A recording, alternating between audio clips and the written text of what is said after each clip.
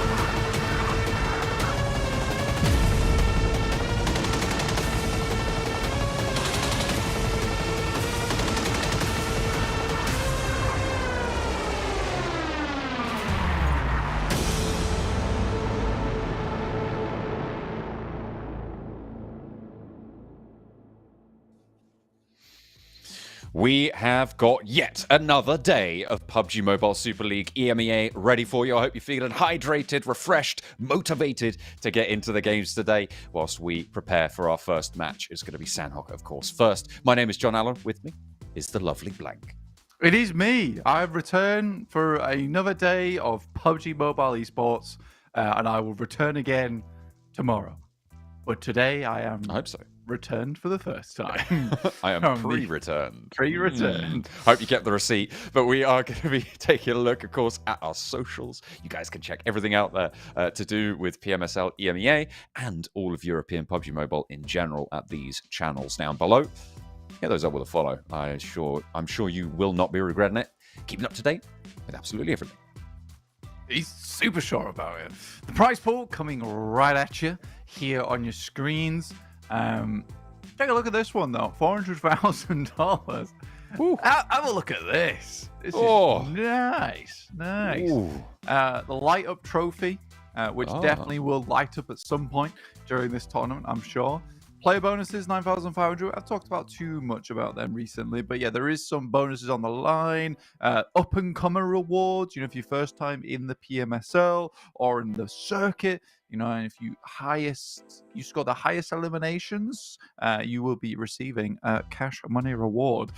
Finals prize pool as well, big cash money rewards here, $55,000 for that first place, $35,000 for second, and $22,000. So we're very top heavy for doing well, which makes sense. That's true.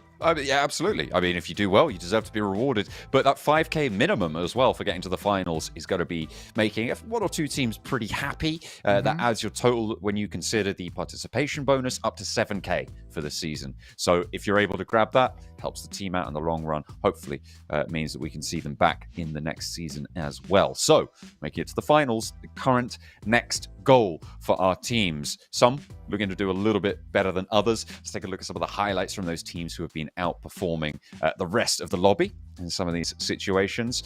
Power, yesterday, they had a really, really great chicken dinner on Miramar. It's one of my favorite maneuvers so far tactically. Timing-wise, it worked out very, very well. They were able to use S2G smokes against them to get ahead of the curve, and it really, really worked out with Twisted Minds playing on that high ground behind them. Yeah, it was almost like a panic and everything went really well maneuver, right? Because I think they realized they had to get underneath Twisted Minds, and they were happy just to fight out versus S2G. But you're right, as soon as those smokes came through, they were like, wow, an opportunity presents itself. And they flew in, and they took massive advantage of it. There were some really great nades thrown over there as well. Gladiators on your screen, really... not a really good day yesterday, but a much better day than we saw from them last week overall. So I was pretty pleased with Gladiators moving and shifting to a more elimination-centric playstyle, which I think is important for these guys. They all got heavy fraggers, and I think they were playing a little bit too Brainiac-like over in their previous week. A lot more bronze on these guys, not to be mean, but I think that they should use it, right? Use those muscles and stop working that poor little brain so hard. It just needs a little bit of a rest. You just got to cut the blood supply, send it all to those big guns, and get out there, get fragging. And it seems to work out. They did have one or two slip-ups. I like Kakali here going down to Lord. It's so funny that, because it took so long to get on that roof as well. I'm lining it up. It's like that scene in Indiana Jones where like the guy is like gets his knife out and he's like throwing it around, like doing all these fancy moves with a sword, and then Indiana Jones like picks his pistol up and goes pow. Yep, that was Kakali there. A little bit too fancy. Here was this ending here between Power, Twisted Minds, and FLUX. Some good grenades here, and again you can see that little tiny position where you can hide, which is great. Take a look at our overall rankings next. Regnum Kaya Brat still overflowing over on our overall rankings, but overflowing with points as well, total up towards 52. BEŞİKTAŞ, another good day for them yesterday, actually.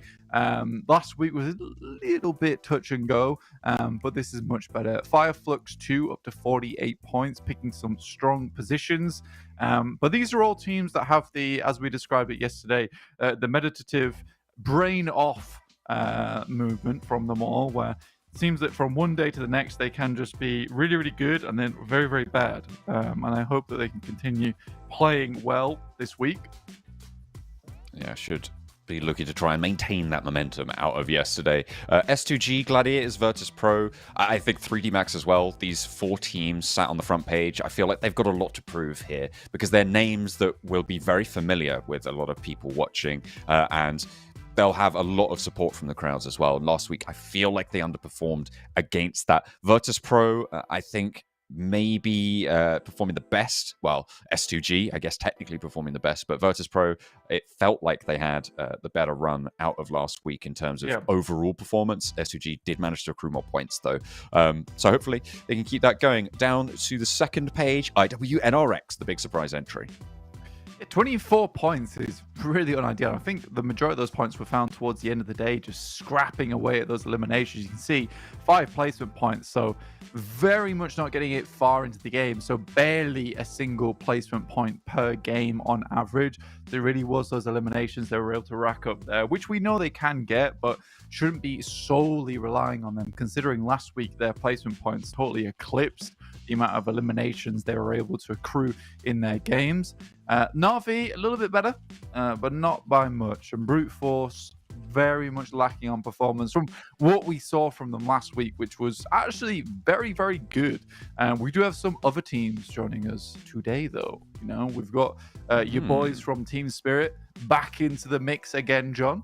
Yeah, we've also got Heroic, we've got Digital Athletics, and our underdog favorite, the Onyx Ravens, are going to be joining us once more. We kind of started to sympathize with them a little bit, and we kind of started to admire them, I suppose, on the last day of last week as well, with their third-party early games, being proactive and taking engagements, not being afraid to get stuck in, which I think is an admirable pursuit, despite their low-down finishing on the overalls. Yeah, it's really, really hard to improve midweek, and that's what they did there. Unfortunately, a team that did not do that was Regnum Kaya Bra, who did great on that first day, and then very much fell off. So here's their day 1 versus their day 1 from week 1 and week 2. You can see their day 1 on week 1 was just absolutely a slobber knocker, where they fell off so hard. But, you know, it's still a reasonable result yesterday for Regnum Kaya Bra, and I'm hoping this is more of just a steady burn from this team, right? You know, you had the roaring heat of the furnace from last week. This time around, you know, you just got your warm fire. It's going to keep you going through the night in the forest. That is the PUBG Mobile esports. Yeah. I mean, that's what I've said for quite a while, right? Is this is not a sprint. This set of league matches is absolutely a marathon, and you need to be pacing yourself. So coming out the gate strong, sure, it's great. It looks great, and it feels pretty great in that first day. But then, you know, people start to download those strats. People start to counter-strat you, maybe even hot drop on you sometimes, which we've seen a few times, maybe not specifically onto like IWNRX, but we are still getting quite a lot of hot drops for being now over a week into our tournament. So it's kind of interesting to see what we are going to be collecting in terms of those hot drops for the rest of today. Let's take a look at BEŞİKTAŞ, who had a pretty solid start to their week. 2 chicken dinners, the highest total able to find of any team out of our tournament so far, out of the 16 teams that played yesterday. That's 2.1k damage. That's not average, that is overall for Lewis. And the rest of the team keeping up pace really quite nicely. Yeah, I think that for their yesterday 2,100 damage, that's very reasonable. You know, you set that over 5 days, you're hitting 10k if Lewis is able to do that every single day, as is Tospic, which I think was around about our benchmark last week for the highest damage done coming through from Nomi. So overall, this is really good news. Also, it's a nice spread of the knocks and the eliminations over on this team, so everyone's putting the work in there.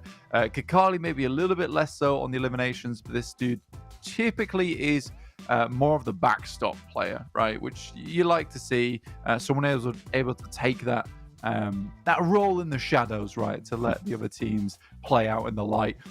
That's the way to do it. I think that for BEŞİKTAŞ, this certainly could continue, but yesterday was sort of predicated off the back of some good decision in terms of taking compounds. However, at the same time, the circle did move their way, let's be honest. Yeah, they did have a couple of fortunate shifts on the games yesterday. Let's take a look at today's games, though. What maps have we got in store for you? Big surprise here, Blank. It's exactly the same as it's been for the last 6 match days. Sandhawk, Triple Erangel, Double Miramar. Exactly. So not much changing here for us. We get our quickest map out of the way right at the beginning over on Sandhawk, and then move into some steady Erangels followed by our Miramars. Either way, it does feel like things get a little bit weird towards the end of the day on Miramar, with some interesting circles been tossed all over the place recently, and that seems to be a continuing trend so far. But yeah, our schedule, there it is.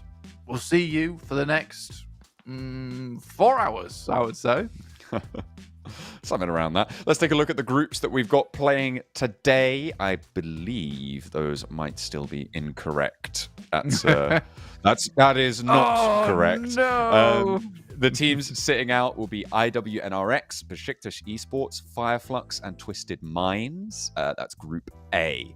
They will be sitting out today. So we're not going to get to see if Besiktas are going to continue on their position placements, that sort of stuff. FLUX, IWNRX, Twisted Minds also not going to have a chance to come back into this one. So IWNRX going to... Hang on a minute. That's not us. There we go. IWNRX going to be... That was good, actually. I was in a big yawn, so... Yeah, okay. Well... You recovered, man. IWNRX not going to have a chance to show us if they can change things, if they can turn things around, but they are going to have that extra day to think about what they've done. Whoa. Think about it hard and really, really deeply, because what you did yesterday was bad. All right? Oh, it was evil. We took a relook. This looks much better.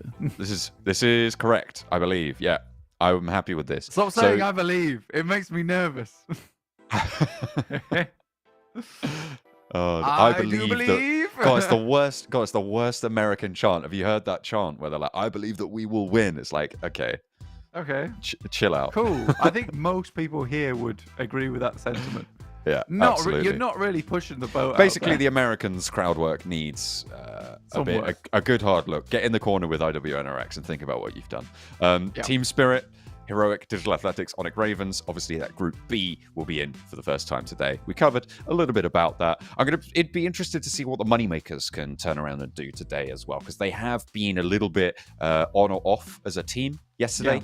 Very much off. As a roster, they weren't quite able to have the power that we saw from them in that first week. So, are they going to be able to take on Team Spirit again towards the top of those tables?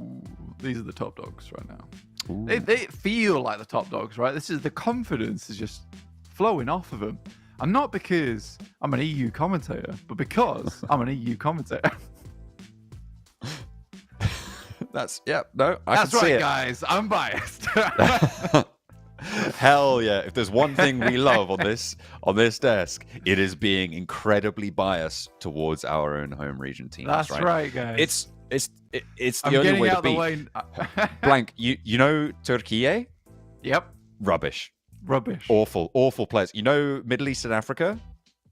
Yeah. Those teams stink, dude. Yeah, Europe? absolutely. Oh my god. Those guys are so cool and fun, and they smell so good all the time. They've got what it takes here. Absolutely. That is absolutely true. Except for the Gladiators. We are going to take a look at what the teams think of each other with a little bit of trash talk from them. Бойтесь нас, мы будем вас наказывать в каждой катке. When we play, you better run.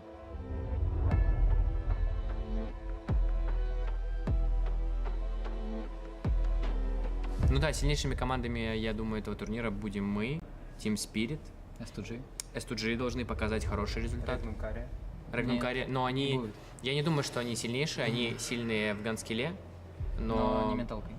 Насчет металки я не знаю, но мне кажется, что но турки очень агрессивны в плане того, что если у них что-то не получается, они сразу по столу фигачат.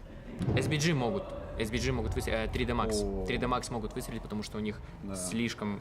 Во-первых, взаимопонимание очень сильное. Очень сильная индивидуалка у каждого. Очень сильная индивидуалка. Да, там на 400 герц. Так еще мета того, что сейчас будет DBS. Будет DBS, да. То, что в ногу попадаешь, все, ты в ноке. Поэтому SBG, да. Я поставлю их. Не, парни, мета будет на Бизоне сегодня. И в ближайшее время. Бизон. На Бизон Берил Калаш. Это новый мета. Бизон имба. Почему Берил не будет? Так версия игры. Будет Калаш Бизон. На Мирамаре что? На Мирамаре? Я думаю, что на Мирамаре... На Мирамаре, короче, нужно убить одного, а дальше они сами просто будут все прятаться. На второй Как этаж они всё обычно, опять. типа, делают. Дефолт. Ну, типа, они просто вот, ну, все, вот, они теряются.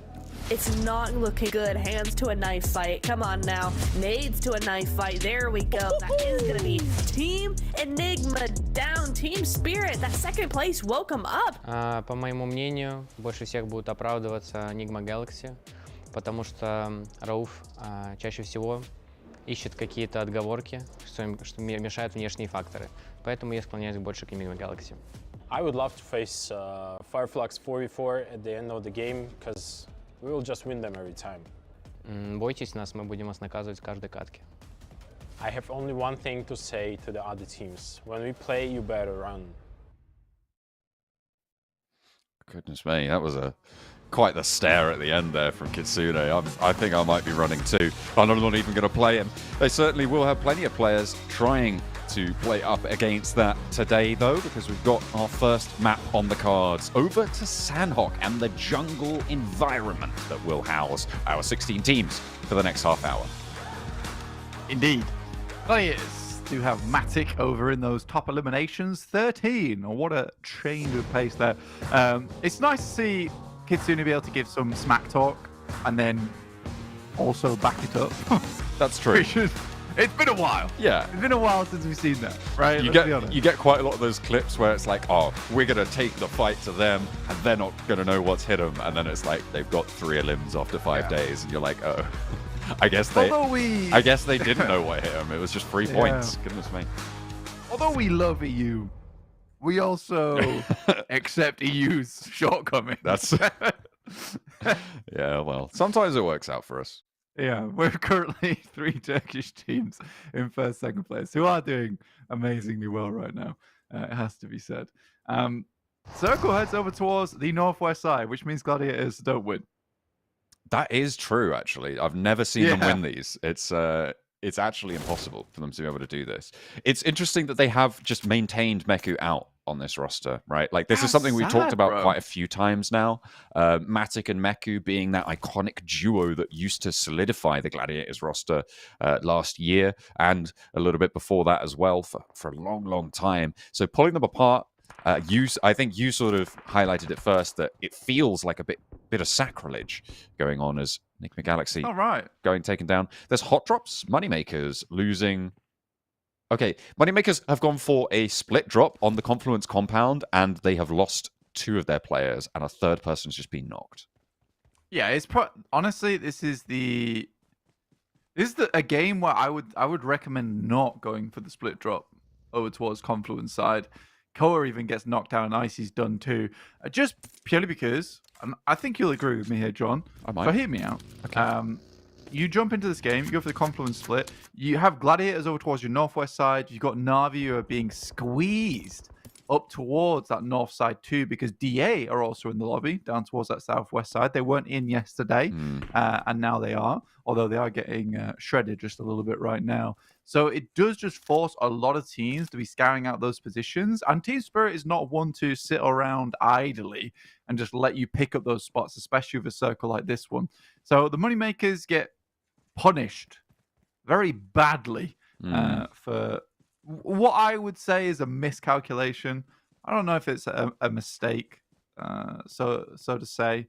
It's just like one of those things where you think you can get away with it. But as soon as you see this circle, you sort of have to just regroup instantly. RCB though, while going absolutely wild on the top side of this mountain, does take down AXA. There's been a bit of a crazy game to start things off here, John. Yeah, a lot of casualties being felt on this one. And Na'Vi have managed to rack up 3 eliminations for their player lost. AXA going down, not ideal, but having those 3 eliminations early can be very, very profitable in the long run. Nomi has a bit of danger right around the corner. I don't think he's going to be able to handle it. Where did S2G come from? Have they run all the way from Paradise Resort? That was really fast. And going straight through there? I mean, I don't blame Team Spirit for not making that one work for them. They generally just wouldn't expect something like that to happen. Who goes through boot camp on this rotation? That's I kind of like it from S2G. Yeah, it's a bold one. Yeah. Definitely bold. It's a statement rotation. Yeah. It has worked. I think they realize that Team Spirit more than likely are going to be leaving over towards that location. I mean, they lose a player because of it. But it's a smart rotate. Wow. There's only so many places Narvalo can be in that doorway. Yeah. And for him to take 10 damage is pretty ridiculous. Oh, dear. RCB trading nades back and forth between RCB and Foot Chaos on the bridge. This is around Painan. So pretty important crossing here to try and control Foot Chaos with Kairos on the bridge, who's down. Going to need to secure themselves there. He is trying to crawl his way closer to the rest of his team, but he's the only one up top. And yeah, the bullets tagging on as he crosses should spell his demise. Team Spirit have regrouped down to the east side, I think. No, they're over on the west side now of the Confluence compounds. They're on that trifecta now. And they will hold that point. This is a place that Kitsune will be familiar with, having IGL'd the... Well, I mean, all teams should be familiar with it, right? But having IGL'd the Gladiators, he's going to know these crossings really, really well from that northern edge and should be able to hold his nerve going for that leapfrog push. He is doing it backwards, though, right? You know, in reverse. It's quite an explosive start to the game, purely because I think this is the first time, actually, in this tournament, out of the 7 Sandhawks that we've seen head over towards this northwest side. So a lot of teams are crunching their way in. Funnily enough, I think S2G have had the best idea so far. Go from Paris Resort to boot camp, very safe, very easy. Figure out where the circle goes next and play from there. I think a lot of teams are putting way too much stock in the surrounding buildings on boot camp. This is not necessarily a Northwest Island finish just yet. I think the amount of times that it shifts up this way and then heads far down towards that south side, ends up towards the bridge. I think we have seen Gladiators win out a game there before. But yeah, I'm curious to see how this one pans out. Yeah. It does feel like a lot of players have jumped the gun here. Other than Onyx Raven, still in the blue. Yeah, they're chilling. They're chilling, dude. Don't worry about it. They can grab. To be fair, they can grab a boat. That is an available rotation for them in this position, and I think it might be. I mean, they can also cross near Camp Charlie if they want to go to the southwest. But if you wait for the next circle to pop, you know if you're going to that northwest island. So you can grab a boat if you are, or take the land rotation if you're not. I'm just thinking back to S2G's rotation, and perhaps like it was a bit of a read play. Maybe if they had some scouts out that way, maybe they heard some of the fighting over towards Moneymakers, some of the gunshots, and you know that this is a lobby where people are going to go for these third parties, right? So you think, okay, Team Spirit will have heard that. I know that they like to play a little bit split on that drop of the South Bootcamp Hills. I know they're going to go and try and third party that fight. Why don't we just rush their backstop player as 4? So if that's their thought process, I feel like that is a good strategy. If they were unaware of this situation, then I would call it into question. Yeah, I think it's a good read no matter what, right? Because you're coming from Paris Resort, you got to find some position, right? So even if they don't hear the fighting, they can sort of assume that Team Spirit being so close to circle is going to want to try and take Confluence compound. Probably would have heard some of the shots ringing out earlier on as they headed through to boot camp. So it's a smart idea from S2G, and I think that consistently they've been making some good reads, right, over towards a lot of these games. I think that if you guys are looking to learn a little bit more about rotations, I think looking over towards S2G and just studying what they've been doing throughout this tournament, great idea. Great idea. Just because some of these rotates are the rotates that will help you at home more than anything. Because there is a lot of dangerous rotates these teams go for, preying off the back of some hefty third-party decisions. But S2G is always taking the relatively safe decision in the moment, which is the one that's likely going to get you the furthest into a lot of your games. And by proxy, consistently keep that number up so you guys potentially could get to Conqueror one day. Ooh. Not you, though. Definitely not me. Yeah, I thought you were saying that to the viewers, and I was like, that's really mean. Oh, well, you know, for some people to be Conqueror, some people won't. It can't be, right? Like, otherwise, if everyone's Conqueror, no one will be. Everyone in Syndrome said can that be a Conqueror. from The Incredibles. Yeah, he did. He was Ginger. See, he's not a right, natural John. ginger, though. He was blonde. I can do observation. It was either a wig or he dyed his hair ginger, which is an odd choice. But Yeah, there it is. it is an odd choice. I mean, I'm a little bit ginger. I dyed my hair blonde. Am I part of the problem? Who knows? I think you've kidnapped Mr. Incredible. I think that's what's happened. No, I have not. Yeah, you have. I don't have any of those cool bracelets. I don't know if this is. You like got him in too hold niche in of those a- zappy arm spheres. Is this too niche of a movie? What, The these Incredible? days? Maybe, actually. Yeah, That was, that came out not a long time ago. 2006? 2004? Yeah. Something like that. I feel like it's... I mean, I relate more to Mr. Incredible every day. yeah. I don't know if you remember that bit where he has his back. Oh, yeah. pulled I do. I know by the exactly what you're robot. talking about. Good old click. So I feel like I need one of them. Yeah, absolutely. That is... Shout out in the chat if you also need your back clicking. 'Cause you're old like us guys. Anybody need chiropractic work right now? Shout out to those guys. Shout out to those guys with your bad backs.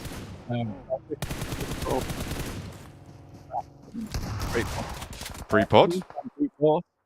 Ooh. Looking to hold strong on their spot.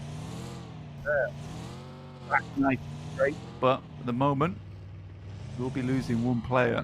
Well, that spine looks a little bit flimsy to me. Let's look at the circle. It's just come on through.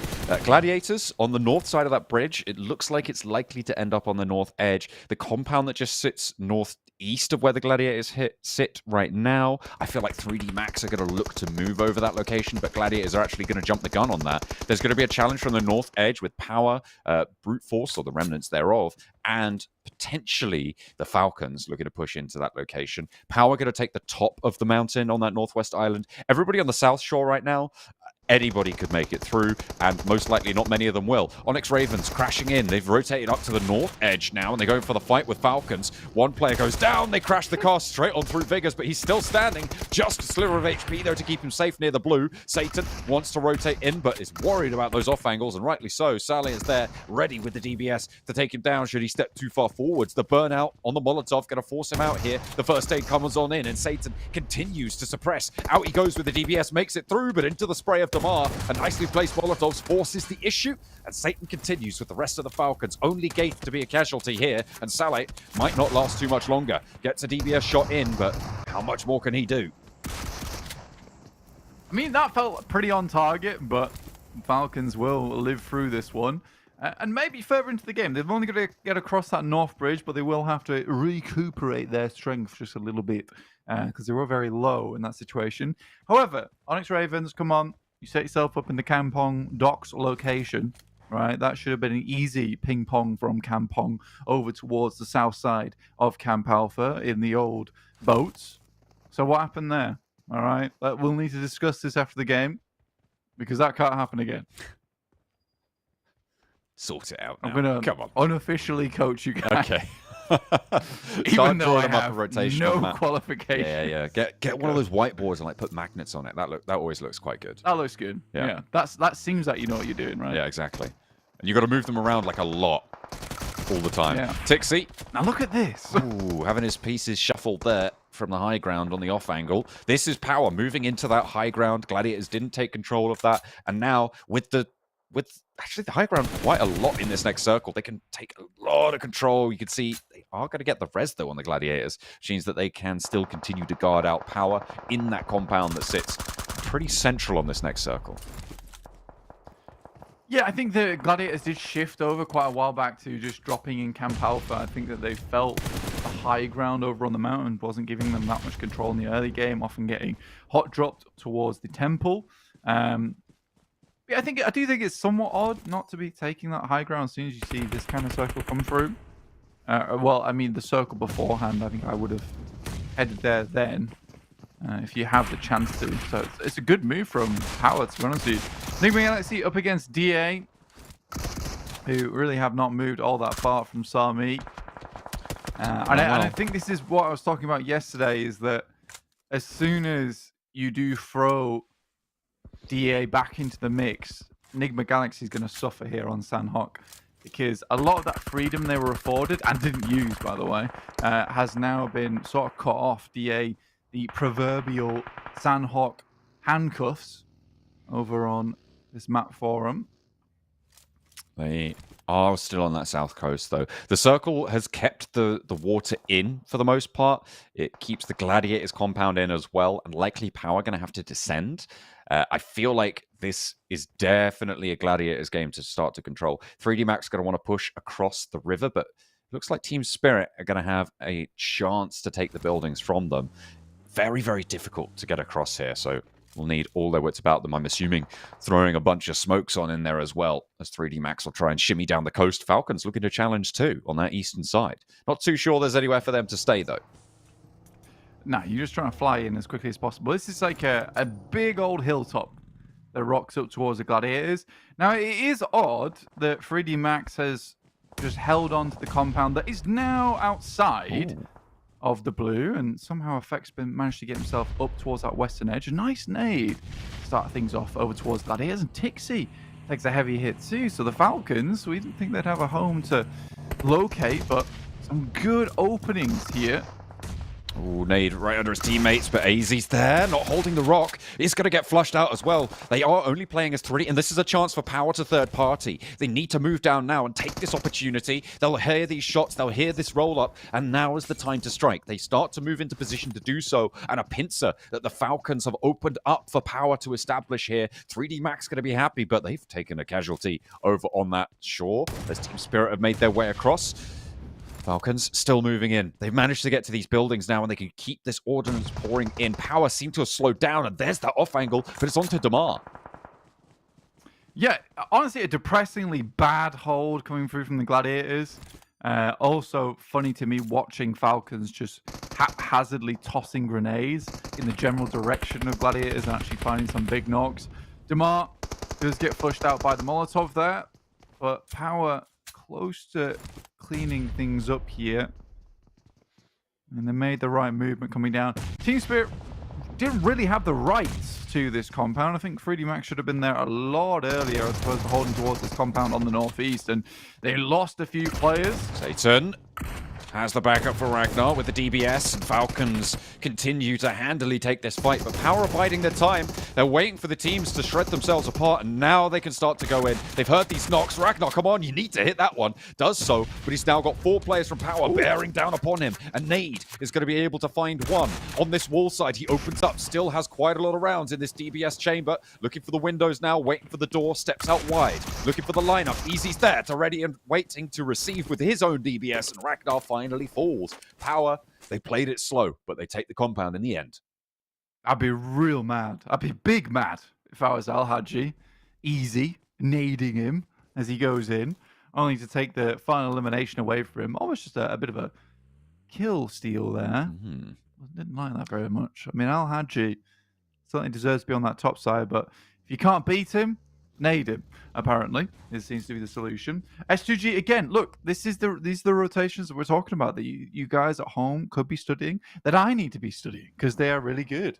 And I think John picked up on it very early on, which is a good thing to do, right? I mean, it's a cheeky little rotate, and they have just slowly made their way in. There's a lot of impatience within this lobby, and S2G taking full advantage of that impatience to try and get center, try and play out on this edge, and they're slowly creeping their way in, but never not holding out towards their back. And look at this, have some good cover. See you later, spots out towards Effect. Ooh. Puncher though will find Razy, most likely unresable now for him. Blue zone as it is. Kelsey wants to get a little bit of an answer to this danger. Team Spirit did get eliminated. They've got pushed out of the compound that they've taken across the river. Puncher does go down, but Razy, yeah, the blue zone's outpacing him right now, but the zone will stop.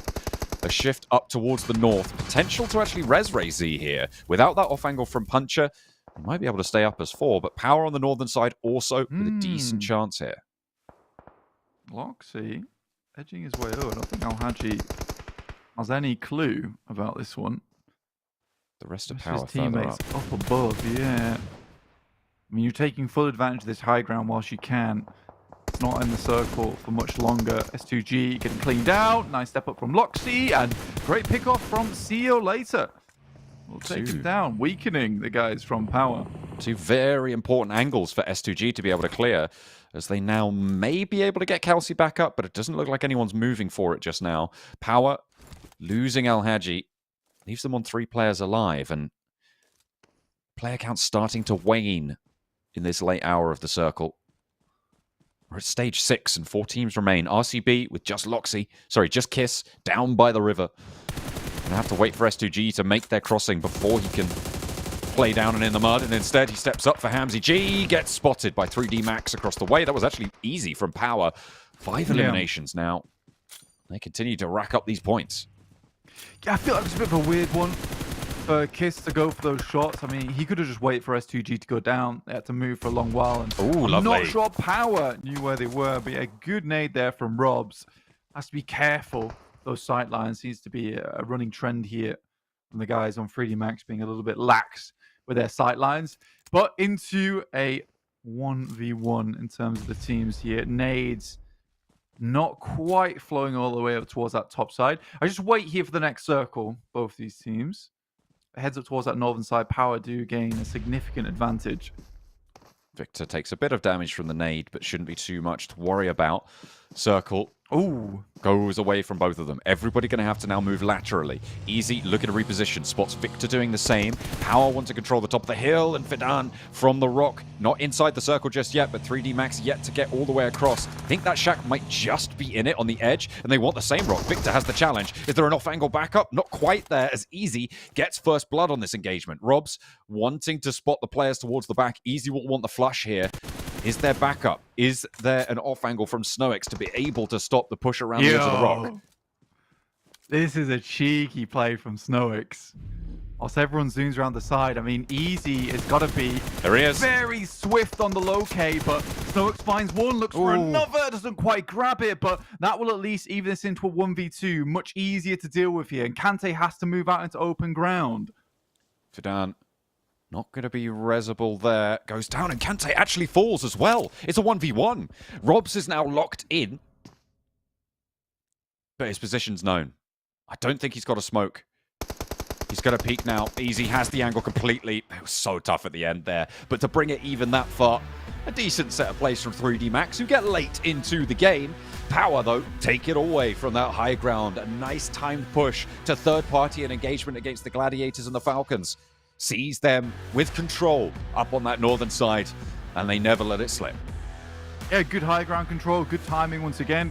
For 3D Max, slightly weird play there from Victor. I think Victor almost froze that end game for him, right? Just because I think as soon as you move up towards that rock, you see that Easy's already there, and you don't have a shotgun out in that moment. I think you have to abort the mission a little bit, try and play down towards that backside, find a different rock to play around with. So it's just late on the draw, considering where 3D Max were as well. Like, they had the quicker draw towards that position.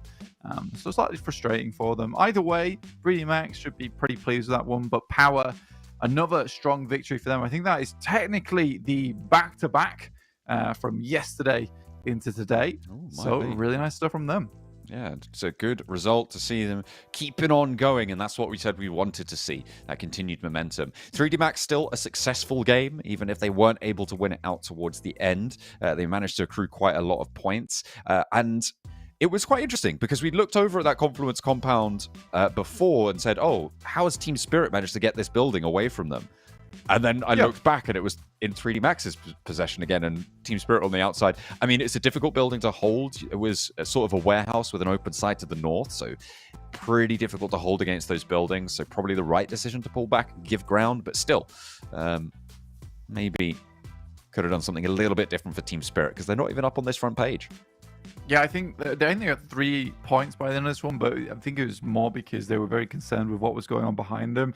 I think a circle that, though, you just have to sort of fully commit over towards that northern side and hope that by gaining a safer position within the circle as a 3-man, that the players towards the top side of the hill is able to take out the teams behind you. Still tough putting your trust in your opponents to help you out, but that is really the only option there. So I think Team Spirit didn't necessarily try to do too much, but it is one of those games where, you know, trying to do it all yourself does come back to bite you if you can't pull it off. in the end. Gladiators, 3 points as well. Another measly game for them over on the Northwest Sandhawk. But yeah, it was a pretty pitiful hold towards that position, right? I mean, yeah, going down to just like early knocks and then not really finding anything in response over towards Falcons, who just like completely like threw the kitchen brazenly just rolled work across the hillside between like 4 different teams and just like attacked the compound. I guess maybe you're not expecting that as Gladiators, but even so, you need to be finding a return knock. But it just felt like they wet cardboard in the rain. They just dissolved and floated away down the gutters. It was very, very bad.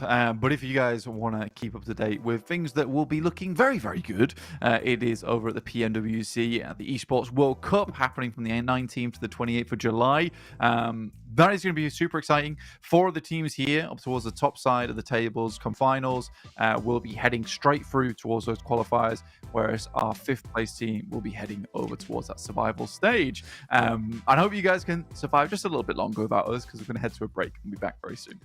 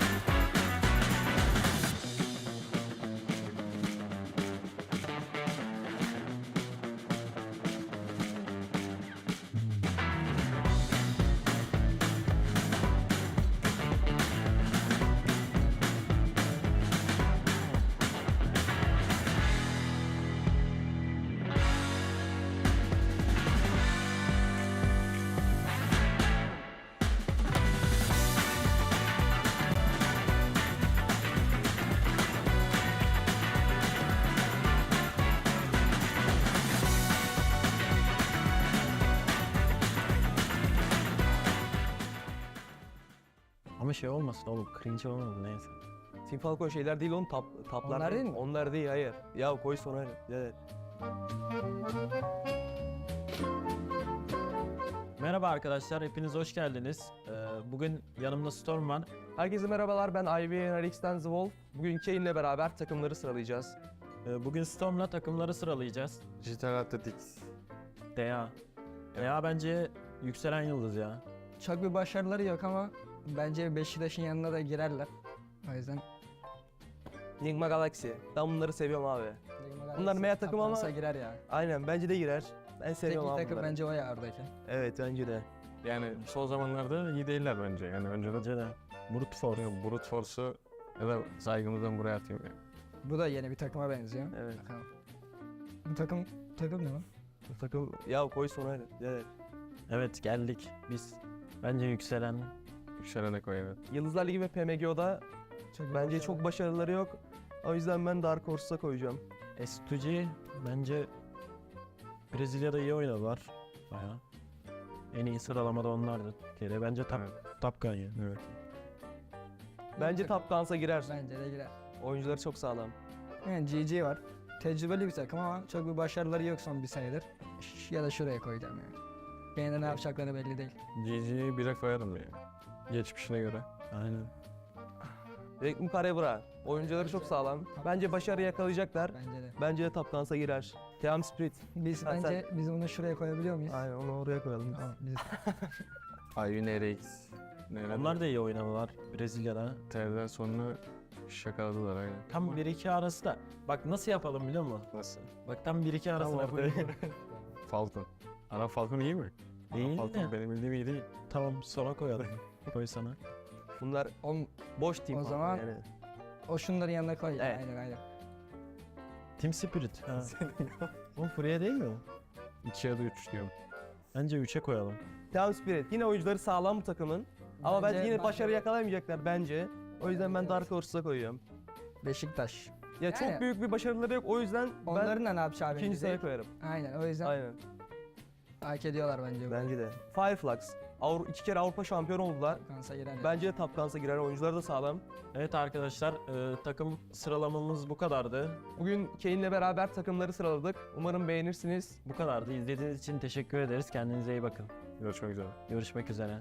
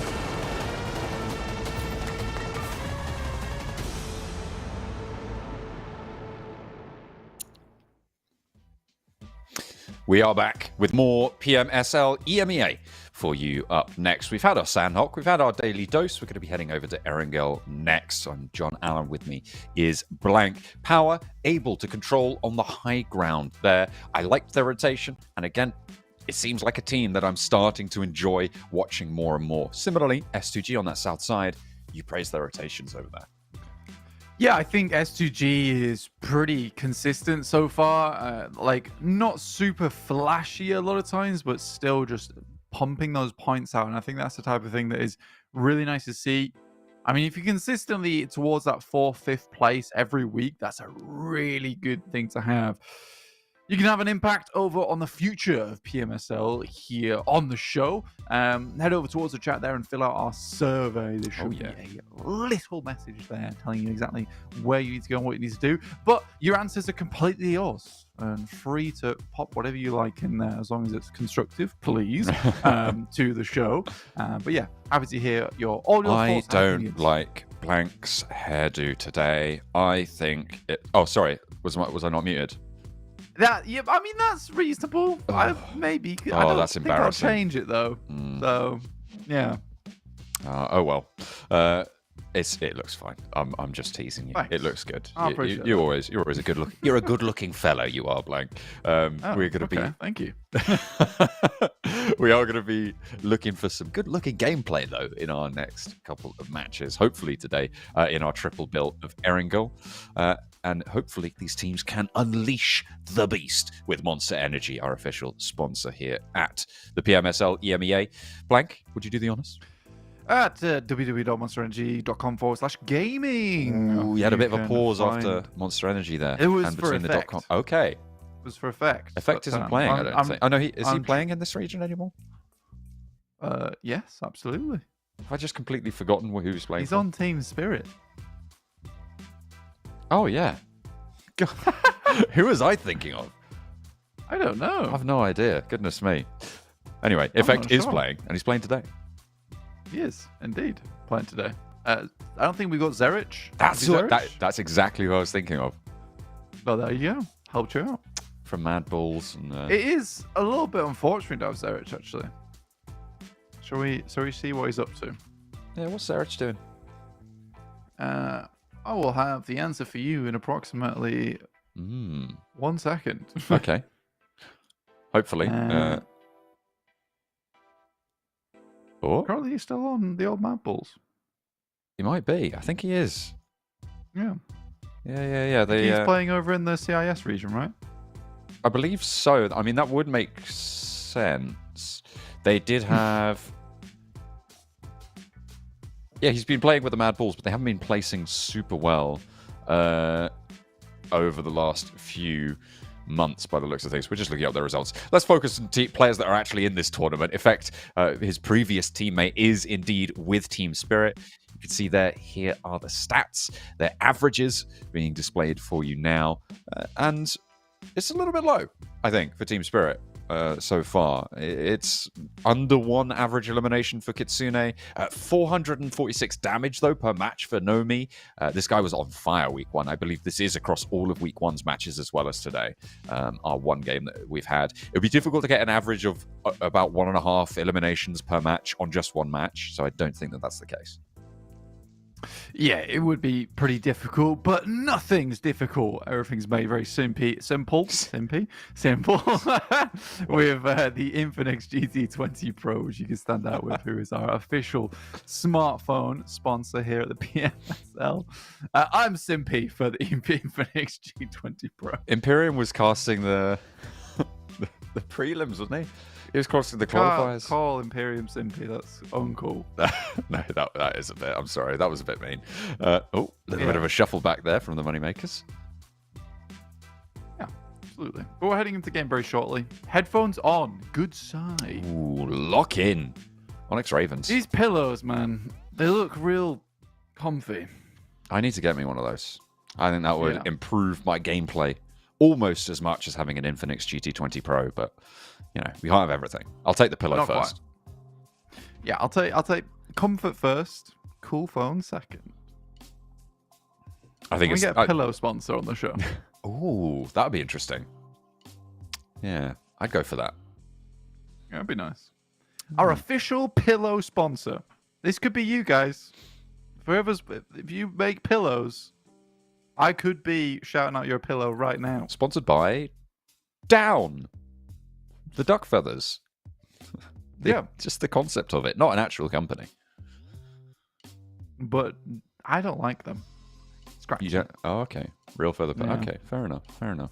Yeah, Are you quite a cool. sturdy pillow guy? Are you like you want a breeze block under your head? So I have I've got a bit of a memory foam pillow, but it's Ooh. got a gelled exterior on one side for maximum coolness during sleep. That sounds awful. It was an expensive pillow. Yeah, I'm sure it was. And mainly it gets tossed on the floor. That's that's an interesting technique to be sure. Yeah, Maybe. it's good though. It's great for the first couple of days. Do you think? Okay. The that's novelty fair. fell off. Yeah, I feel like it is one of those. When you go to sleep. It would be great if like a hotel supplied that sort of pillow, right? Like if you go stay in a hotel and it's like, oh, this is cool for the first few days, and then you leave and then it's still cool the whole time. Yeah, novelty was never wore off. Exactly. That's what you want. Shortly heading the match here, looks like players are getting into gaming position. Or we kick things off over on our angle. Your RCB on your screens. Doing a lot better actually in terms of getting towards that end game. And I just have had confirmation from our wonderful production team that the game is now ready to go. Excellent. Which Excellent means news. 20 seconds. Game is imminent. Incoming game. Stand clear of the opening game. Game soon. Please Stand back mind the from gap the- between the previous game and this game. That's right. I reckon you could do a good train voice. Yeah, absolutely. The voice of the train. I know every single announcement on every single train in London. And I that don't. is a lie. Stop getting on the trains now. Too expensive. Oh, okay. Yeah, you just get your helicopter everywhere, right? Regnum Kaya, That's right. Esports, Actually cheaper. Still. Yeah, might be. RCB still at the top of the tables, despite some slightly different gameplay. 61 points at the top. Power, though, bringing up that second place right now with 56 before we go into the next game. Team Spirit yet to really get out of the blocks.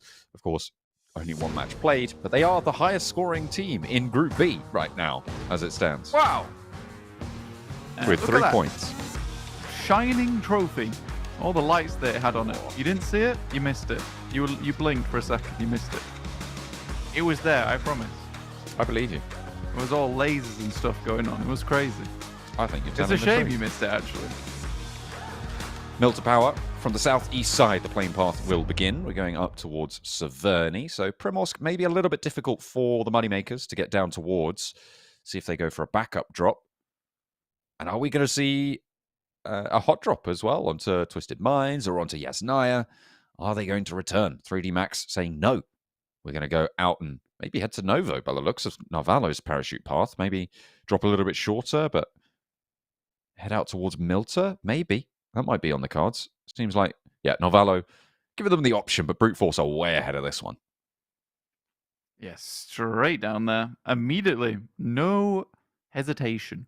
But we are seeing a lot of teams jumping out nice and early over towards the season side. Does get a little bit contested. S2G heading up towards Yes. 3D Max over towards where Heroic is currently playing, around Milta and Milta Power. So since their departure from Yaz, they have been, trying to find some room at the inn around this region of the map. Most of the time, the inn is closed, as it is right now. This is a difficult rotate for them as well. Right on that edge, you've got Na'Vi, Team Spirit, Heroic in this area to get through. Not to mention all the teams towards that northern side. So for 3D Max, difficult rotate for them. On the other hand of things, Nigma Galaxy in Pachinki should be thinking about grabbing some loot and then getting a move on. Could be An a good idea. opportunity Oh, arises for you, Nigma Galaxy. It's time to grasp it. oh. Unfortunately, opportunity for a hot drop for 3D Max again. This time Robs, though, opens well, hops over for a second as well, but gets turned on. That is not going to be ideal at a long wall and a long crawl. A short stop is all too close around the corner. However, the rest of Heroic not looking too hot in this fight. Hassan, last to stand for them. Narvalo wants the challenge. Knows he's right close by this wall. Up on the corner. We'll have to hop out. Hassan steps out, goes for the spray. Position given away, and Narvalo has a little bit more to say, but Victor's there to put him in the dirt. Heroic fall, but at the cost of Robs. 3D Max will play on as 3. Yeah, not bad though. I think that's still a result, right? You know, you're not dropping in your usual spot. Team Spirit seem to be targeting Moneymakers. I mean, Moneymakers have caused them problems in the past when it comes to some of their rotations, locations around the map in terms of those third parties that come through. So weaken them nice and early. They're on Sandhawk and now again here on our angle. Bit mean, but gets the job done. Sure oh, no way. Whoa, okay. The headshot mid-air. Iron with sights. the barrel. That's kind of nuts. That's kind of nuts. That was nice from Kitsune. I mean, and there's nothing you can do about it, right? Like, other than have hit the ground already, like have dropped earlier. You've already made that decision. You've already made that play. Yeah, I mean, it was the perfect thing to pick up at that point in time, right? Blasts him away. Good to see. 100 damage on the headshot. Damn. Saucy. Football is chaos. Or towards the eastern side. Did have a good time yesterday, actually, but right now, not too much happening in the chaotic camp of chaos. Chaotic camp of chaos? That sounds like an animation, like a kid's cartoon villain's hideout, right? Oh, yeah. That should be on Cartoon Network. Absolutely. Every Thursday from 3:30 p.m. when you get home. Oh, I see. Till 5. Gonna have my cheese string. Watch some cartoons. It's gonna be amazing. Oh, the after-school cheese string. Amazing. Is that an international snack? I feel like string cheese is a pretty international snack. They're really dunkers. They were pretty cool. True. Back in day. Yesteryear. They weren't really my cup of tea. I didn't really like the dip. So, wasn't for me. The dip was awesome. That was awful. Put the cheese string in the dip. Now what? You've got cheese and cheese. You've ruined a perfectly good cheese string. That's what's happened. I think I've elevated the cheese string. I think... You've like I'm some Michelin chef, like, yes, this really elevates this cheese string. Ooh, the umami. It's amazing. Oh, yeah. Taking a look at the map right now. Elevation certainly going to be a little bit of a goal here over towards the western side. A lot of flatlands. You want to make sure you can get some kind of ridge side to play around with towards that end game. Power already in. There's some real big confidence, like an aura flowing off these guys. A threatening presence, you know. Can feel their Reiatsu from here. Any Bleach fans in chat? It's the Sheffield Shokin again. It's true. I know you're not from Sheffield, but that's sort of vaguely in the Midlands, and that's about right. That's good enough for me. I'm from London. I'm from Yorkshire, okay? Every time you say that. Yeah, but it's the only one that's alliterative. Yeah, true. That's all I've got. For some reason I was trying to say the West Yorkshire Yamurai. I was like, that's not right. Yeah, no, it's not quite right. It's not quite right for the Falcons either, because it looks like the S2G squad has got their number. S2G a little bit further south from them as they try and leave Severny. The Falcons exit from there up in the north has not gone well for them. S2G will be able to catch a Falcon, put it in a cage, put that point away for later. It's so amusing watching some of S2G's rotates because they are really good at capitalizing off the back of everyone being really slow to rotate. Like every time, like they drop quite far from a lot of these circles, quite far from the zone. You know, Yaz drop, Paradise drop. Yet every time it seems to me that they're able to get looted and then rotate out before a team like Falcons who are in Severny. Makes little to no sense at this point in time. I'm tempted to even think that these are targeted pushes from S2G, and if they can capitalize on others' mistakes and make their rotating easier, which is what they're tending to be doing, you know, they clear out the teams surrounding these outer edges and then wait a little bit and find their entrance inwards. Effect will find pre-pod. There is potentially a response there, but not before I think Effect's going to get back in the vehicle. Some shots from Neos, but Wowzers. That's a lot of damage passed back. Nearly going down. Still more bullets ringing out from Team Spirit, but they do not quite find the knock. So only the one onto Prepod for Brute Force will be the loss they sustain in their engagement on the south side hills. That long ridge line of hills that sits just southwest of that farmlands compound is really, really capacitive.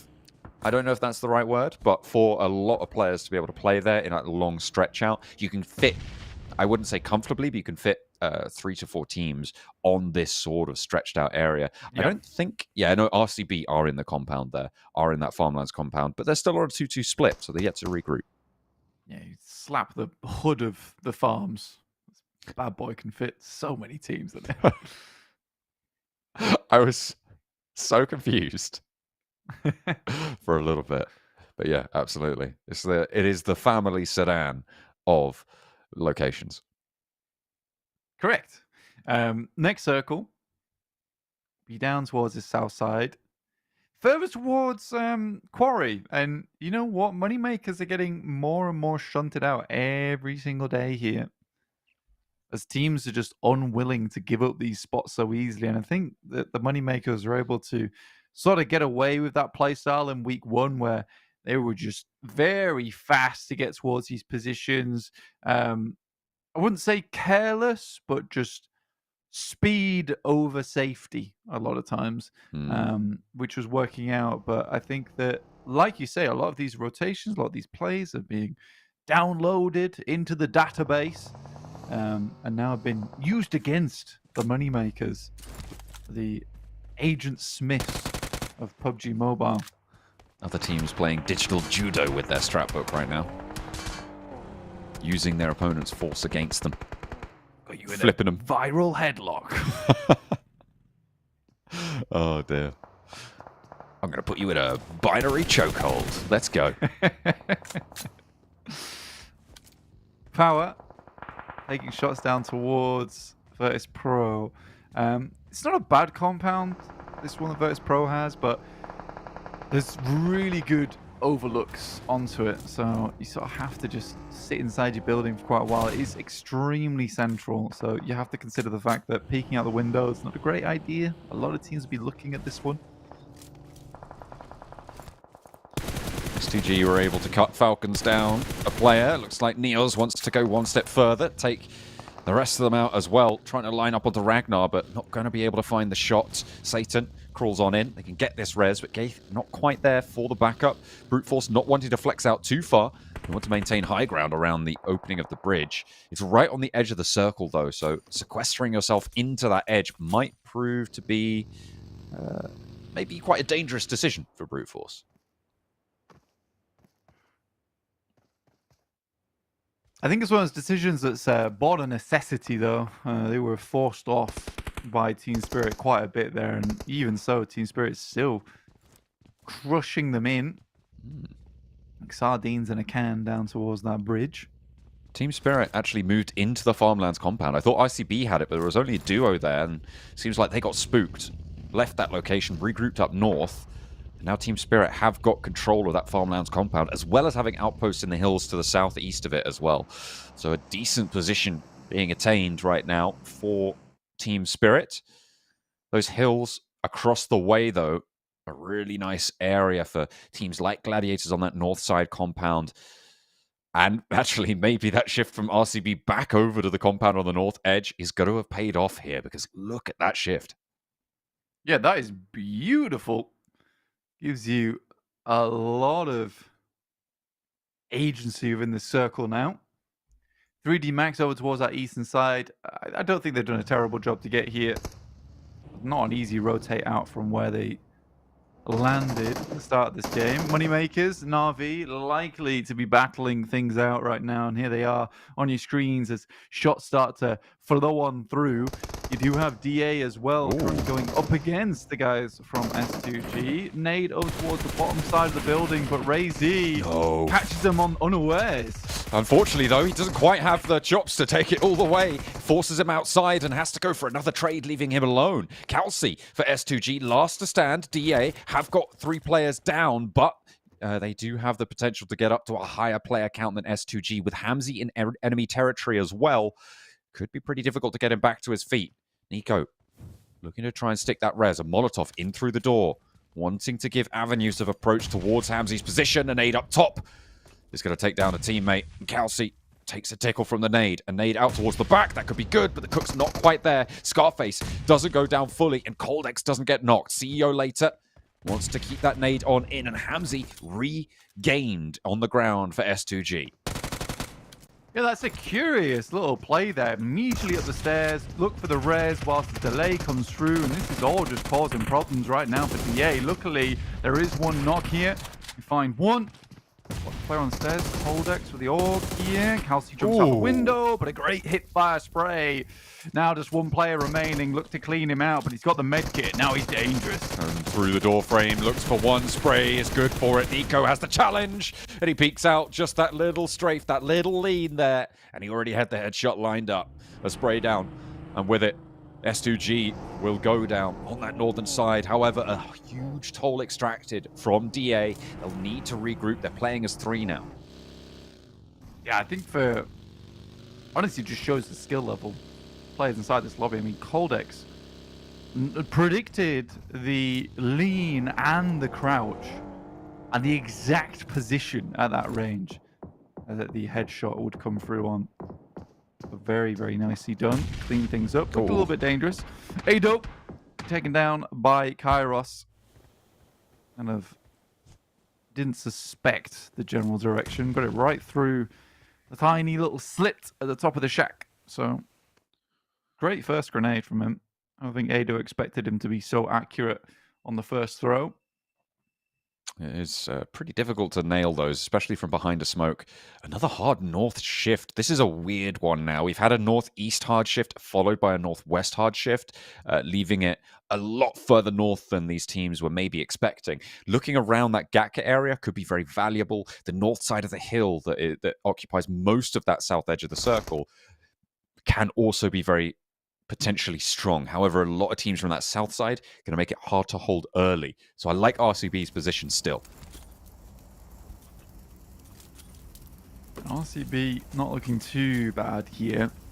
When it starts to move further away, I mean, Chopsticks definitely a big open location. Power immediately moving over towards it, and Gladiators flowing round on the northwest side.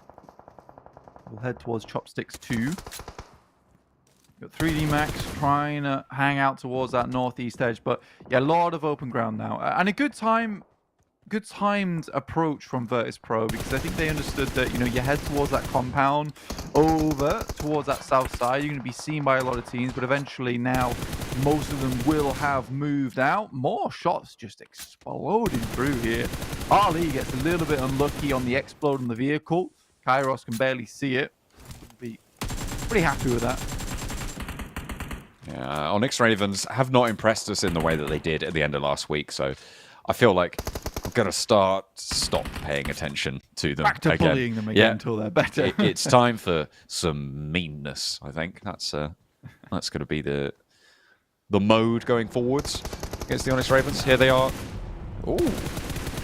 Maybe I have to take it back, because that's pretty nasty. Yeah, that was clean. That was very clean. All right. All right, I like you again. Good job. I respect it. Well played. Good job. Well done. Like the production was like, wait, they did something cool. Yeah, but they did actually do something cool here. Naomi, Team Spirit. Was that Naomi around the edge? Either way, they're lighting up 3D Max, who have had a bit of a scrap earlier on. Victor missing the early spray on towards Naomi, not getting the knock effect, suppressing him, and he's got happy feet behind the car. Unfortunately, though, Kitsune's downhill. And we know how slick he's looking this match. Able to take a player out of a parachute earlier on in 3D Max. Be down to just Snowix on that forward position. To be left alone now as the knock on the back lines almost certainly confirmed at this stage. Yeah, it's honestly quite a nice little approach there from him to pick up that elimination. Nice to see. Spirit, though, start to move out. I mean, Kitsune's just been given a lot more freedom within this team to just do those cool little moves. Skid drive-by. RCB, you got Silas out off in the distance. Bit of a dangerous play here, John. Yeah, I was just about to say, I feel like Silas should be thinking of regrouping, especially hearing those vehicles driving around. I guess you don't think anyone's going to crest that ridge, right? You don't think anyone's going to go on through from that side, because if they try and take the fight with Silas, the rest of RCB can just light up that entire ridge line. Still, it is a little bit dangerous, and I do agree with you. I'm going to be looking for that regroup, and I think he's just hopped in a buggy to change his location. Going to be rolling back down the hill. Next circle, just about to come through as Vigors under pressure from Coops with the nade. Perfect. Passes it through. Yeah, it's beautiful from Coops, that. I know this guy hits some really good grenades. Circle pops, and it's fantastic news for RCB. Heads directly away from Chopsticks, so no one can find Sanctuary in there just yet. Ralph's just taking the spray, and Lufa will happily clean that one up, but not before Leif starts to send in some grenades of his own behind this tree here. Ooh. Ralph gets away from that. Duds. It's just Lath now for the Onyx Ravens, but he gets spotted. NIGMA Galaxy take him out, and they are up to 6 eliminations here, with 4 of them going over to Coops. Virtus Pro on their northwest side, playing as 3 right now. Losing a player, and Power wants to take more from them. Power on that northern side, they moved into those Chopsticks early on the south end of it, and they are still alive as 4. We've been generally quite impressed with Power so far in this week's games. We'll see if they can keep that impressed nature in the judging panel, or are they going to take a dip? It's sort of interesting from NIGMA Galaxy, a bit more of a clearing play style here. Team Spirit, though, move up towards RCB. They do lose Nomi on the approach, but there's a nade coming in from Effect over towards that top side. Bounced on the door. It's amazing through the door there. The shrapnel does a lot of work, and Nomi's like, I'm going to crawl away from where all the explosions are coming through right now. Good decision. Wild out of the window. And once more, Team Spirit displace RCB from their compound. It looks like they're just sending them in as a scout party and saying, oh, you guys have got that? Cool. We'll be there in a minute. See you guys in 5. And that's what's happened twice now. Wild pushed away. Team Spirit has 4. 6 to limbs. Yeah, a bit of almost a DoorDash on the compound delivery. And Team Spirit get themselves a really strong position. So some mega confidence there. Just be like, look, we'll happily take that one off you. We understand this is probably one of the most valuable compounds, and there's little to no teams around this location. We know, we checked, so let's just take the isolated 4v4. And I think that, you know, does take a team to understand their own strengths to do that. Try and claim a chicken dinner in the palm of their hand. Gladiators. Right now, though, yeah, not super Gladiators happy. suffering. It's been difficult. Power have crunched them in. They tried to pincer onto Virtus Pro, and it was successful, to be fair, with NIGMA Galaxy playing as that other side of it. But Power, we know how they like to sweep out around these edges. We know how they like to engage on these and just play the pressure game on these third-party situations. And it's working out for them yet again. They are only on 2 limbs, but they've got a lot of control over the hills on the south edge. Ralph and Coops. Sending nades over the top now towards Footballers. They want to clear out that south side. Gain a bit more ground. It's a 1-for-1 trade there, but onto Coops is not ideal. Definitely the best player on the squad, followed very closely by Lords. So still doable. Kairos takes a heavy hit. Lufa stands up. It's hardly anything for it. And pushing up he goes. Kairos, wary of the angle, knows Lufa's hit the deck there. Knows he can't possibly be any further back. Knows the angle. Ralph, though, coming up against the hip fire spray from Kairos, and Lufa forced off the angle. Lord has a challenge, and here comes Power, finally looking to wade into this fight. They've heard enough. They're saying, you know what, this is done for, guys. We're just going to come and pick up these points. Vidan sails out into the blue to try and stay alive here. It's just Coops remaining for NIGMA Galaxy as Lufa has gone down. Kairos wants to help his teammate get back up into his feet. Vidan has gone down in the meantime for Power, but I think that should be risible as NIGMA Galaxy fall. Yep, full-on rundown. The very slow engagement there coming through from NIGMA Galaxy. Little to no refrags on the side of Coops, which I think should have been possible. And Lufa goes in for a little bit of an overzealous play. Doesn't get too much done with it. It felt like he was in between going in for a knock and also retreating. Gladiators get themselves out of dodge after all that fighting does slow. Team Spirit on the southeast side, incredible compound to play around with here. Should be a decent win for them, so long as they're able to take those shots over towards the teams that are still incoming. And already, Docker Machine gets laid low on the sidelines. 2 players now for KAOS and Power have managed to extract quite a lot of value from these hillsides. They were looking a little bit sparse on the eliminations, but they've managed to rack up 6 now. Fairly evenly spread as well. This is the power that just having those consistent pressure plays gives you. A rundown for Easy to pick up the knocked player, and it's just Kairos for foot left. Biding his time, waiting for someone to crest the ridge, but I don't think it's going to come. The circle going out into the fields. Fidan gets taken down by the Gladiators, in fact. Exploding the vehicle here would be disastrous, so just locking and loading here the bullets into the magazine to try and get the explode on that one as they attempt to heal back up again. AZ also under fire within his small shack, and the rest of Power needs to regroup. Easy on the back lines here. Does just about get in towards the circle. Won't go much further than that. Ooh, takes a bit of damage there. Actually spots Matic in the Gladiators, losing one of their pair. Not fully just yet. Might be able to get the res if they're lucky, but Effect also has that angle. Kairos going down to Nomi from Team Spirit. Naomi leaves their high ground rooftop position. Super, super powerful on the southeast side here. Nobody can move without their say-so. RCB Wild. This is the guy I was about to talk about. Real problematic location, but immediately he is spotted. But Naomi fully flushed out by that nade. Does hurt the chances of Team Spirit off the back of that one. That is frustrating, to say the least. They knew he was there, though. They took this compound, and they know that RCB can't have gone far.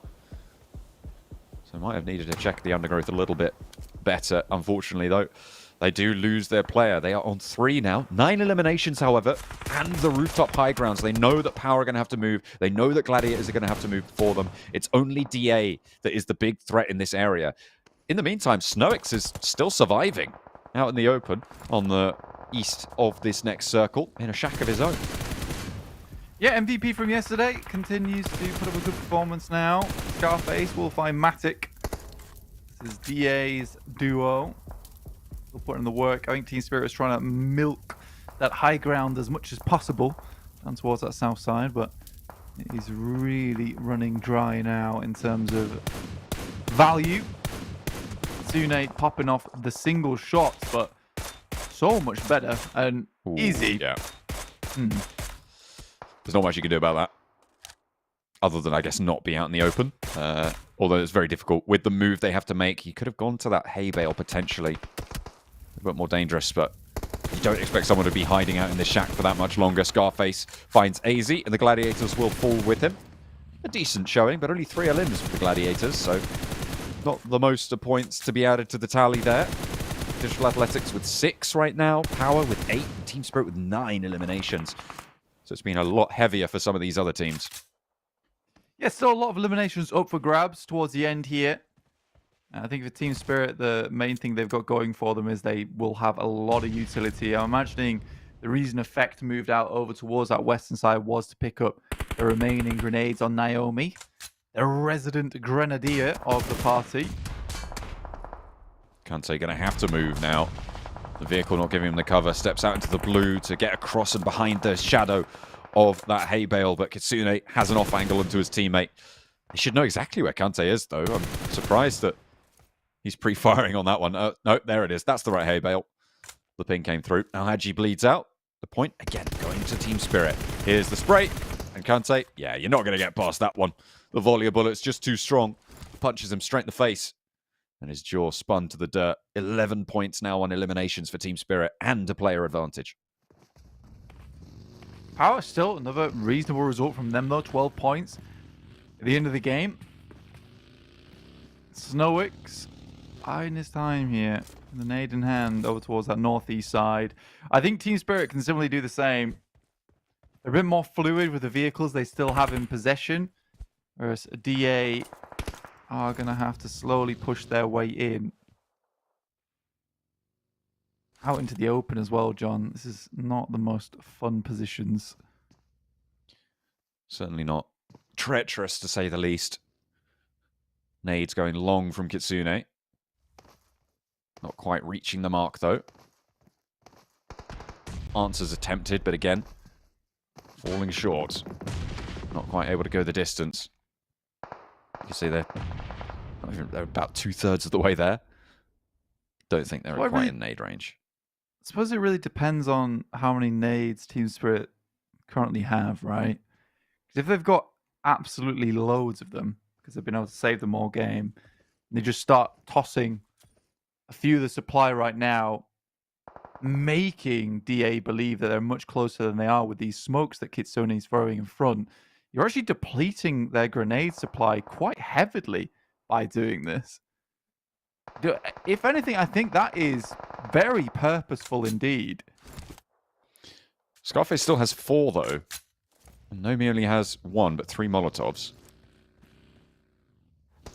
Kitsune pushing a little bit closer. He wants to get into nade range. 2 nades in hand. But there is an answer almost immediately. He's going up high, forces the reposition. Nomi ready to go for that crossfire. Snoix is still there. And at the moment, I feel like he's looking more towards DA. He's got that side swipe. They're looking right at each other, but Coldex and Scarface really don't have anywhere to go from behind this shack. The circle is closing. The final circle, indeed. And Snoix is going to have to leave, maybe looking over towards DA to get an elimination or 2, and maybe a placement point. More nades sent over towards the top, and now Kitsune's move forward. There it is. Decent one. Should finish off the job. Very, very well done. Love that play from Kitsune, man. That's how you use smokes. Now just Snoix remaining. And Effect finishes him off real easy there. I think that should be up to 14 eliminations at the end of the game, potentially. Pretty hefty chunk of points for Team Spirit. A great rally after their first match on Sandhawk, which only netted them 3 points. To see them turn it around like that, really great stuff. And this is why everybody has thought of this team as very, very strong right from the start. They're always just gonna have that potential. It was pretty brutal what they did to RCB during that match. They just constantly were just taking their compound. And sure, they took down Naomi on the off angle with Wild, but it's like, who really cares? They were able to do it in the end. I think that's like that's when you start to see a team that could make it through towards a PMWC or a PMGC, right? It's a team that is happy to identify the strongest position of the circle, understand that they don't have control of it currently, but still challenge for it with just firepower. I'd be really curious to see a little recap of that ending as well in a replay at some point. With 24 points at the top, they're doubling second place of 12 on Power Esports. Just because those smokes from Kitsune, again, very purposeful and kind of just crippled the economy coming through from DA. And then he just allowed them to send a ton of grenades into that front smoke whilst he sat behind it. He went to the end game and he actually switched positions over towards the front smoke afterwards. And you could see DA then throwing grenades over the top towards the back smoke that he'd been sat in for such a long time. So it was a really good fake out. And in the end, he's able to get a really clutch grenade through over towards their positions they attempt to get in. So for Kitsune, again, big brain player. And how about that solo survival from Snoix on 3D Max as well? He was alone for a long, long time after having the rest of his team taken away from him on the northeast side. Rotated in quite hectically and was able to just kind of live it out, had the shack going for him, but got all the way up into second place. Pretty intense stuff. Here's the damage numbers, and look at that, 2.7k on the game. 14 eliminations. Team Spirit definitely liking this Erangel.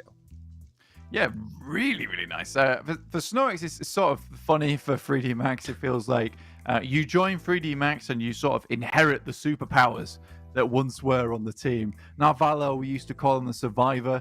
Snoix has absorbed those powers now and will go for the survival plays himself. Let's take a look at the overalls and see how things stand out now.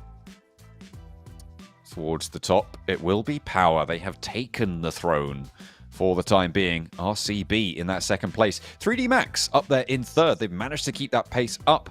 Good stuff from them to overtake S2G as well. Yeah, I think for S2G getting 55 points, but for 3D Max being third place is a bit of a surprise, honestly, a bit of a surprise, and very much down to Snowex consistently getting these late game finishes for the team. That and the fact that they seem to be a lot more comfortable with these early game rotates, which I think they were definitely struggling with for a while. Gladiators down to 5th place now. BEŞİKTAŞ dropping quite firmly out from that top 3. They are only on 6 matches played, though, remember, so they aren't playing today.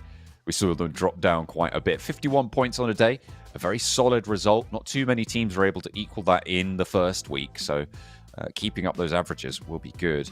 The question for me is, where are the other six teams right now? 9th for FLUX on 48. Again, very consistent, solid result.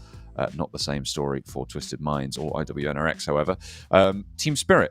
They managed to jump all the way up right on the cusp of overtaking Twisted Minds on that 27 points total on the 24-point game they just saw.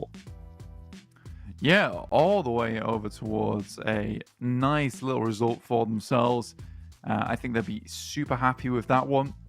I mean, you look over towards Team Spirit, they've, what was it, 2 games now? Yeah. On top of IWNRX's 6.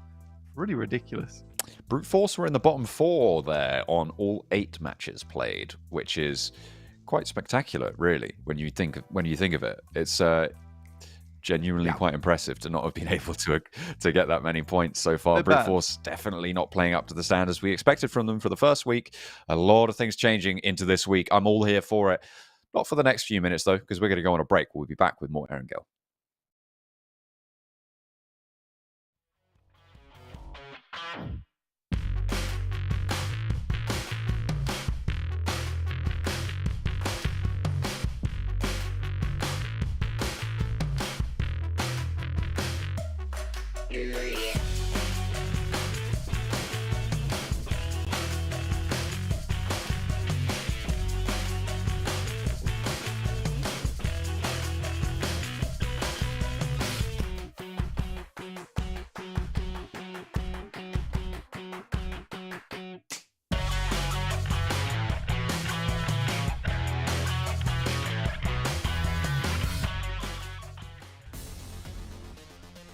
Hi everyone, PUBG Mobile Metro Royale Chapter 20 is coming soon. Curious about what new content there is? Let's take a look.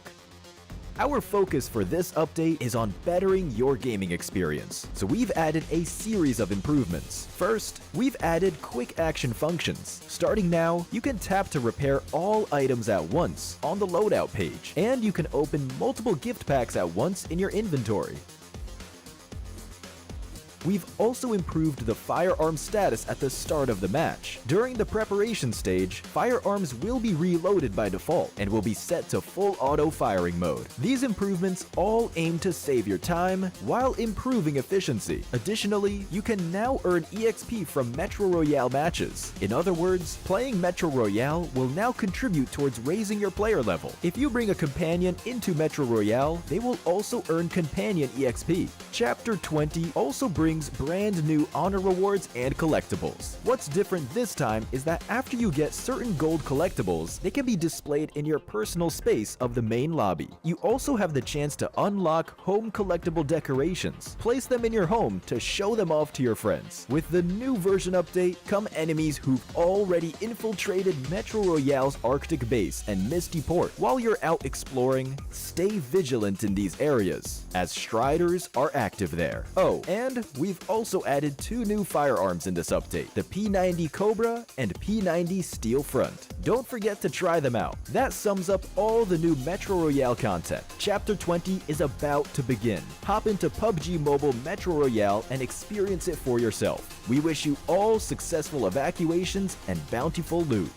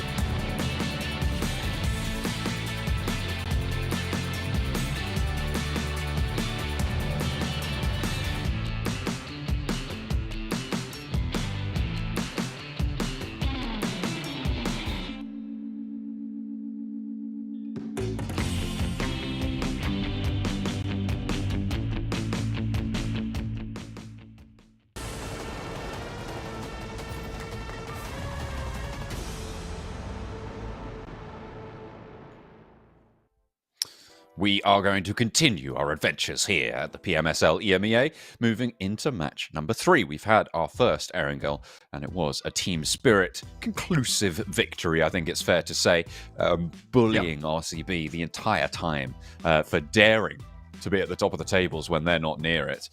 So they were able to just take out compound after compound that RCB held and take control of the match. This time around, though, they'll have another crack at it. S2G, last game didn't really do too much there, but over the course of today, we've been really impressed with the strength of their rotations. Yeah, I think for S2G, they're playing the long game, right? You know, I think this is the type of thing that will give them a decent amount of bonus points coming to the finals and a consistent approach to the finals as well. You might have a case where one team just absolutely pops off come those 3 days, in which case the approach doesn't work out so well. But in terms of the numbers game, I think S2G's approach is pretty decent. And they're slowly but surely figuring out teams and their rotations and how to go about it. SBG, sorry, not SBG, goodness me, 3D Max wants SBG. This time around, playing as 3D Max, they are pretty successful so far in their first few days. They're playing up in that 3rd place overall, which is certainly better than that first week. We saw Snowick surviving for a long time to help them get up there in those points, but still, they've been taking a lot of fights, and I feel like they've been quite successful on the most part today, which has been nice to see. The French team starting to turn up the heat a little bit and scrabble around towards the top side. But at the moment, it's a surprise entry at the top of the tables. Power Esports being in that first place on the overall standings with some really solid plays coming out over the last few days. Yeah, I think if you look at what they've been able to do so far, it has been very, very interesting and honestly very good overall from this team. I'm happy to see it from Power. There's been some good plays from them.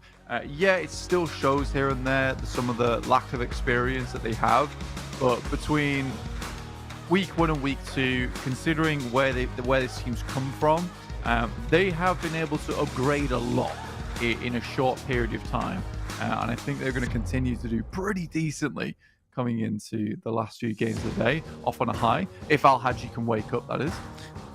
That's right. He's got a counter monster there, I'm sure, and he'll be able to unleash the beast with it on this match, hopefully. We'll have to wait and see. I think at the moment, though, it's not just Al-Haji fragging out on this team, right? They've got plenty of power laced through that roster. Laced through their phones as well. The GT20 Pro, the official smartphone, PMSL EMEA. That all of these players are playing on at this tournament. Heading straight into this one. Over from that north side, down towards the south. 3D Max once again switching up their drop spot here. Trying to figure out a location to call home, really, for these guys. I think North Georgia, they were able to control it pretty decently last time. So this will do. On towards the center of the map, S2G dropping out. Looks like they're going to go long over towards Yaz this game. Plane path still yet to go over Military Island, but that North George area with Onyx Ravens, 3D Max sharing it could be treacherous. So we'll keep an eye out there. I'm also looking at Moneymakers and Power dropping close by on that split. Moneymakers lost a player right off the bat with Team Spirit. Kitsune able to land some crazy shots. Oh dear. That is a military circle right there. Still potential for it to go back to the mainland, but it's very likely that we are going to end up on that military island. There is not a lot of land that the next circle can pop on, I believe. So it's going to be a high percentage that we're going over to that military. Yeah, I mean, this is a lot of water involved right now, down towards that south side. So players will have to get a bit of a move on. They're playing up towards that northern edge. I'm sure it should be okay for at least a few of these teams. It's always that glut over towards that northwest side, John. Yeah. You know, you got Heroic Gladiators, Onyx Ravens, and 3D Max all trapped in Georgia Pole. And moving down from there, you know, you got a few teams to handle. So likely a late rotate either towards our eastern or western bridge for the majority of those teams there. Still need to make their way in.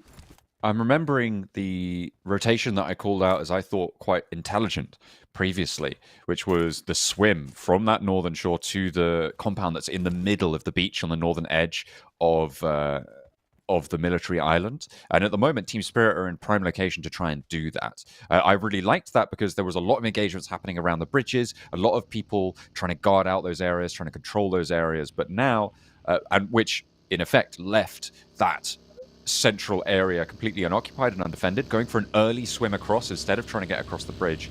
I really liked it yesterday. So we'll see if Team Spirit are going to opt to go for that or if they were watching that yesterday and are going to try and emulate that. Yeah, I think that if you were watching yesterday, it's certainly something that you might consider here. And I think for RCB, like you say, it's going to be more difficult to make happen considering Team Spirit do play in this location. Yeah, the middle of the island currently nice and free. Be a pretty good pick-off, you know, in terms of statistics. You know, the probability of even getting a north or south side, it's good. It could work out. It could work out. And I think for when you're playing on that northern edge, there is a really, really good chance that you have a great game if you're able to play on that north side, control a lot of that space, and work from there. So, Team Spirit, potentially another good game on the cards for them. Might be calling things early though, because there's already quite a few teams that have got onto Sosnovka already, with DA and NIGMA Galaxy entangled with one another at the moment. Could be a little bit messy here. Falcons, they're going for the east bridge. On the other side of it, Na'Vi trying to slow them down and sending them to their south point duo. Brute Force as well over towards Novo. Going to make this crossing very, very tough. Gaith moving through first. He's going to get lit up almost immediately. Neos doesn't quite take him down. He's going to divert him actually towards the rest of his team. Needs to be careful about the bridge though. Ragnar seemingly hopping out in the middle and going to bide his time now, but in comes Na'Vi. Sideswipe, and Neos goes down. 6, able to land those shots. Prepod not in position to get a knock-in response. Oh, I'm not sure exactly what happened there for him, but tough stuff. Falcons over towards that bridge. Happy to hold off a few teams in that location. Team Spirit making that rotation like you talked about earlier, John. Straight over towards that north side. So, you know, this is a team that is great at adaptations. I mean, Kitsune was practically infamous for it. He went from a day 1 to a day 2, and it's a completely changed team. So, taking that knowledge, absorbing it, accepting when another team makes a good play, and then using it in your own wheelhouse. And I think that that's what makes a team really quite strong. This is the thing, though. That play itself, that rotation, isn't super groundbreaking. It's the timing of the rotation that I really liked from yesterday. Obviously, moving from that north shore to the south shore, it's happened before countless times, but going for it early whilst other teams are fighting over the bridges, that's what I admire about it. They took boats instead of swimming, and it's obviously a faster way to do it. Although it does give the game away somewhat that you are in that compound when people see those boats littered on your shoreline to your north. Yeah, exactly. You kind of understand roughly what's going on there. Falcons on their way out again. This area of the map, pretty clustered at the moment, and you're right, yeah, it's that timing that definitely is the crowning factor within that play. A lot of teams don't make it early enough, and it's such a good way to avoid the absolute mess that is the east and west bridge. More than likely will become more and more meta in the future for teams that play around Farm and Pachinki. Here's what I'm thinking. Are RCB going to try and make that play again as well? Are they going to try and backfill? Because Team Spirit have now left that compound. However, it is a little bit late to make that play at this stage. Yeah. A little bit. A tiny bit. Given they're still in Rosov anyway. Freezer. Yeah. Trying to slow foot KAOS down, but it's not really going to work. Everybody on this east bridge has just gone across. Like, no one's holding it. It's not gone well for anyone who's tried to hold it. No. I think it keeps being a case of where one person holds it off, it goes badly. New person takes their place, that goes badly. I think we just need to accept that this is not the right play. I think it's the second time in a row on this island where Na'Vi is attempted to challenge NIGMA Galaxy for this position, and they were quickly and speedily handled after a third party, fourth party came through. So I think this time around NIGMA Galaxy is very swift on the approach to remove these players.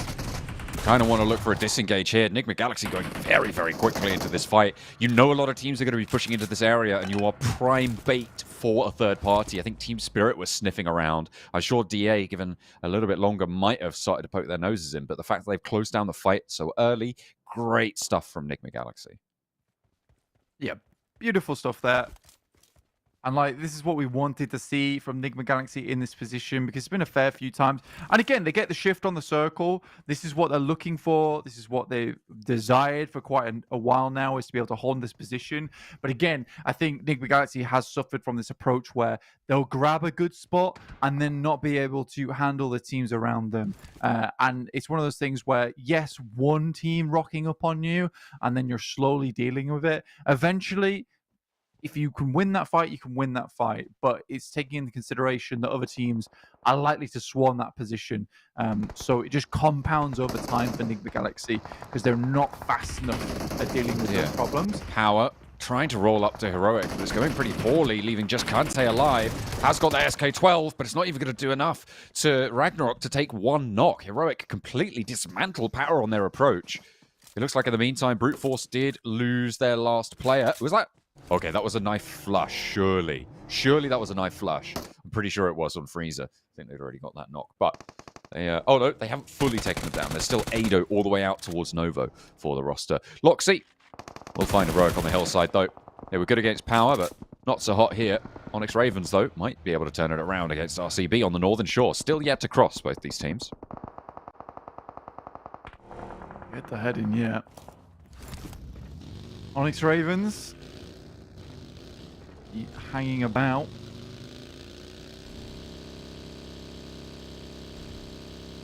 I think when I'm looking at the map right now, this position is pretty deadly. As I said earlier, 3D Max, John, are going to find it difficult, as were Gladiators, and they're all making these interesting approaches to getting towards the circle. I think 3D Max realize they need to slow things down. RCB, on the other hand, are thinking about attempting to hold out teams over towards this northwest side. Are they? But yeah, it's a pretty brutal circle to start things off. I feel like RCB have gone north to not give the game away, that they're just going to send over and swim. It feels like a more likely kind of route for them, because, I mean, it worked out for them before, but like I said, there's not really that gap there anymore. Team Spirit littering the bridge guard right now, and hopefully they'll be more effective than other teams that have tried to go for it right now. Might be given the slip by it. If RCB... There's no way they go for the east bridge, right? It's zone 2. Might be possible. Yeah, I mean, you're taking a bit of a gamble here. You will be able to get into it. You might be going a bit late, but you also have to consider the fact that there's probably so many other teams that have the exact same idea here. Sally takes just a little bit of time to vault over the edge. Needs to work on his acrobatic ability. Team Spirit, this is a pretty wild approach, right? You know, you don't take either of the bridges, you cross the water, and now suddenly you are bridge camping. Really, really cruel circle pop over towards the southwest side. Huge amount of it still over towards the water. We're probably looking at a 60-40 percentage in favor of the water here. I'd give you that. So very little space to play with. It's really quite cruel. NIGMA Galaxy currently holding the top of that hill that sits on the east side of this circle. Incredible high ground that covers off the rest of this entire area. It's going to be very difficult to try and take them down unless you go for a full send up from that northern side. So if Team Spirit can conclude, or if Heroic can take them down on this bridge guard, maybe a chance to make it work. 3D Max as well, yet to go for this rotation. 3 teams have just tried to cross on the eastern bridge, by the way. Virtus Pro mounting up from Milta, still out in the blue at this stage. So We'll have to see if they're able to make anything work. NIGMA Galaxy, though, they're pretty happy on this high ground. Yeah, NIGMA Galaxy will be getting a lot of value off the back of this game, John. And again, already up to 4 eliminations after they spotted out with guys on Na'Vi. Again, this is what I sort of imagined happening. You make a decision so late like this, John, is that you're likely to run into a lot of other teams over towards this side. I think if you're over towards that northwest island, as soon as you see this pop, you need to get a move on. Even if you see the pop down towards Sosnovka, you need to give up the ghost on your position, even if it means moving into Sosnovka with little to no ammunition. Furia You just have to go for it. pulled out a little bit early there. Did take some damage from the spray, but got the rundown in the end. Malloy trying to open up to AZ. Milky Way, though, the only one to stand tall on the angle. Tixi, backline, looking to try and hold down the angle, keep his teammates safe. Matic is down. AZ likely to get flushed here. Unlikely that he gets res out in the blue. Stage 3, he's already done for now. Matic might be going that way soon. Milky Way gets the heal off behind the vehicle and sends Frozen down into the water. Tixi on the back line for Gladiators, the last to stand up. And Virtus Pro may just be able to get back to 4 here. It's stage 3. Corker needs a red soon. Goodness me, John. This is absolute chaos over towards the Eastern Bridge. So many problems coming through off the back of this. 3D Max, though, they took the slow approach and looks to cross at the very tail end of stage 3, which is dangerous. He's going to stop. He's going to try and take the fight. Tixi with a last stand for the Gladiators. Wants to find Malloy, wants to find Furia. Spray down towards Malloy, tags 1, hop into the backseat, and immediately Malloy handles business. Beautiful little switch out there. They expected it. They saw that vehicle parked up, and they knew what was waiting in their way, but they've got a long distance to travel now, and look at the team sending in. Dear me, this is intense now, John. Over on the circle. I mean, Virtus Pro, like you say, it's a long journey now on stage 4, which is going to really hurt. It'll eat into their supplies too to make this happen. Circle is kind enough to shift back in towards that mainland. Team Spirit rock up over towards 3D Max. Starts off incredibly well. The rest of the team is super low. They got an opening knock that was rezzed against 3D Max, and now they've managed to find another one. Unfortunately, though, a lot of damage sent back on in, and potentially a flush onto Kitsune. Hopping out, not Valo, looking to control the wall vault. That's dangerous. That's bold, but Nomi still goes for it. Pays the price. And Effect wants to try it himself. It's not Valo to find him, and now the backlines need to be held down. It's just Naomi on the outside. 1 versus 1. Robs versus Naomi. Nades being cooked. Robs is closer to going up, and it is out towards Naomi. Bouncing on in. Robs doesn't quite hit. Naomi now making the mad dash out in the open ground. Robs spotted, and long distance might just play spoiler to it. It is going to, and DA will be the ones to take down Team Spirit, and Robs might just be going that way too. Yekta has the angle. Scarface there for backup, and once more from distance, it's DA to shut it all down on the northern side. Yeah, Team Spirit gets, let's say, a little bit too trigger happy over towards that north side. I think when you've got a team that waits that long heading towards a circle, you just try and find a position further towards the center. I think that Team Spirit had a lot of opportunities to head up towards that western edge. I mean, with DA so incredibly split right now, there's huge potential to at least get some form of cover, some kind of ground over towards that western side. And I think that the best way to describe that play coming through from Team Spirit was greedy. Not necessary for them to try and take that one. I feel like if there's a play for Foot Chaos right now, it's to try and take the high ground from Coops and Lufa as a full 4. And I think that Ralph has smelt that somewhat. No, he's not going to go all the way up there. Instead, we're going to stay together with Lord as Razi's given them trouble behind the monster truck. And in go Foot Chaos. You can see they've established Kairos on that northern edge. They'll move in with a pincer, and already a knock from Falcons down the southwest compound. NIGMA Galaxy taking a couple of shots themselves. Still holding on to the high ground. If I had to go for a prediction right now, I would say DA are in the best spot. with that hill out on the west edge. A lot more conflict over on the east side. I feel like it's a really solid little hill that they're playing on. They've got cover from that high ground. Teams on the south are going to face off against each other. No one's going to be able to move towards them, really, and not go unpunished. It's a difficult one. Everywhere looks pretty bad within this circle, right? You can't really confirm over towards that compound on the north side just yet. It's a miracle that Virtus.pro have made it this far into the game, honestly. After they're able to get at least 2 players in, 7 eliminations. Now, NIGMA Galaxy have a strong compound to play around with. Over on the west side, 4 players too. DA are forced to crunch their way across towards that eastern side. Still have some hard cover around this area, but I think they realize they need to just send it for the cliff face.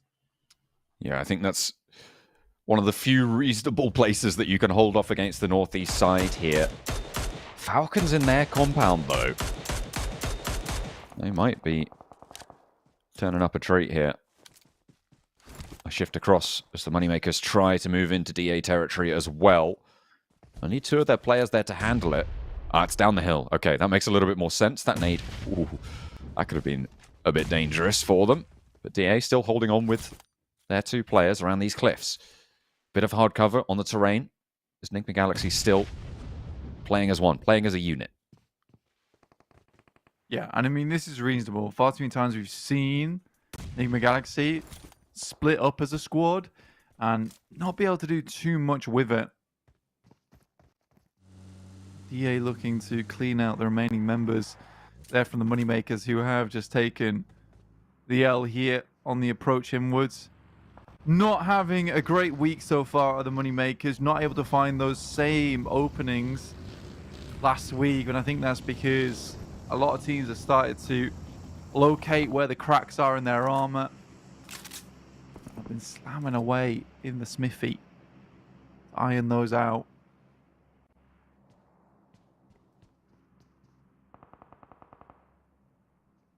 Zachariah swimming might be able to make landfall, but no, DA have spotted it. They're taking shots out that way. They know there's a player behind them. They won't be caught unawares by it. The top of the hill for FLUX KAOS. 4 players alive. Might be able to take some down shots towards NIGMA Galaxy, who have this central building. Now it's starting to look up for them. 6 eliminations. They've been slowly climbing their way up these leaderboards as well. Now on 49 points before the match. See how many more they can accrue here. Try and keep up to pace with the teams towards the top. Because right now, that's a lot of the teams ahead of them have already gone down. Virtus.pro obviously still going after their pretty immense scrap over on that eastern bridge. Yeah, I would say you're 100% right. It was a pretty immense scrap that we saw. The fact that they're here is pretty silly. I'm not sure for how long they'll be able to keep this one up, though. They do have that high ground with the ridge to play around on that side. DA gave it up because they knew that this position down towards the south here would have more longevity to it. Moneymaker's trying to make it hard, but Scarface finally spots Icy. BEŞİKTAŞ down underneath as well. Zachariah, I think, has some cover from their high ground positions, but they do know that there's players out there. Nico holding on that ridge where you can get up. So it's that beach that they're trying to control. Nobody else really trying to force their way in. That is a great shift for DA right now. That is amazing to keep that cliff face in. For NIGMA Galaxy similarly, but Falcons might now be a threat. The difficulty for Falcons is that they can't really send straight to DA. They have to go around that little gap in the coastline and right past the broadside from NIGMA Galaxy, from FLUX KAOS. It's just a really tough position to make. So I wouldn't be too surprised to see the Falcons try and sweep north potentially and try and third-party FLUX KAOS if they try and go towards NIGMA Galaxy. Yeah, if you are the Falcons right now, I think they were banking on hoping that the circle would head down towards the southeast, which is fair enough. Like, that would be an incredible position to hold, so you don't give it up. A lot of times, Sosnovka is just a numbers game. You try and play the percentages a lot of times. I'm still astonished by this on Virtus.pro. Up into the top 7 at what was... I think you said it, that's a hellish fight over towards eastern side. NIGMA Galaxy know they need to set their sights over towards this eastern edge. Coops takes a bit of a hit, but I don't think they need to be peeking this just yet. DA shots over Ball is Furia. having to come down. Cork are now the last to stand. The remnants of the fight. Foot Chaos. They've laid the smoke down now. Falcons should be clocking this. They should be looking out this way. I feel like it's their best opportunity. Opener up for NIGMA Galaxy over towards Foot. Chaos slows them down on the outside. Doka Machine wants to put nades back down range. You can see Ralph doesn't have any nades to play with here. Potentially the same story for some of the other NIGMA Galaxy players because they aren't answering. Lord has got one. He's going to cook it out. Lufa does as well. But it doesn't look like they know where Doka Machine is. They are just going to continually bombard these positions. And look at that. Falcons now moving up. They're ready. They're going to wait for Foot Chaos to pull the trigger and then descend on this fight. Nades pouring out through the windows. They were holding them in reserve. First shots over to Ralph. There is a trade. Ralph doesn't go down. Holds his angle. Lufa holds the door nice and tight. And will control yet another player. Kairos on the back lines. Now Ralph has finally gone down. Kairos getting burnt away. Lord breaks out wide. First knock is there. Now Falcons need to come on in. They need to take charge of this. They haven't managed to marshal their forces into the angle. And Heroic is going to take shots from the coastline. Falcons maybe waste their chance. Yeah, again, great plays from NIGMA Galaxy over on that side. It was a fast engagement coming through from them again. They didn't beat around the bush at all. Made the fight a little bit more risky than it needed to be just to ensure that speed. They know better than anyone that this is a very easy third party to come in for. The Falcons just split their forces between the south and the north side. Weren't able to quite capitalize on it. And now where do they go? They've got to make a choice. Do they just go for the 4v4 against NIGMA Galaxy? Or do they try and get around a really difficult coastline area where you know that DA are entrenched, where you know NIGMA Galaxy are going to have the sideswipe on you? I do think it's a little bit of a dropped ball, but now DA are going to have to leave. NIGMA Galaxy 2. There's not too much to play around here, but NIGMA Galaxy going to try and set up some positions early. Demar wants to... No, he doesn't want to. I thought he was going to try and take some shots there, but no. Bides his time. Playing up to the rocks there. Some of the few small bits of cover going the way of NIGMA Galaxy quite early on. Yeah, difficult for most teams down towards that south side. Circle is just absolutely brilliant for them.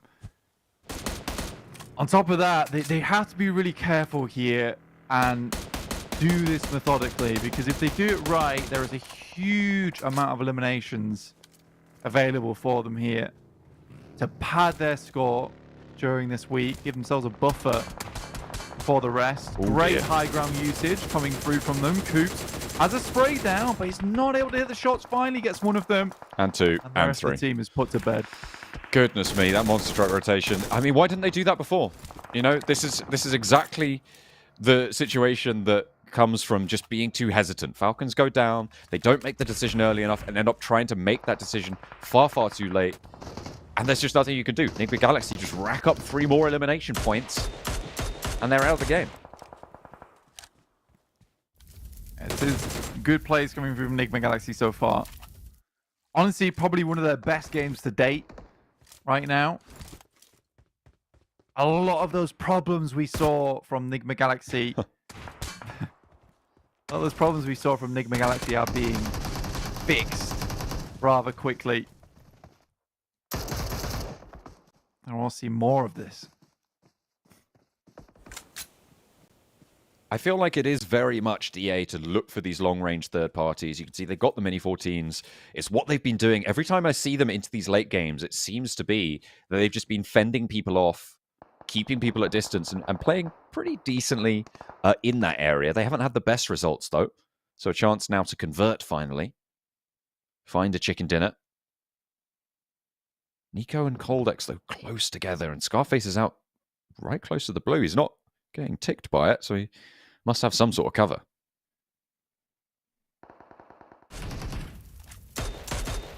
The Galaxy still just holding on.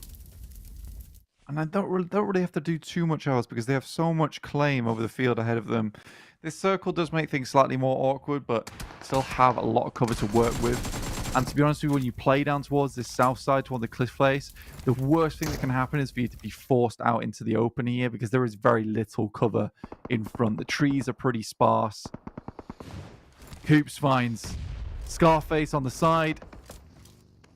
Lord of 8 eliminations on this match. Wow. That's pretty intense stuff. Killing everyone. Indeed, NIGMA Galaxy, they took it as a personal affront that someone got a 15 elimination chicken dinner before. They say, you know what? We're going to do exactly the same here. They're looking for their last point now. Ralph hopping up, trying to style on it. Lufa is down. Nico trying to get something fancy done, but it's Lufa to find that knock, and the shots come on through. They roll it on in with Coops leading that charge with the MG3 to put the final nail in the coffin, and it's NIGMA Galaxy to take a 25-point chicken dinner. Yeah, very nice game. I think it was up to 16, so a 26-point game there with 14 eliminations and the 2 elims to finish things off. But yeah, I think that might be our new record, John. Yeah, I mean, it's going to be pretty strong. A little word from some of the... I believe that was one of the Arabic casters, if I'm not mistaken. Or was it one of the Turkish talkers? I think it was, yeah, one of the Arabic talent there. Just having a little word with NIGMA Galaxy, making sure that their praises were heard. And rightly so. They are definitely praiseworthy based on that game. Potential for it to have all gone wrong if the Falcons had pushed in at the right time. But Lord landing himself up in the limelight there. 8 eliminations, 878 damage, so it was deserved as well. It's not like he's pinching those limbs away from Ralph or anything like that. Definitely putting the shift in. Yeah, very, very nice stuff coming through from NIGMA Galaxy. 26 points on the game there.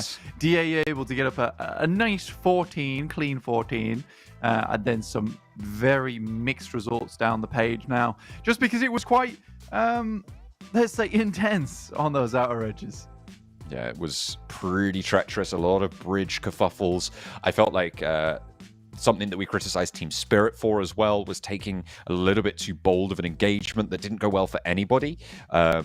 Potentially, they could have got a little bit further, and maybe they could have third-partied that engagement on to Foot Chaos and NIGMA Galaxy towards the end. And then you can see Foot Chaos on 3 points. If they'd have won out that fight, potential for them to have got so many more points, but they were denied.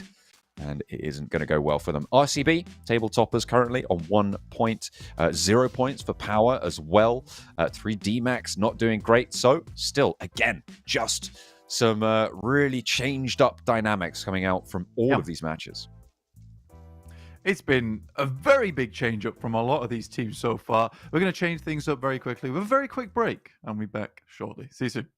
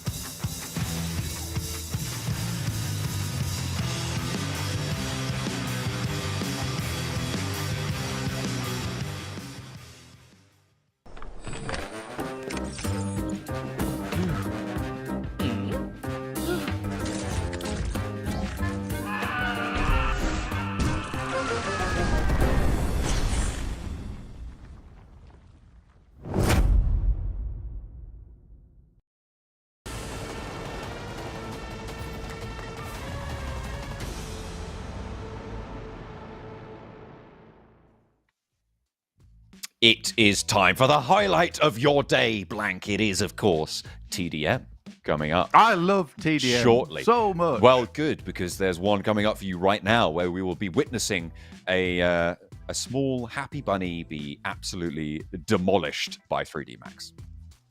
Yeah, I'm I predicting think it's...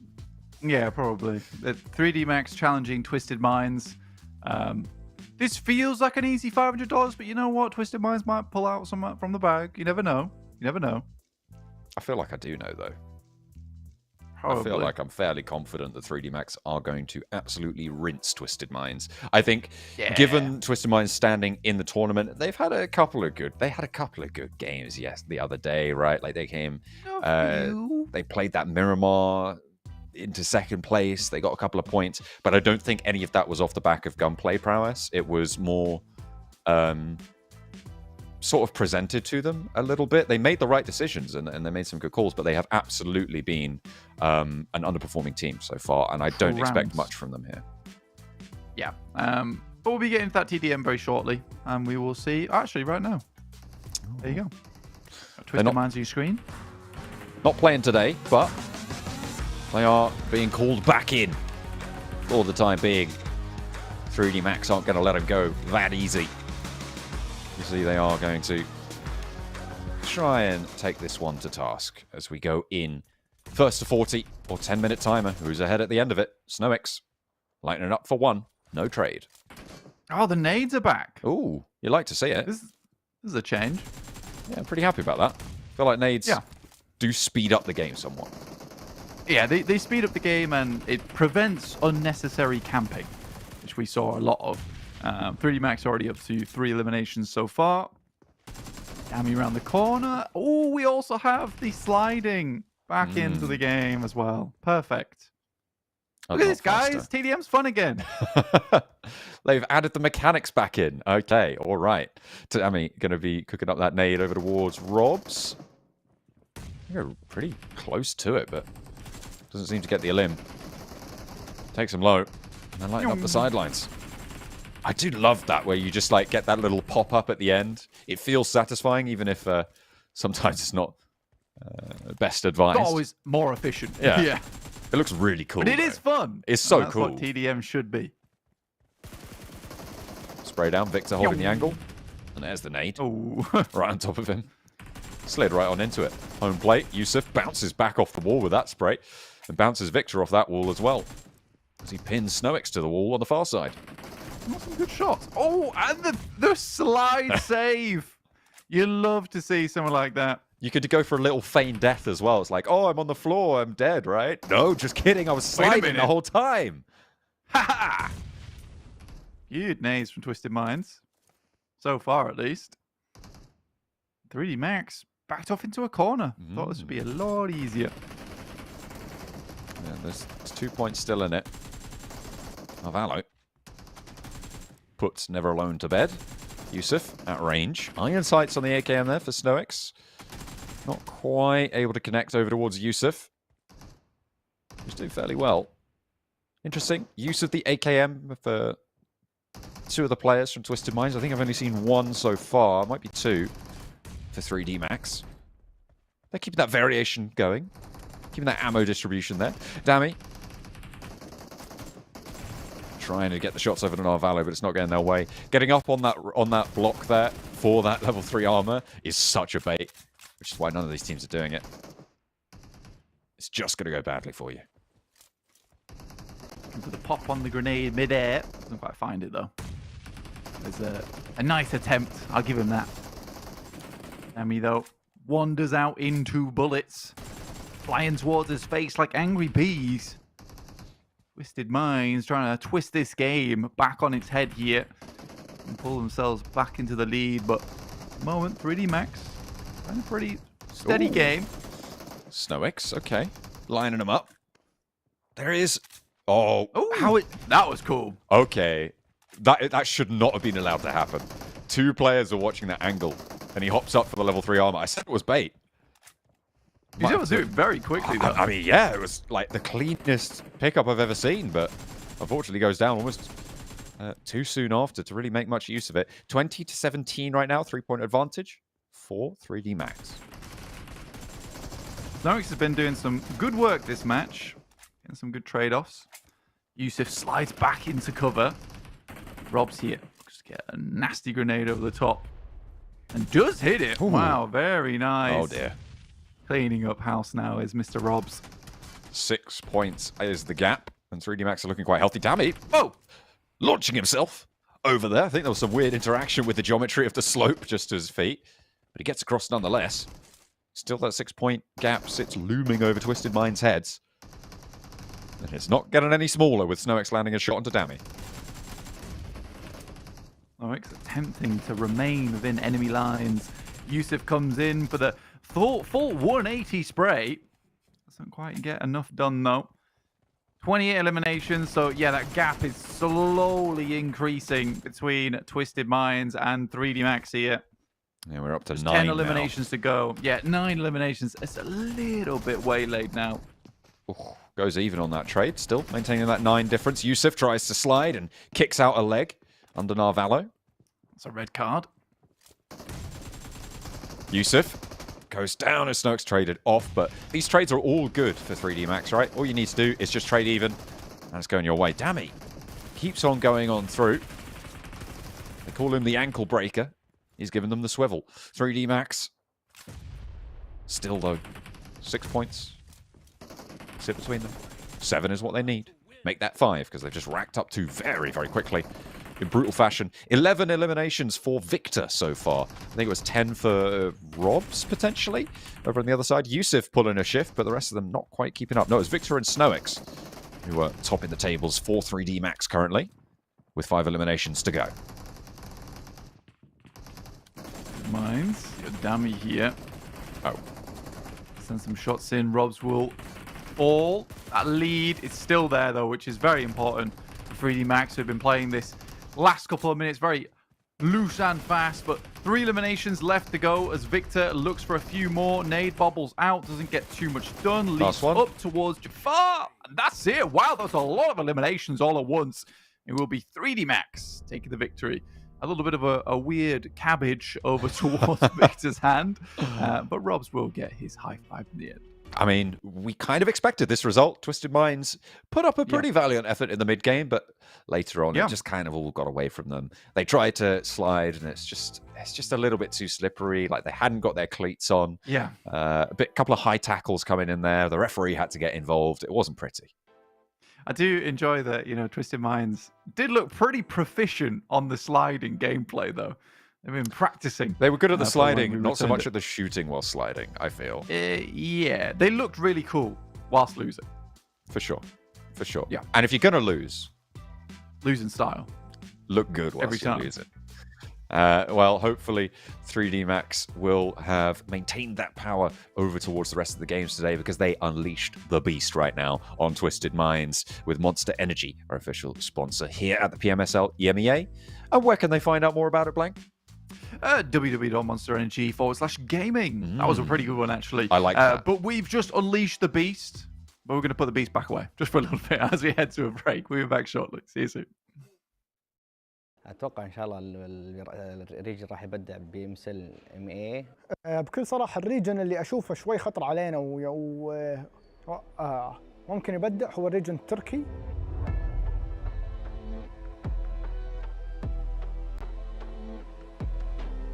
جينا نطلع من هنا من جتكا. تعالوا هنا. جينا نطلع من جتكا، بيكون تيم عندنا هنا، لازم نروح نصفيهم من هنا. ايزي. اي فخلاص صفيهم تكون هذه الجهه كامله لنا. نلعب جيم حلو. نلعبها مرتاحين يعني فيها. بعدين خلاص متى ما شفت سوني مكان نقدر نلعبها، خلاص بيكون ظهرنا فاضي. صح. نقدر نلعب اي مكان. ان شاء الله ايزي مره. ايوه. ميرامار ما في مشاكل صح؟ لا ميرامار ما في مشاكل. بس هناك بنلعب جست فايت. ايزي. وان شاء الله ما نقصر في البطوله. ما تضيع ان شاء الله البطوله باذن الله. ان شاء الله. زين من تشوفون افضل فريق ممكن ينافسنا؟ الاتراك كلهم بشكل عام. لا بس هم الاوروبيين بعد وحتى تمات العرب. اوروبيين عليك ان تدبلهم حالك. ها؟ عليك ان تدبلهم. نشوف ان شاء الله. زين من اضعف تيم تشوفونه؟ والله تيم توستد وباور ايه هاي شيء كذا صراحه والله افشل تيمين لا والله انا ما اشوف فيها انا ما اشوف البطوله. ايش خايف منهم؟ هذه نلبلهم. لا والله مو هذا ما نشي، بس ممكن اي تيم يا اخي انه يبدع. يعني حتى التيم اللي ممكن تشوفه سهل ممكن تضرب معاه، ممكن تضرب معاه وياخذ الاول. واحده من يسارها اخرى هنا ليحصل ثنائيه. الله والله صراحه انا ودي افوز بالفيمسل EMEA لانها النسخه الاولى بالسنه والنسخه الاولى كبطوله مسمى جديد، واتمنى افوز عشان ما يضيع من جهودنا بالشهور اللي طافت ان جمعنا بقصر باور وجمع يمكن قعدنا 3 شهور مع بعض تدريب وشغل، واتمنى ما يضيع لنا مجهود وابي افوز بالبطوله. من وجهه نظري ان الفريق اللي ممكن يتعذر وهو بصراحه يعني هذا الشيء نوعا ما يضايقني، بس يعني هذه الحقيقه اللي انا قاعد اشوفها انا، وهو تيم النجمه. يعني عندهم اللاعب رؤوف اكثر مره اشوفه يتعذر بالسوشيال ميديا، يعني بكذا شيء داخل اللعبه، مثلا عن الدبيس ولا عن اي موضوع ثاني، وهذا الشيء يعني يضايقني طبعا، واتمنى انه يصلحه وركز على الوينر وفالهم التوفيق.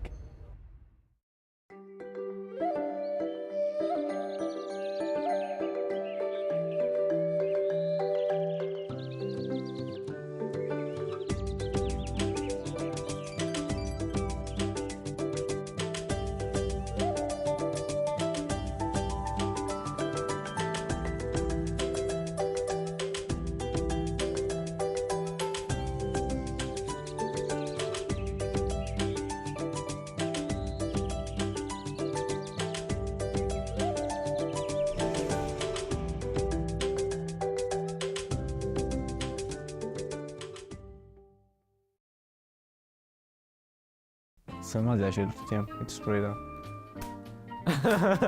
New challenge.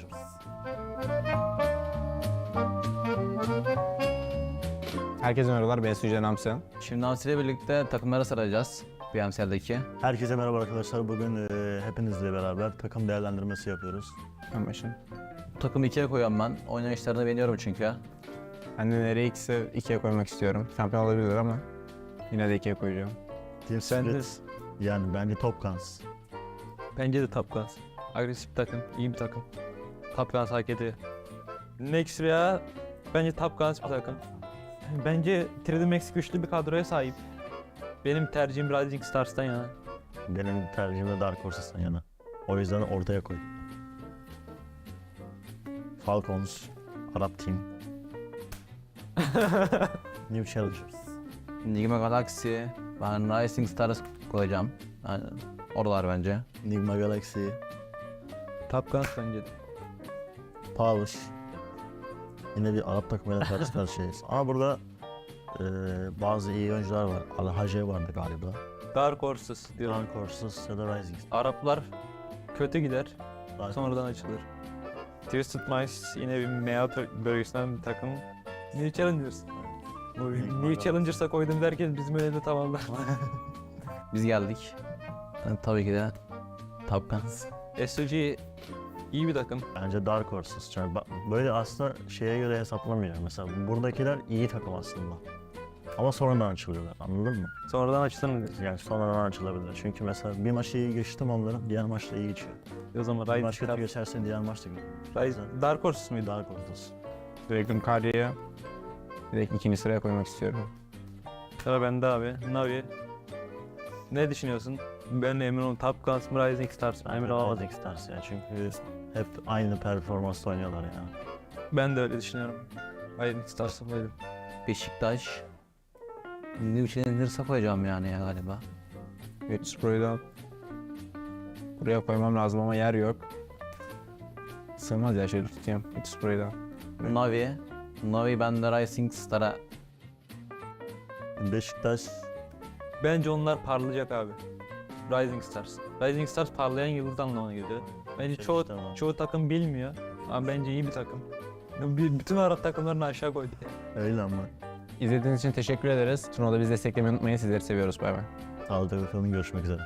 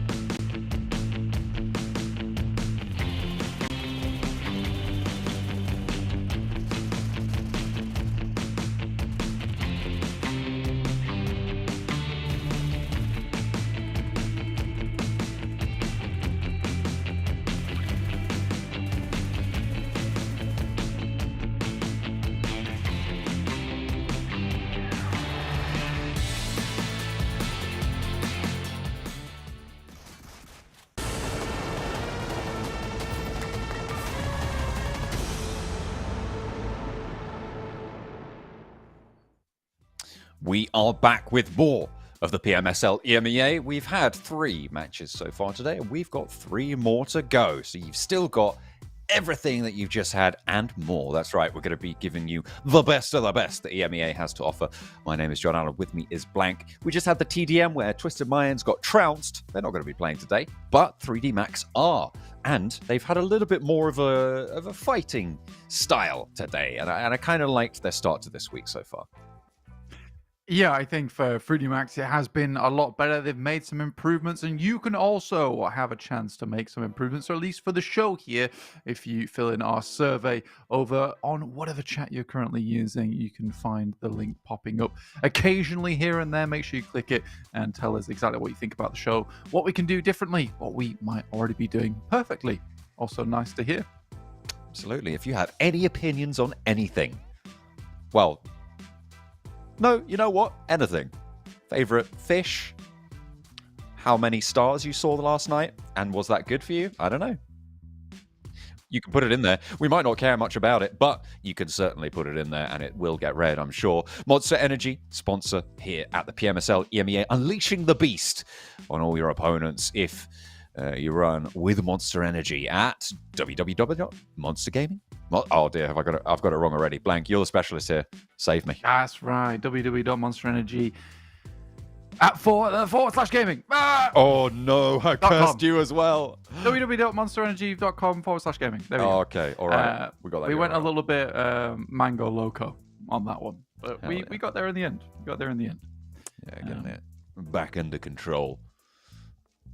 Trying to put our best foot forward. Team Spirit in that last game, you can see them on the screen. They've been pretty chill the entire time, and they are just keeping things nice and calm. They have had one very good game, and the other ones haven't been as successful. A bit of a thumb wrestle going on there in the Players of Power, and they are keeping it nice and tight, because right now they're sat towards the top of the tables, and if you're there when this tournament ends, well, then you might just be able to book your ticket to the PMWC, the ESPORTS World Cup, happening later this year on the 19th to the 28th of July of 2024, which, if you didn't know, is this year. That's right. It's right now. You know, it's coming up. It's soon. And you better be watching for it. But for the time being, make sure you're watching PMSL EMEA with us, guys. The two are going to be mean to us, but I'm not going to be. The two experts, let's say, PUBG Mobile, here to bring you all the information and also tell you all about the INFINIX GT20 Pro, our official smartphone sponsor here at the PMSL EMEA, which you can see all the players using on your screen right now. Coops likes to put the little light on the backboard on it quite frequently. It does look awesome. Look at that, even a little thumbs up for the phone as well coming through. There are those plasters. Nice. That's what I was talking about before. See, look. Right in between those fingers, so he can hold around the charging cable. I think he's the only player who's been rolling with this from brute force. Yeah, I also respect the fact that he has a strong supply, apparently, of these to ensure that you can have them ready for every single day. But heading into game now, all laughs and smiles for Team Spirit as they have a pretty decent day ahead of them. See Naomi over there on the end, alongside with your boy Kitsune. 3D Max on our screens, Gandalf and Frodo on the end there with Robson Snowing, and the two veterans in Victor and Narvalo doing pretty good. I think we decided, what was it? Victor was Aragorn and Narvalo was Legolas. I feel like that makes sense. They're their own little fellowship over on 3D Max. Isn't that nice? One big happy family. No. Plane path from Sosnovka military base up towards South George. Good old plane path here from the southeast side up towards the northwest. Actually, let's say, not so good. Very much crunching players in down towards Sosnovka, which is not always ideal. Not where you want to have your start a lot of times. Especially when you've got to get a move on. But we'll see where the circle goes. We had a lot of Sosnovka finishes so far, John. More than our fair share so far, I'd agree. Although we have had quite a lot of Erangel played, to be fair. I'm just trying to think. What have we had? This will be our 6th day. So over 5 days, we had 15 Erangels. We've had 16. This is our 17th, 18th Erangel now. coming on in. I think we've had 2 military finishes. Yeah, it's quite frequent that we do see it, but this time it's not meant to be. Heading over towards the east, John, towards Mansion Prison Shelter. I think this is sort of an interesting circle specifically for this lobby as well. It's certainly an interesting circle because we see a lot of times teams putting a huge amount of stock over towards the shelter position around prison. And with teams being so far away, I'm imagining that a lot of teams are going to be making a mad dash for that spot earlier on. So we'll see what happens with that. But I'm imagining it's going to be pretty chaotic towards the center of the circle. It could be pretty tricky. I mean, you spoke about, that northwest clump that's all going to have to make similar rotations. I wonder, Blank, if there is any merit to the idea that teams that are around each other on the tables in general don't drop near each other. I'd have to go back and actually check some stats on that. I wonder how likely that is, because if you're a strong team, right, you're clearing out your area more often than not, and therefore the teams around you are generally going to do worse or, I suppose on the flip side, do a lot better than you are. Oh, I wonder. And I'm thinking that because we are seeing that clump on the northwest side, and I'm wondering if it's the fact that we have Group A sitting out with IWNRX, BEŞİKTAŞ, FLUX, Twisted Minds, not being in this, that we're seeing some concentrations of players as you strip out specific ranks off the tables. This is I'm getting a bit into the weeds on this one here, but it's still an interesting phenomenon nonetheless. Yeah, it could be interesting, but equally might be complete waffle. Complete waffle. We should do a little bit of that. Put it in the survey, guys. Put it in the survey. Put it in the survey. What do you think about John's theory? Do you believe him? Whoa. Let's not call it John's theory. Let's call it John's theory that John hypothesis. said. Yeah, there we go. Yeah, John's whole theory. John's biggest idea that he's ever had in his entire life. Legacy. Exactly. But no.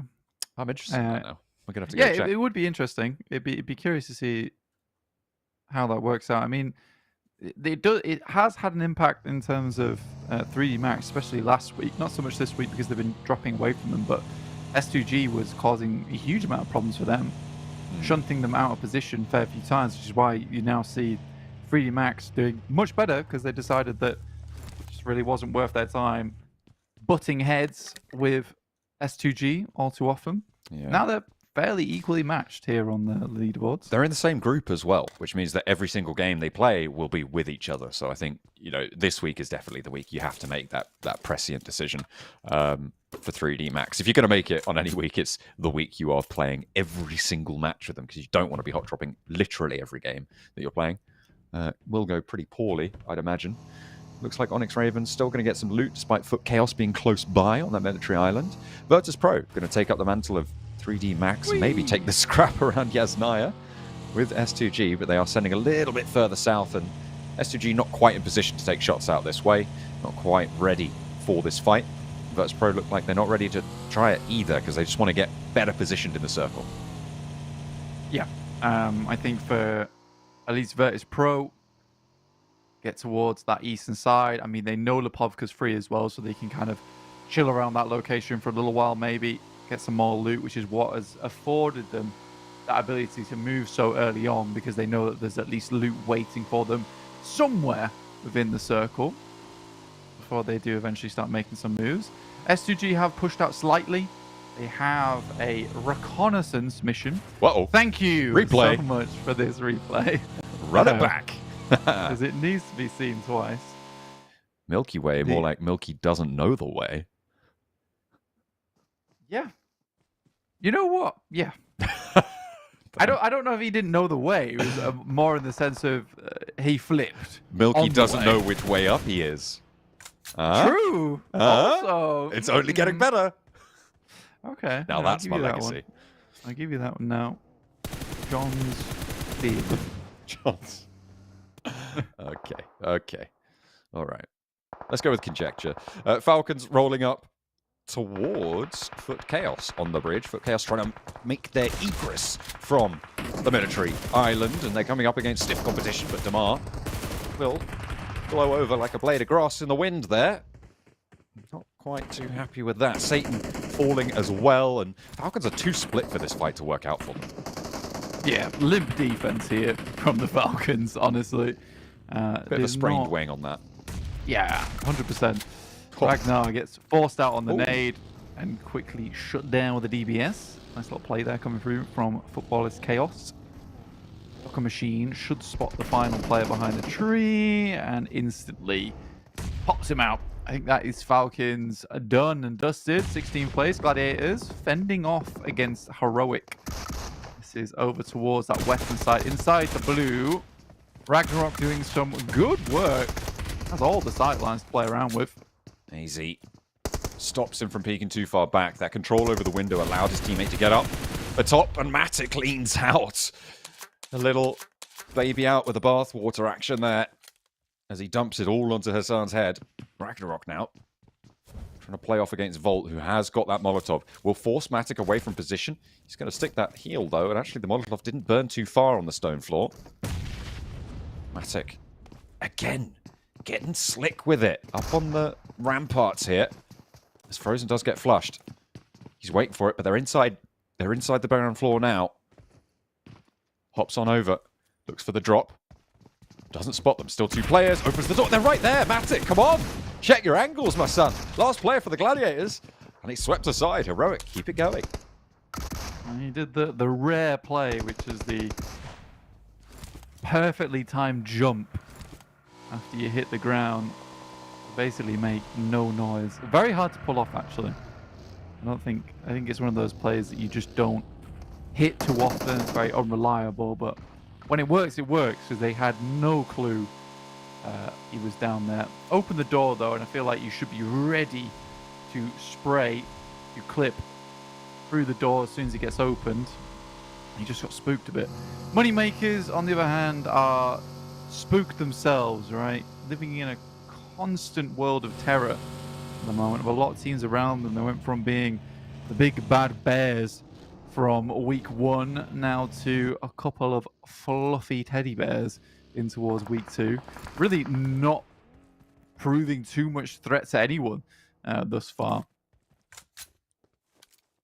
FUT KAOS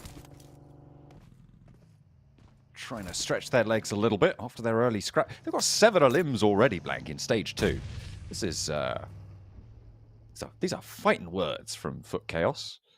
They managed to take down Gladiators, Falcons as well. They found 3 others. Not quite, actually. It's a pretty astonishing start to the game. Let's put it that way.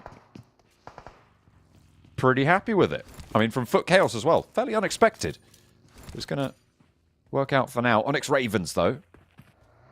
Next up on the menu, potentially, for FUT KAOS. They want a little bit more. Falcon is there. I think he took damage from his own nade, but he steps on in. Doesn't have time to go for the self-heal. Does he have backup to cover this angle? Saleh is there, and he wants the flush. Won't be able to find it, but at what cost? The knock not coming back in response. FUT KAOS, they found an opener, but they finally lost a player. Doka Machine Storm rallying straight on into the wall, but Doka Machine straight back down. Lath now for the Onyx Ravens. Spots Kairos. Saleh trying to duel it out as well, and the crossfire's good. Saleh stays alive, but they're out in the blue. It's ticking away. Storm once more puts an 8th up on the board. They're looking to go double digits with this fight. The Onyx Ravens might just be able to provide that. Storm, nade over the top, but there's one set back to him. Needs to get a heal off now.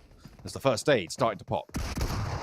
Yeah, still just standing there, though. It's a bit of an awkward scenario. Storm, like I said, with the DBS, pushes out, doesn't find another. That would have been a rather crazy way to end their game if they were able to win this fight. You're 10 eliminations by minute 6. It's a little bit silly. They've already got 8, right? And that's still pretty nuts. You've got a good game. You've got a good game on your hands, and you haven't had to slog out a whole game. You're done now. Well done. They just really needed the loot. They were like, guys, let's find 3 fights in a row, get 8 points, and then I can go to the bathroom because I really need a wee. Pretty much. This is a nice break for them now. Very chilled out. Reasonable result from Footballist KAOS. But will thin the herd, at least for quite a few of these other teams who are pretty happy about that. And we aren't having as much of a crunch. See brute force down towards that southeast side as the circle heads up towards the west. OP dip involved here over towards that western side, but not likely to be used too much other than a last resort, as most teams want to be heading towards that central region. Shelter in play. Wow, it's like a whirlpool of players. It's quite devastating on that southeast side. I think S2G and maybe NIGMA Galaxy. Yeah, they're close to that that Heaven compound, the really, really strong overlook that sits out to the east side of Yaz Fields. That has such great vision over the surrounding area. Really, really difficult to get on towards as well. S2G, I think, have managed to claim it, but NIGMA Galaxy are also trying to challenge out on that area. We'll have to wait until we pan out across them. 3D Max trying to make their way in from the north edge. DA in their way right now, but they're similarly going to have to move. I think S2G are, in fact, up in that location and have control of it pretty handily. However, S2G, only 3 players alive. Yeah, they like to take it very early in the game, right? Considering they start in Yaz, being able to take that as pit stop number 2 is very useful if the circle keeps coming this way, especially on the initial eastern shift on the circle. May as well grab it whilst it's free. 3D Max are getting a lot later into these games now, which is really awesome. Currently tied with 3rd place RCB and just 2 points behind Power. Surprisingly, NIGMA Galaxy up towards our 1st place, but I mean, they got some pretty chunky games so far to, like I said, pad those scores. I think they're 2 points away now. Wait, no, sorry. Ignore that comment. I got this is day 2. Don't know where I am. It's all right. Need a GPS, I'm lost. It's okay. Just take my hand. I'll lead us to safety. We're in day 2 of week 2. It's match number 4, Plank. It's our last airing hill of the day. Thank you. I'm reorientating. Do you remember my name? No. Who are you again? I'm Maxman. Oh, that would make sense. Yeah. I don't know, what does Maxman say? I am Le French. Waluigi. That's what Maxman says. He does that sometimes, yeah. He does do that. Bit mean. That's the entirety of Max's character. Of course not. He is a many-layered and complex man, and he's a great guy, and we love having him in the PUBG Mobile scene. There we go. Yes, we do. He is very clever, very intelligent. Very smart man. I miss him. I need someone to show me the way, and I believe Maxman is the only man to do that. He has the plan, because he's the Maxman. Ooh. What's your Jason impression? This is it. Okay. Okay, so we're going to head to the MVP. I'm going to put you on the spot now. Who's the MVP? Kale, make a noise about the damage number. There we go. There he is. That's it. Perfect, Jason. Perfect Jason impression. There right we go. Oh, dear. I can't do an American accent. It sounds bad. I don't know where Jason's American accent's from, actually. I couldn't tell you if I tried. RCB trying their best to stay alive, but it's not going well from them. Have lost 1, 2, a third off the back of the buggy, and Loxley will bite the dust. Looks like DA might have had a disconnect there. Either that or they got someone taken down from their team earlier on. Didn't quite track that, but on the eastern side, it wouldn't be too far-fetched to think that they have lost a player to some sort of scrap or other. Molotovs and RCB not going to have a great game. This is a good chance for 3D Max to try and jump up ahead of them in that tie-break position, but not if they go down here as well.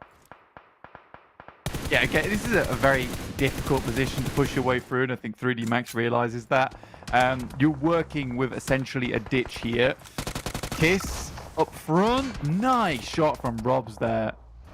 Very little to work with as well. And that's RCB all but done for. Still a fair few more teams around them that might want to take shots towards their position, but being able to remove this from RCB is really good. Very well done. Taking it away. It looks like RCB just can't hold a position today. Team Spirit on the match before. Nade over the top to DA. Virtus Pro dismantling their opponents here with these nades, with the swing around from Furia. What can you do? I mean, he hops out, he does get the knock, but the vehicle just crunches him against the trunk of the tree. The big bullet. And DA eat the big bullet, as you say, but 3D Max might have some of their own. They're straight into it. Furia immediately the target, and a second to very, very swiftly follow it up. Corker was in the vehicle to try and regroup, but 3D Max just decimate them as they stand. 4 eliminations for Virtus Pro, but 3D Max want to try and take the last player down now. Nade starting to pour on in as well. Given as good as they gave earlier on, Virtus Pro took away DA's chances. And now it's 3D Max to return the favor. Good reposition from Corker, honestly, but I think he needs to start now considering leaving as he gets shot out. Might be by S2G up on the high ground. They love this position. Gives them so much oversight. Here's where 3D Max does make mistakes, though, in my opinion, is that they're not... Sometimes can be a little bit unawares of positions around the map, which might give sightlines towards their position. Very single-minded sometimes about their approach. But you know what? That was a really respectable approach. They saw the one knock go through, capitalized on it immediately, didn't have too many options, but they didn't dilly-dally either. Immediately in there. Na'Vi taking shots of their own from brute force. There's two teams that are not having the best of weeks. Try and battle out for something, but it's Freezer. Last one remaining. Moneymaker's out. Only 2 eliminations. Goodness me. He's right in the sticks there. Freezer was slamming that car into reverse with the black smoke belching forth from beneath its bonnet. Really not a healthy vehicle. Isn't really going to have much further to go, and Robs seems to know where he is. NIGMA Galaxy, this whole time, has just been held up in this 2-2 split. And, I mean, they've just gone for a regroup now. I was going to say it's a little bit greedy to keep this 2-2 split now, when you know teams are going to be just going for some pretty Hail Mary plays. Potential to lose those 2 players starts to get higher and higher. So I like the regroup up to the northeast side, playing as 4 from their northeast compound. Yeah, it'll do the trick for now. If looking at the teams down towards the southeast side, Onyx Ravens, Na'Vi, as well as 3D Max just looking to clear each other out before deciding to move in. NIGMA Galaxy. Interesting. They leave south side. Yeah, that's what I was saying, the regroup. Oh, yeah, Team Spirit take control of it. Thank you. For the compound, I guess. They'll take those. I mean, if they'd have left that backstop 2-2, they take the fight with Team Spirit. Potentially they don't win it. Out on the southeast side in the meantime, 3D Max continue to just roll over people. Felt like Na'Vi didn't really put up too much of a fight there. And 3D Max only take 1 casualty. And they've got time to get this res. Onyx Ravens trying to move on in. And like I said before, I feel like NIGMA Galaxy giving ground there, they would have either had to regroup as 4 down to this compound that Team Spirit now hold, or just try and win out 2v3. And I don't think you want to try and take those fights with multiple people looking at third party. Yeah, there is sometimes a little bit of a pulling apart, the cheese string effect in NIGMA Galaxy. Sometimes you need to put that cheese string back together. Agreed.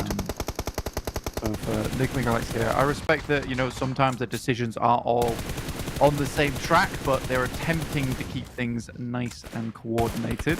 3D Max lose Robs. Lufa will be knocked. Next Ravens coming up on the backside here of Team Spirit. We're down to 3 players. S2G pretty happy on the north edge. Power as well.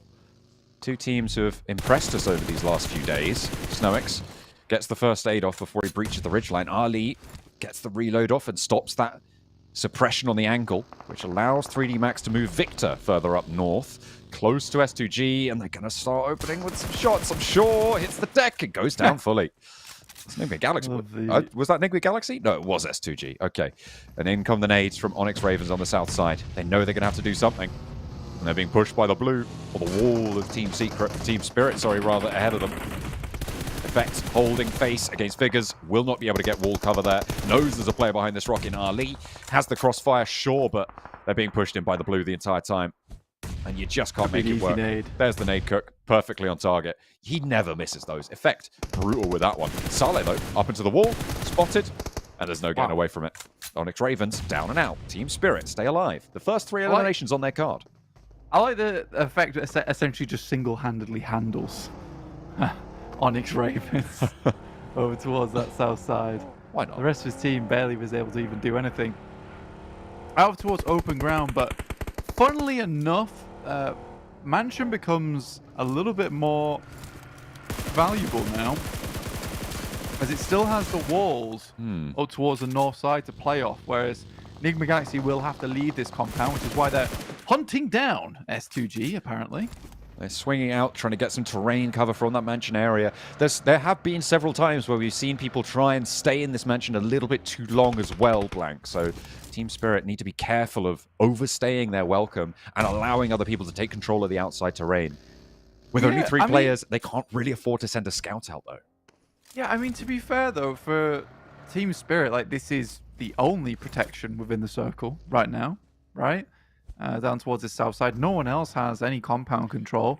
So if I'm Team Spirit, I've only got 3 players. I just want to hold on to a position that will give me cover that I can take pot shots from for a long time. Not necessarily look for a chicken dinner, but at least a high placing. Because they only have 3 eliminations so far, so they need like a 3rd or a 2nd place to make this game truly worth it. Currently, Power, highest elimination count in the teams still alive with 5. Has been not quiet from these teams, but reserved, maybe, is a better way to put it. Naomi had Lufa on the open there, but Lufa hits the deck as they ping out the angle. Power moving in, fighting on the north side of the road now. S2G crunched through. I feel like this is kind of the only choice they could have made. I think it's the correct one to go for. Kanto, though, unleashing the nade arsenal. 3 more still. Counting them down, ticking away. As Power continue to go forwards, Ray Z sends out wide and into the blue. Not going to make it work, and S2G might have just thrown their chances all into the basket there. But it's not looking good. NIGMA Galaxy looking to swing in behind. Yeah, they are seriously outnumbered here, S2G, as NIGMA Galaxy also flow into the situation. And a cracking day today, honestly, from NIGMA Galaxy. Looking better and better, much more coordinated from their side, and I think that things have started to slowly fit into place within the puzzle since that 25-point game they were able to pick up there. Team Spirit rotates up towards the west, Effect providing that backstop for them. Naomi flows over the top, Kante goes down.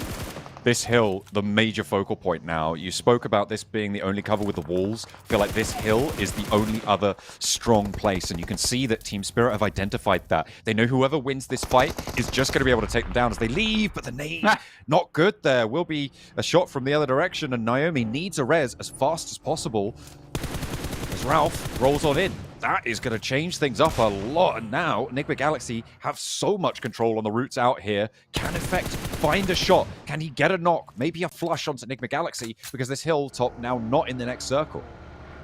Yeah, it's a 2v4. Wow, yeah, the circle does make things a little bit more difficult, but you'd imagine that with the amount of players still here, it should be good enough. Lord, though, hits the floor, should get flushed out if they're not careful. Nomi also providing that fire over towards them. Ralph's out the vehicle, 2v2. Is this possible?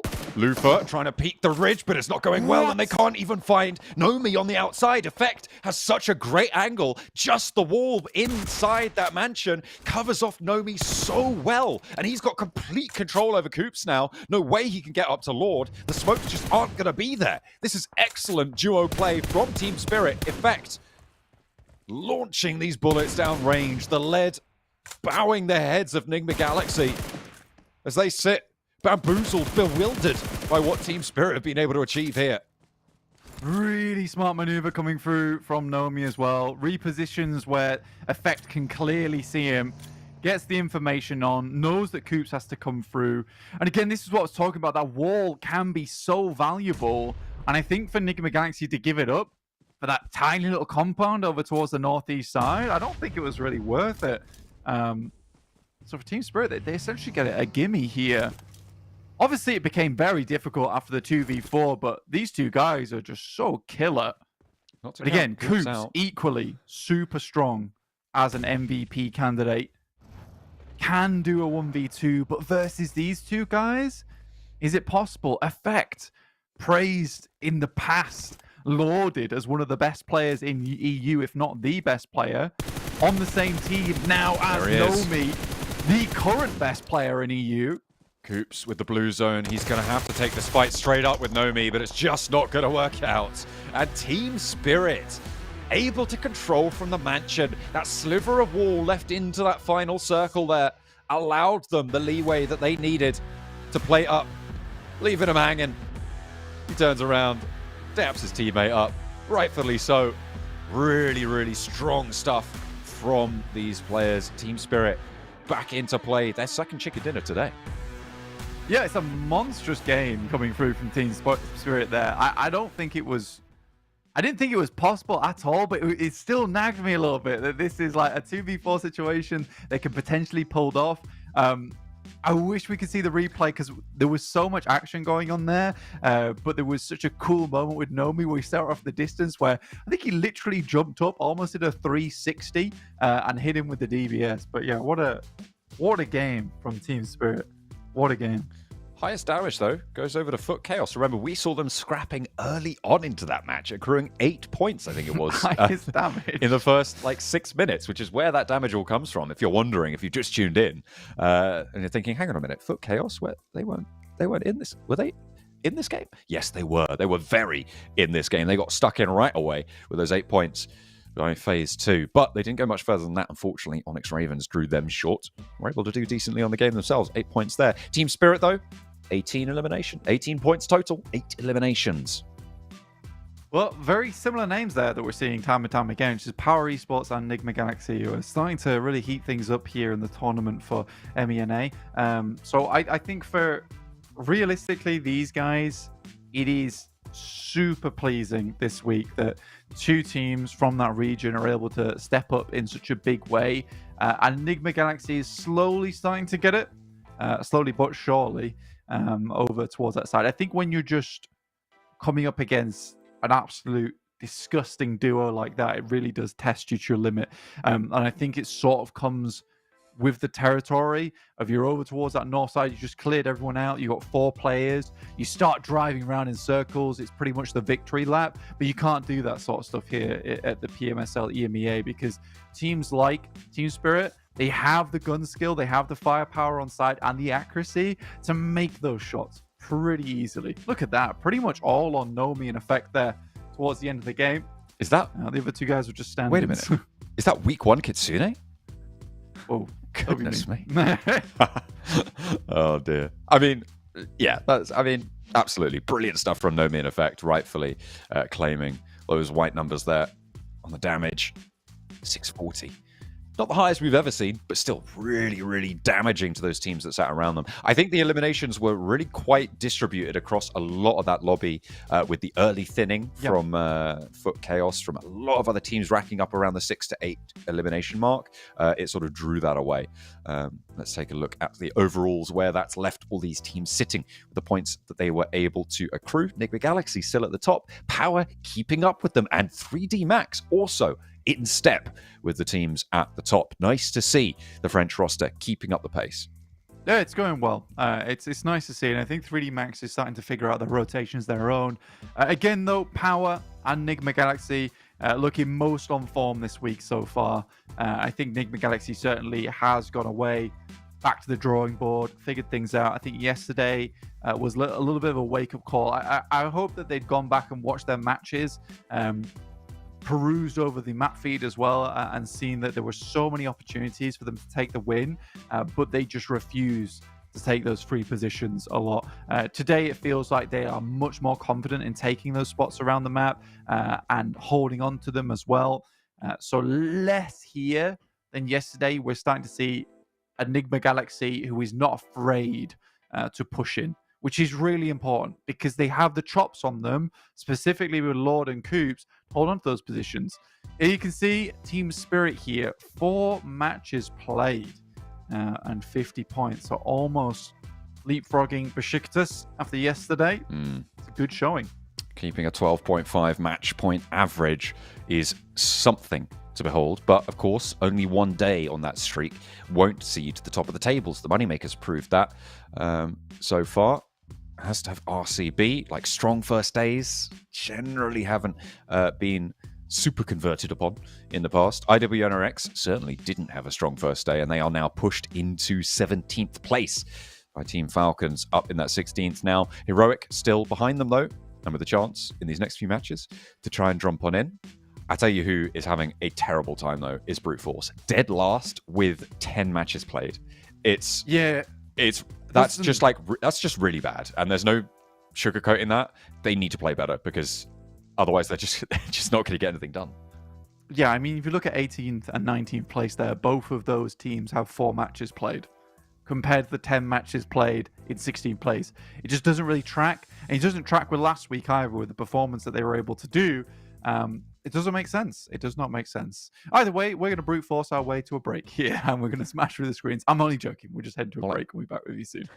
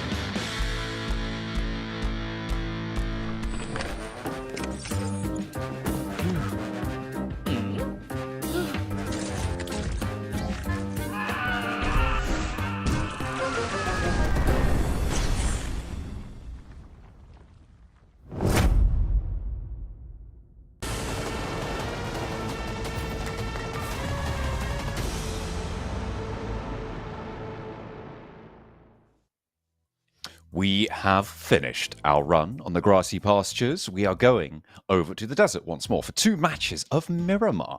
We've got a lovely little treat up for you. The desert dessert is ready and waiting just around the corner whilst our players get ready, locked and loaded for the 5th match of the day.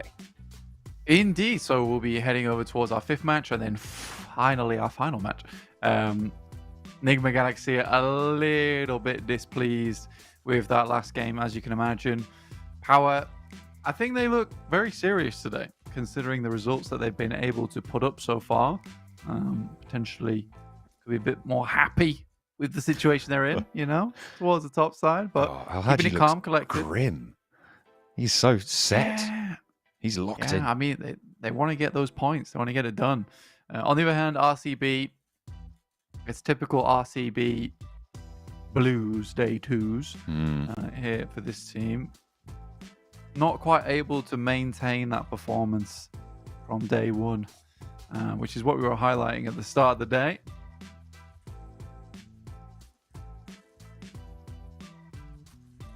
Some nice conversations going on in the heroic camp. Couple of smiles over and around there. Good to see, even if they're not getting the best of results. I think they had a decent fight in that last match, but they're keeping their spirits up. They're keeping it together. God, they really are. Power really are just like straight up locked in. There's no distracting these guys. Yeah, properly. You know, even studying the old charts here for the map.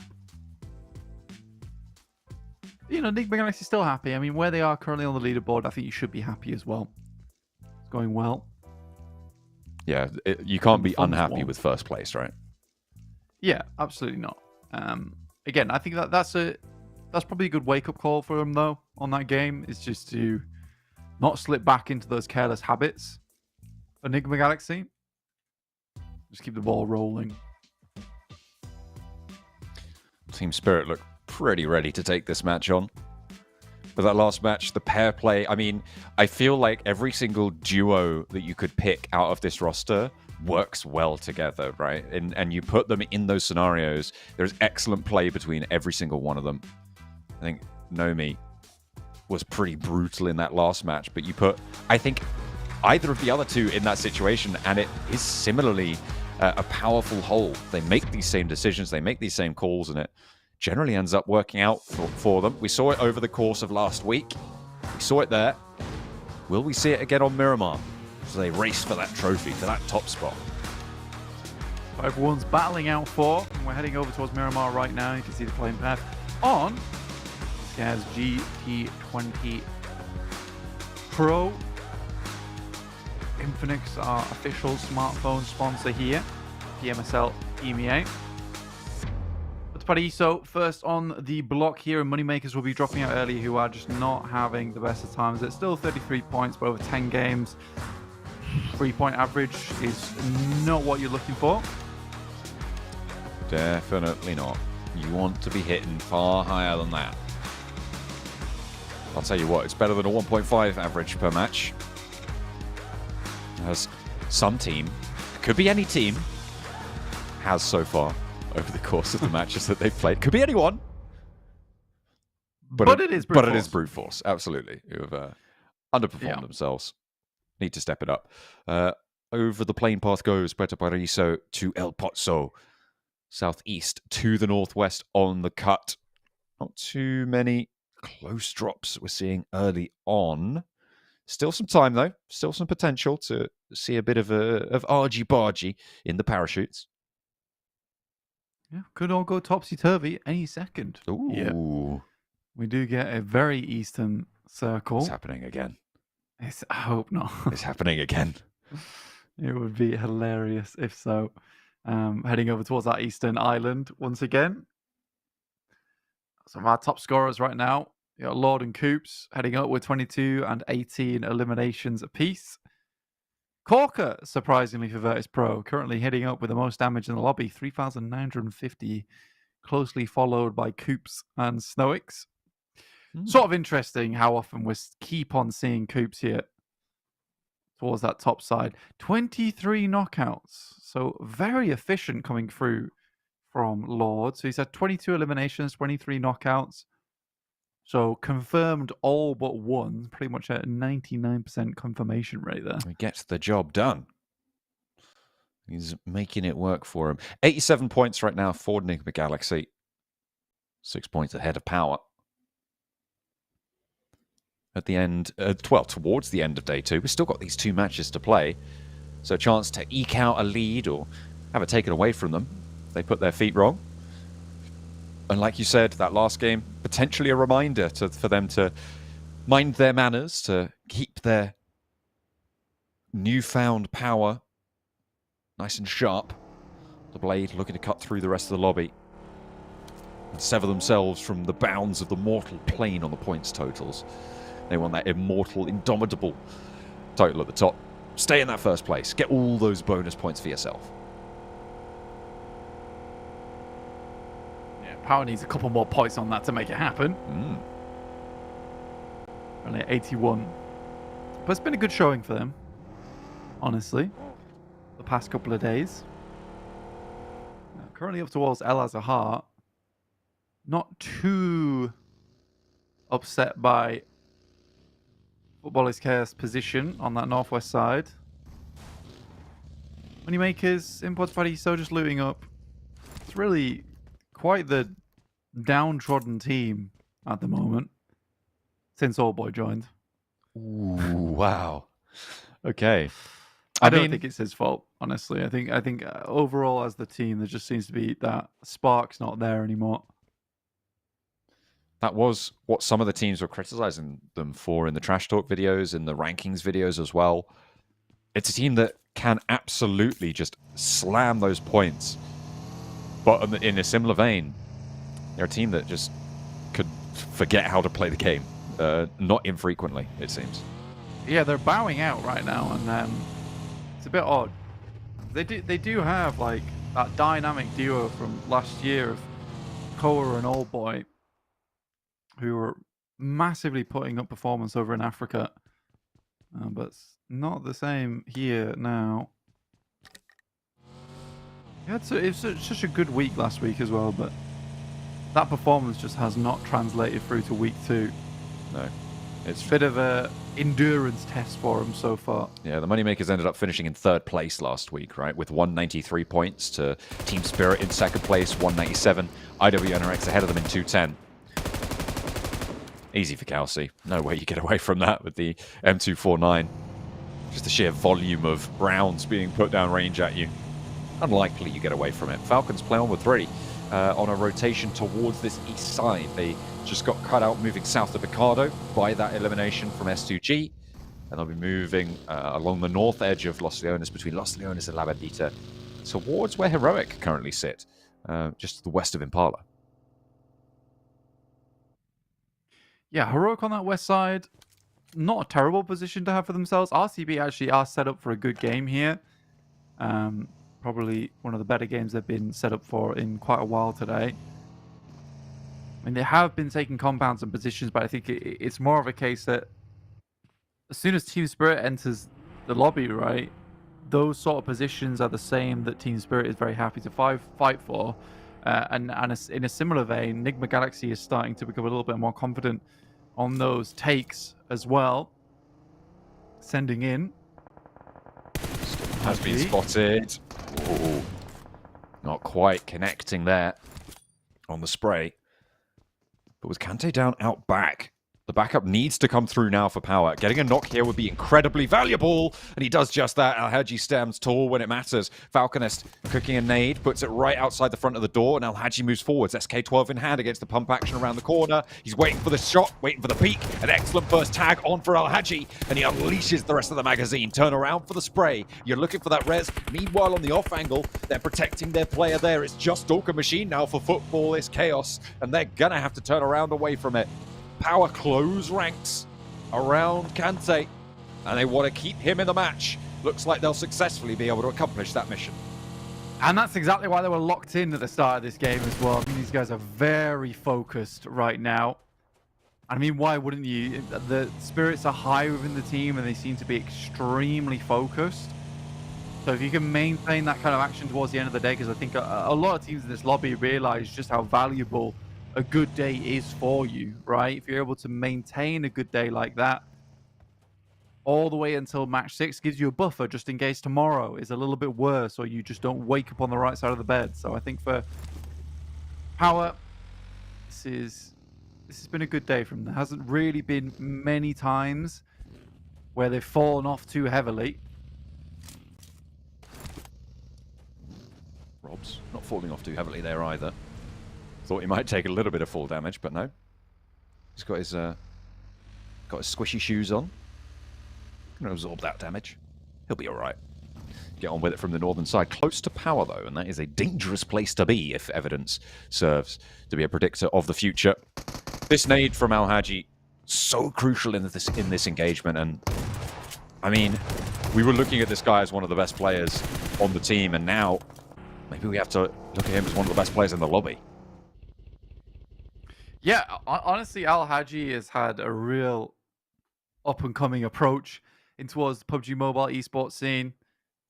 Probably one of the last bastions over in MEA for quite a while. And has really brought himself back up to speed. Yeah, we were hoping for another island finish. We saw it once and thought maybe we get lucky again. We don't. But I'm okay with an Impala finish. They're always interesting, fun to watch. I'll take it. I'll take it. Some interesting ground around this Impala area. It's an interesting dynamic with the massive mountain stacks on the southeast side of Impala. There's about 3 or 4 teams can find refuge there. A lot of flat plateaus, people playing that high ground, getting trapped around that area. And then the warehouses further down to the south that are still in this one. A lot of interesting terrain that you have to manage navigation of. Not to mention the actual urban environment of Impala itself, right? So some nice, interesting dynamics, I'm sure, still yet to come. We're trying to push further in here, but a lot of teams looking to crowd around the outcrop of rocks that surrounds Impala. Find a position early on, because a lot of times once you get up there, you aren't moving too much afterwards. Koa opens up on towards Malloy, but it's a bit of a long shot to get up there before the res goes through. They're going to try it anyway. Well, you can make progress, right? You take a sightline away, you force a res, you're taking 2 sightlines out of action. Unfortunately, Corker doesn't let his slip one bit. Nice, he goes down, gets flushed immediately. Malloy's still not rezzed, but they want the rest of the fight. Corker doesn't take too much damage here. You can see the rest of Virtus Pro moving in to keep Malloy nice and safe. A nice response from Virtus Pro as nades start to come in from Moneymakers. Can they find an opening up? Milky Way, a little bit of damage. Malloy, very, very low. Milky Way going to want to stick that. No, he bleeds out. Furia, dueling with the DBS over the ridgeline as well. Wants the spray down. Isn't going to take too much damage, and he goes for it. Will win it on out. And the Moneymakers fall. They get on a limb onto Malloy, but Virtus Pro absolutely take them to the cleaners. Team Spirit have heard this, and they want the third party. So do NIGMA Galaxy. Effects finds Milky Way. NIGMA Galaxy underneath, like I said. Corker still doing his job as best he can. Finds a shot over towards NIGMA Galaxy, but 2 players up front. I believe that is Kitsune as well as Nomi. Push up towards the top side. We'll find one. That's not going to work Nomi out. and Naomi. That is not going to work out for you. 2 of Team Spirit rolling on up into your backyard. Generally bad for the health. Virtus Pro try and make their way out and actually find Lord, get a flush out as well. Pops through the vehicle, but it's Furia to fall. Taking a player away from NIGMA Galaxy, though, and Lord as well. A really, really important pickup, potentially, that Virtus Pro were able to find. I mean, so that does make your life a little bit more difficult on NIGMA Galaxy, considering Lord was such an integral member to their success today. Yeah, I like this from Team Spirit. I think, again, there's not many available options when you're coming from Jumasera over towards this position. So as soon as you hear a third party down towards this east side, you can start opening up space for yourself. You just do it. You do it immediately.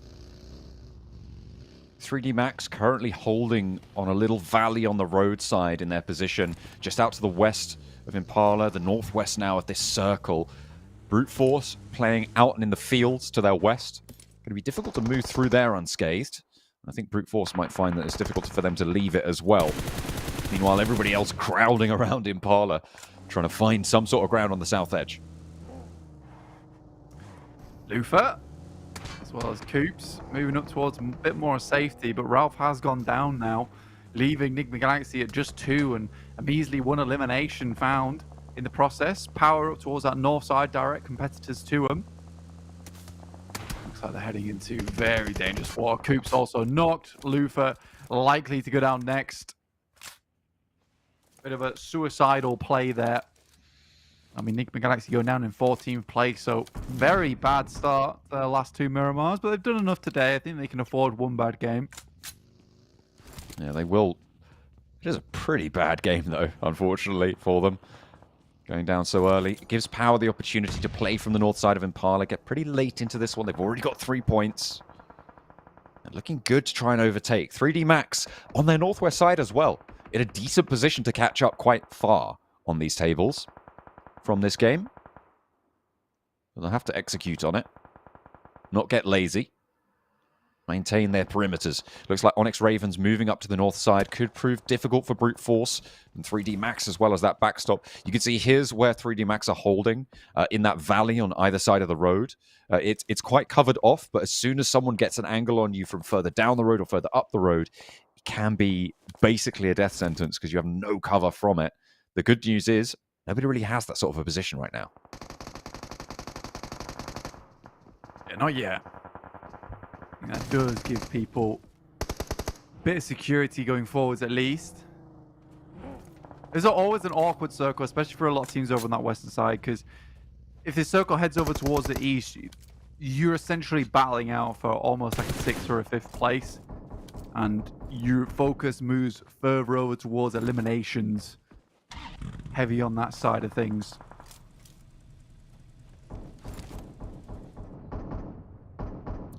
That is a terrifying thud right now.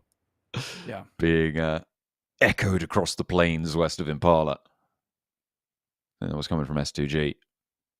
Next circle just about to come through. This is where a lot of the dynamics get decided. 3 teams currently in Impala. Power the only one to be there, but this really doesn't decide anything at this stage, Blank. Only Gladiators on the north. Onyx Ravens gonna have to make a choice now.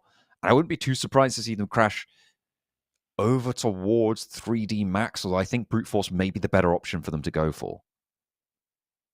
Yeah, I think Brute Force is not a bad option to crash onto.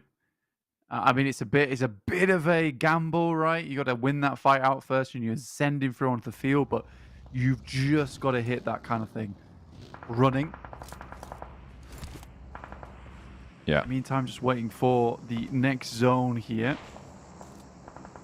S2G playing on the south edge here, guarding out Na'Vi, and in comes this rotation. They're swinging all the way up on the north side for the Onyx Ravens. They're going to go all the way up and over, try and push in down the road. This is a danger zone now for 3D Max. You can see how exposed it is up and down. If Onyx Ravens can get a pick, then they can start to move forwards, but they haven't been able to do so, not just yet. 3D Max pop out these smokes. They know that it's only a matter of time with the blue zone playing in their favor. They've regrouped up towards that south position, and this is really nicely played by 3D Max to assuage the threat of the Onyx Ravens, who are now going to have to choose to go to a different location and try and swing around out maybe even further east past the Gladiators, but the terrain not going to be their friend. There's Brute Force actually finding a pickoff on to one of the Onyx Ravens players. 3D Max have taken a casualty as well, but they might have the cover to go for the cross. We'll have to wait and see. More shots over towards the Onyx Ravens, and their crossing is basically doomed at this stage. They've got some divots to play around, but you've got to imagine as soon as the Gladiators step up to it,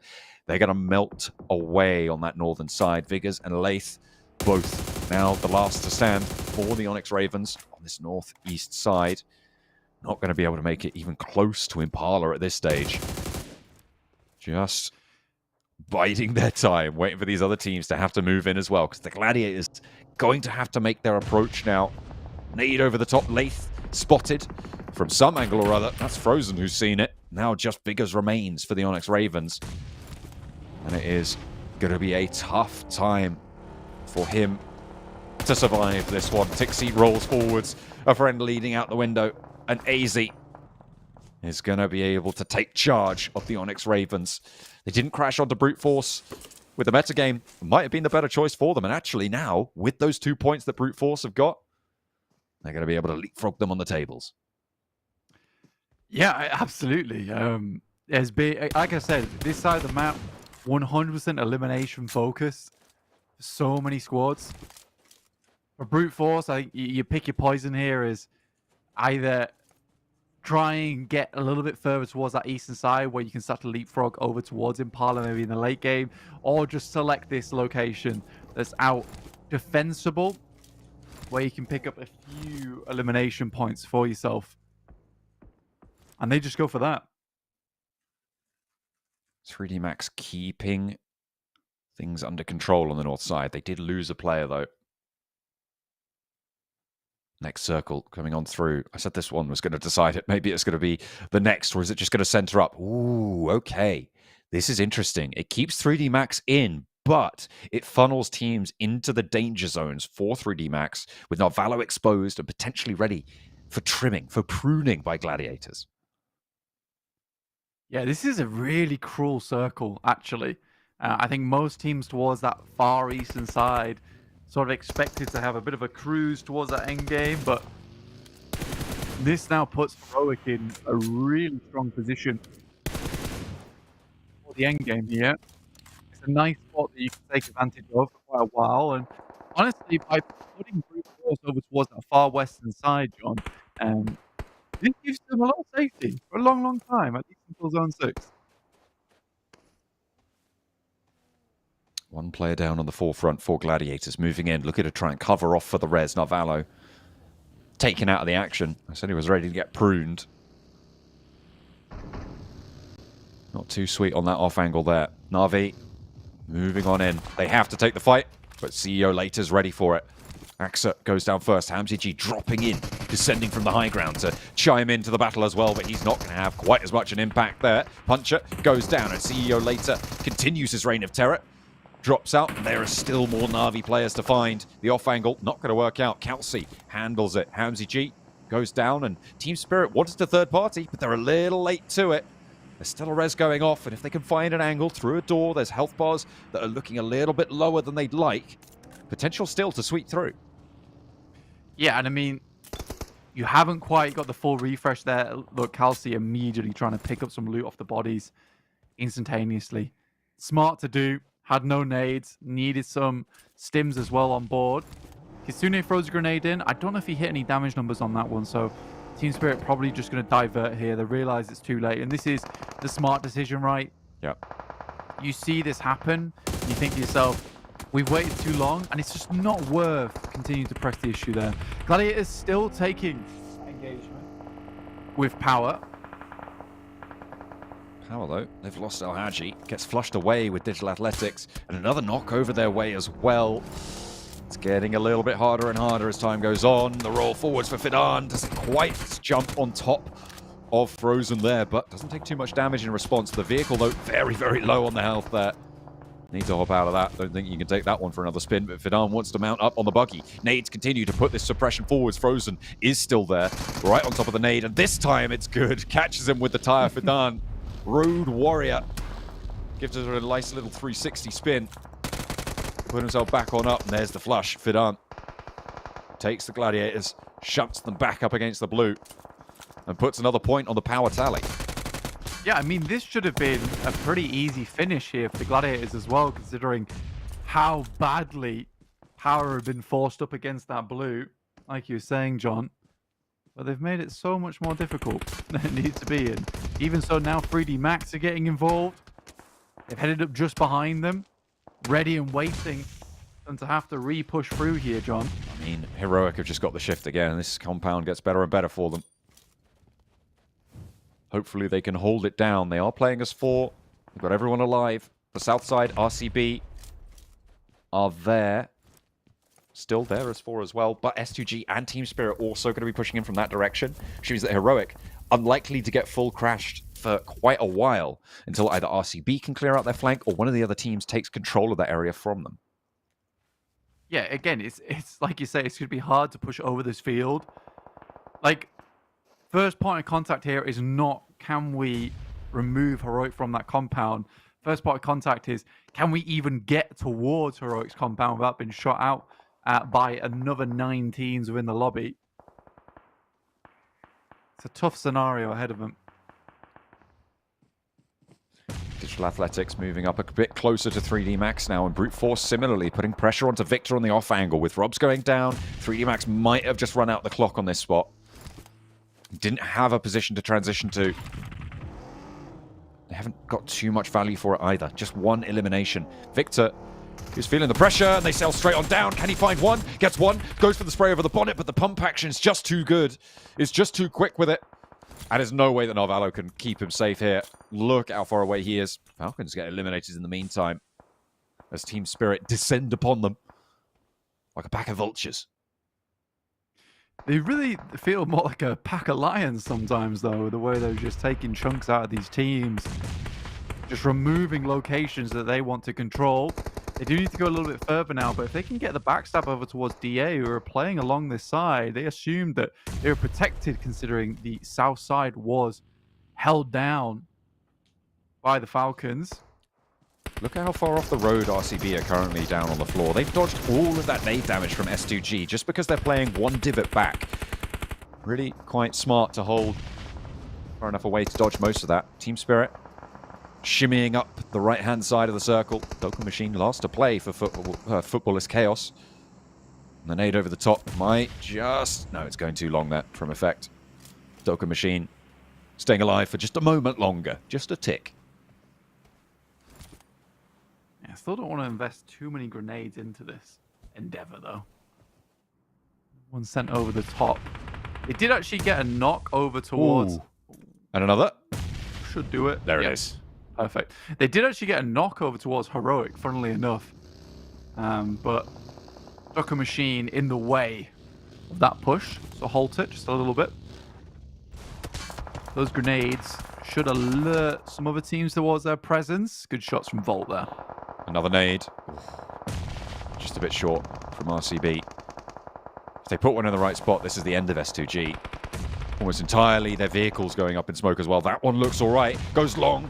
Finds a lot of damage, and 2 players already down for this S2G position. Look at the bullets peppering the ground behind them as well.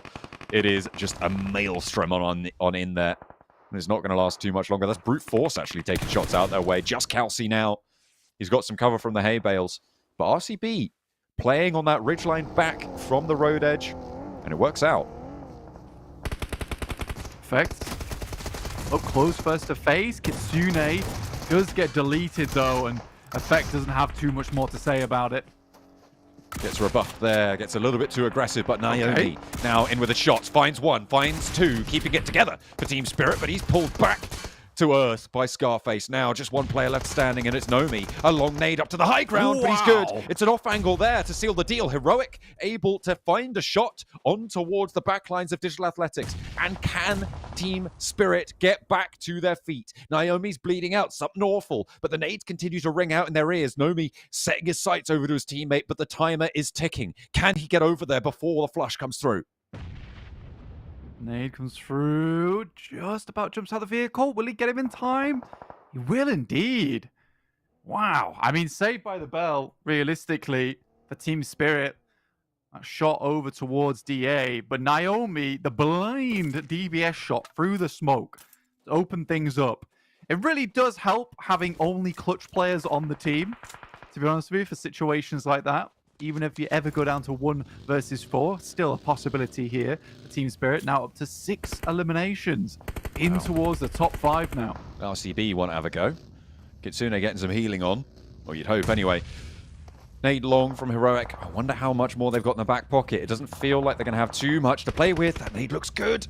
Is it going to find anything? No, it's just a little bit too short on the cook and kind of gave the game away on the position of it all. RCB, they stalled on their approach. I feel like if they'd have just run straight into Team Spirit, that was an easy sweep up, given the health bars there. But instead now, they're just going to get third-partied, naded out on the wall. There's no way they make this work, right? Silas wants to go, though. And he finds one, finds two. A nade in through the window. 2 players now on the inside. Loxy is there to try and back it up. In comes the refrag potential. Wild still out in the open, making his crash. Across from Kelsey to play a third party up to the wall, but he might not be too long for it. 2 players on the inside still for Heroic. But RCB successfully up to the wall now. This is much further than I thought they'd be able to get. Yeah, you got the picture-in-picture there. That is the fight ongoing still between Team Spirit and Brute Force. trying to send over the top. Some of these nades have to be very accurate right now. If they want to hold off, that's a good one. Will open things up, but another nade will fly over the top. In the meantime, RCB finishes off heroic. Two incredible engagements going on at the same time. Now just Nomi, who has a big task ahead of him. A lot of work to do here. 3 players to do it against. The rest of his team now done and dusted. Do they know he's behind the car? I think they might do. No! He steps out straight. 1, 2, line up. Is he going to be able to find another shot? Not quite. Nomi finally dispatched. They didn't have time to third party. Onto the push for RCB. RCB looking to put themselves back together, but Kelsey's on the inside track. Does he have a charge? A way in, potentially? Finding an open door? No, he doesn't. He's shut out. Closed away. Both teams now licking their wounds, preparing for the final fight. I mean, for RCB to take that fight and go up with 4 players is incredible, to say the least. I think for Team Spirit, they'll be still pleased with that game. They went through they went to hell and back to get that position. Took some really tough fights. Just not meant to be. Now down to Brute Force and Regnum Kaya. Rare Esports, Brute Force looking to double their overall points potential after this game.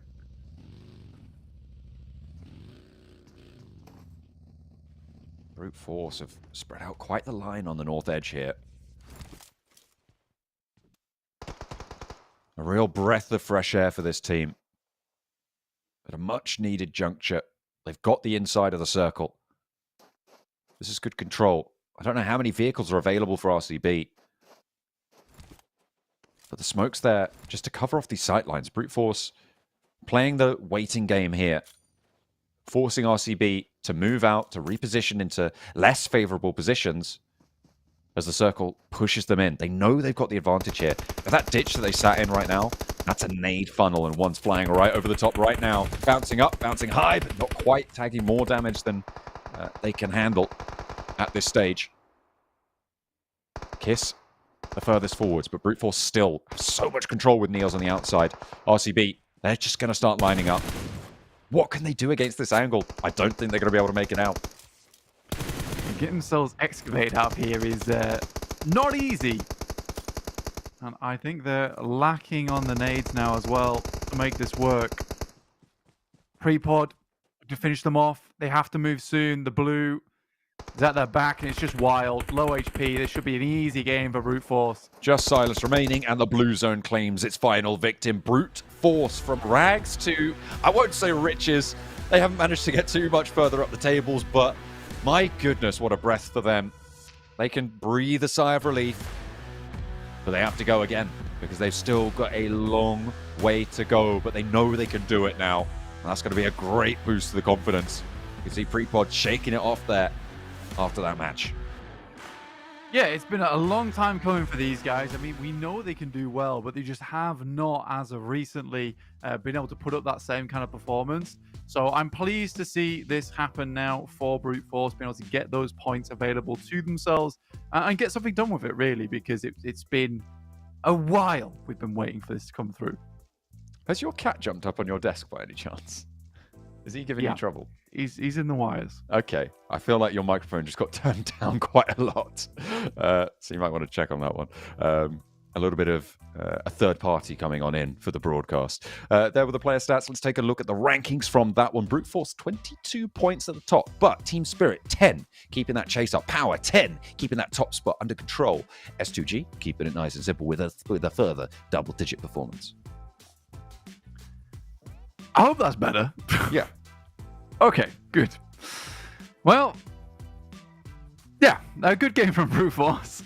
Regnum Kaya brought in a great position also, 13 points. S2G, 10 points. Just putting up those points consistently time and time again for them, and Team Spirit in fourth with 10 points total for themselves.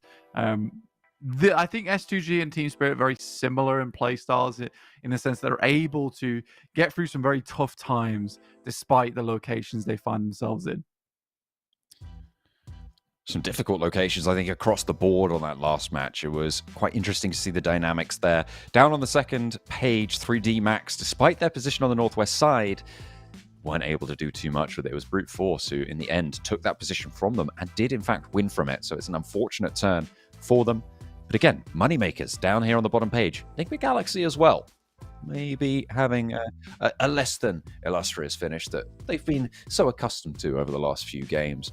They were denied that this time around. Yeah, I think for NIGMA Galaxy, things just sort of went all wrong as soon as they got themselves into that engagement. I think Team Spirit sort of took advantage of the location, right? And were able to pick themselves for a huge amount of points overall. Here's our top damage dealers. You know, Team Spirit, this is the amount of engagements they found themselves in, 1,800. Similarly for DA, good job to them. Finally got overcome there. But 8 eliminations for Power as well. So still turning up the heat for that team. Yeah, absolutely. They still kept it on going. We saw some great stuff from Alhaji in that game as well, playing solo defense against 3 of them. I can see you've got an encroaching terror that's causing problems on your desk there. There we go. He's gone now. He's getting third parties. Blank is getting third parties in real life. Which cat is it? Which cat is it? I've got to know. That's the large Maine Coon. Oh, the large and evil Maine Coon. Oh, can't get rid of him. Unfortunately, you got to love him. Power Esports at the top of the tables there, 91 points. 88 points in second place for NIGMA Galaxy, meaning that NIGMA Galaxy have been bumped off that top spot. And 91 points is starting to get to look like a decent lead here. RCB in third with 79, starting to widen that gap between first, second, and third. Yeah, it's starting to get a little bit further out, but honestly, for both those teams at the top, they completely deserve to be where they are currently. Footballist KAOS, 52 points currently. BEŞİKTAŞ at 51. So 2 teams that had a fairly decent day yesterday just weren't able to continue that kind of performance into today, which is fair enough. Na'Vi, 29 points. Heroic, after that game, were able to pump things up a little bit. And IW, NRX, close. Not quite there just yet, heading into 20th place. Onyx Ravens still yet to get that leapfrog on. And that is not going to be a good look for IW NRX going into the next day in the last place. And there's still another match for Onyx Ravens to try and leapfrog it. Can they do it? We'll have to wait and see after the break.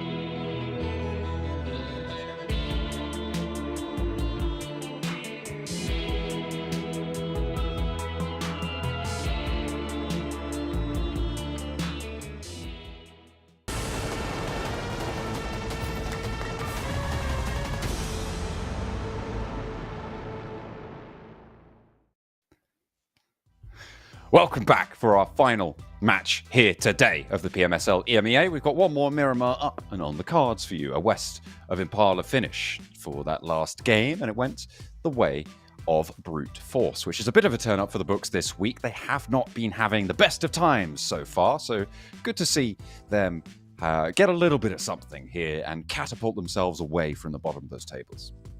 Yeah, awesome to see overall. I think that they've been looking for a game like this for quite some time now, but just hasn't quite appeared. Onyx Ravens, not ideal. Here's your money makers on side. Still trying to get back into the swing of things. They're having themselves a little bit of a slightly weak week so far. And only the INFINIX G20 Pro can possibly help them here over at the PMSL, our official smartphone sponsor. Yeah, that GT20 Pro looking pretty clean, fresh, and powerful in the hands of all of these players. And could be in your hands too. Take a leaf out of their book. I'm sure you'll be plenty happy with it, but we are getting underway with our final match of the day. These days, they just keep flying by, Blank. This action just keeps unfolding right before our very eyes. I'm having a great time with it. I think that we've seen some really... Oh, you okay, Kitsune? Just get that one out of his system. That's his thinking face. That's how you know he is ready and raring to go for this this final match. One of the biggest brains in the scene. Still, can be nervous at times. Not for Power though. They're having a great day today. They're in #1 place right now. It's nice to see a smile out of Power, honestly. That's true. Yeah, they broke. They really they serious day for them so far today. But yeah, we're final Miramar of the day before we say goodbye, but not for long. We'll be back tomorrow.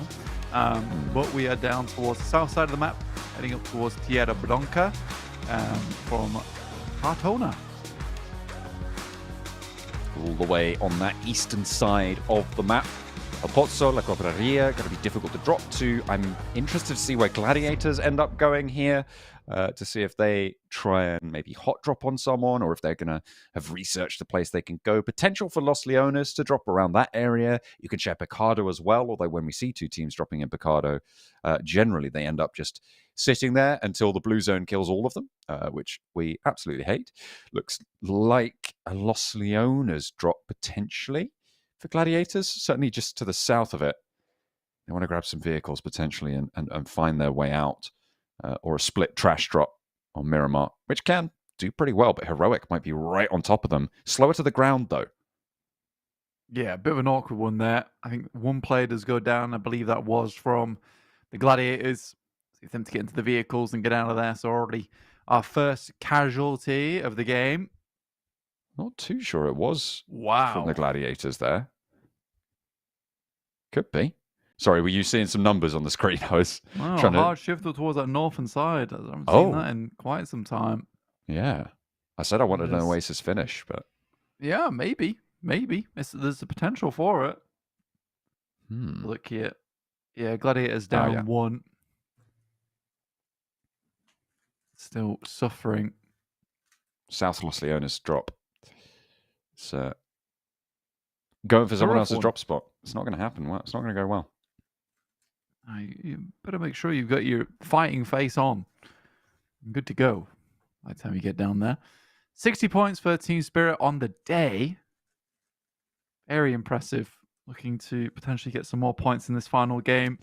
Really see themselves happy for the rest of their 4 days. Heroic looking to clear out the rest of the players, just slowly flowing through these buildings. Frozen realizes he's got to get out of dodge.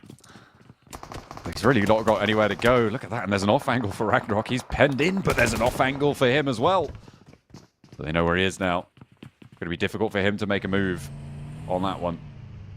Wonder how that's going to unfold. In the meantime, I thought Malloy just vaulted himself up onto the roof there, but he's on the high ground behind. Satan trying to hold close, but 2 pump actions better than 1. Virtus Pro put him down. Satan.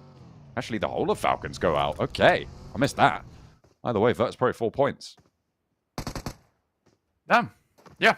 Whoa, Almost look at that. immediate. Yeah, Frozen on the sidelines here. Is he? Did they? Oh, No that's so way. difficult to deal with. No way. I don't think they know. They got the knock, but then... Oh, no, they do. Yeah. Just have to jump out the building.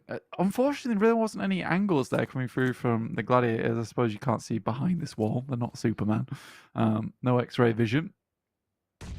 Nade's a bit short from Heroic. Hassan potentially looking for one of his own. But yeah, Gladiators find themselves in a very sticky situation, which I'm sure that they're going to find woe to pry themselves out of. Tixie up top, AZ. His duo. The Heroic in control. The sharks in the water beneath the Gladiators right now.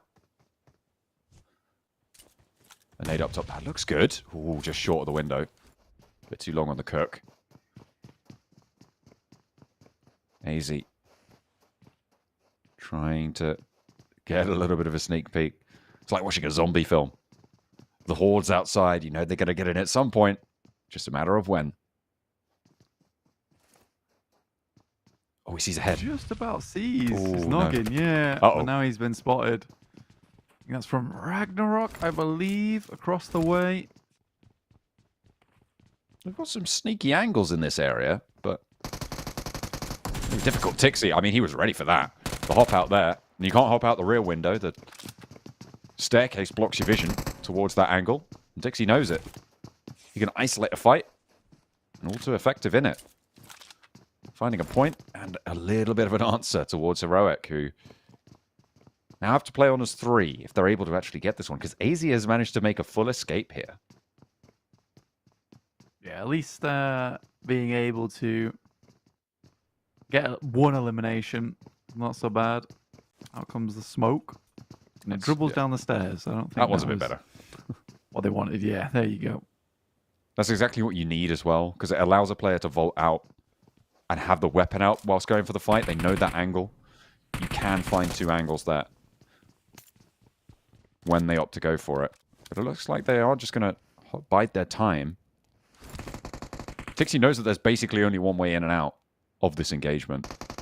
And he's got it covered off. Yeah, they've got them locked in for quite a while. That's another knock found as Ragnarok hits the top of the stairs. Yeah, they're not making this fight at all easy. That smoke was the only reason they were able to get multiple people out. And I think if Tixie had held his nerve on that angle, he just gets another at least there. That just shows you how strong of a player he can be, given the right scenario. But the Gladiators not able to put them in the right position there. But 2 points still collected off what should have been a really terrible, terrible game for them. Will be better than nothing. Freeze it, spots Puncher. And there is no way you get speed up enough. As soon as you hop in that vehicle, start to move, you're done for. You're dusted. Similar story for 6 as he tries to go up slow on the ramp on the side of the road. And Brute Force are playing pretty shrouded in mystery right now. They've managed to find 2 points where they're coming off the back of a chicken dinner. Yeah, I mean, not bad. I mean, sort that momentum that you were looking for, right? But coming into it at the end of the day is obviously not ideal. Not the sort of thing you were looking for at this point in the game. But you'll take it. You'll take it. If that was the game that Brute Force needed to regain some of their confidence into these matches, better it comes at the end of day 2 as opposed to day 5. Yeah, it's something that you just have to take. Sometimes you just have to take the lumps with the likes. The good with the bad. Or the bad with the good, rather, in this case. 3D Max. They've managed to push into a fairly decent position. Up in close to the middle of the circle here. Nicely found. Amongst Foot Chaos, amongst Power. Magnum, Bright, Esports, S2G, all quite central in this next circle. They've crunched in quite early to the north side of water treatment. Virtus Pro and NIGMA Galaxy on that southwest edge. The Team Spirit a little bit further out of the way on that southwest side, over by Monte Nuevo. This engagement between the 2 teams here on your screen, Virtus Pro and NIGMA Galaxy, has the potential to get third-partied from a late incursion from Team Spirit. Yeah, potentially an availability there in Spirit to get inside, but we're heading towards stage 2 now. See where this one shifts off to. You got a very much clean band-aid almost of players across the center of the map here, but most are happy with this shift because they're already in over towards Cruz de Valle on that north side of Hacienda.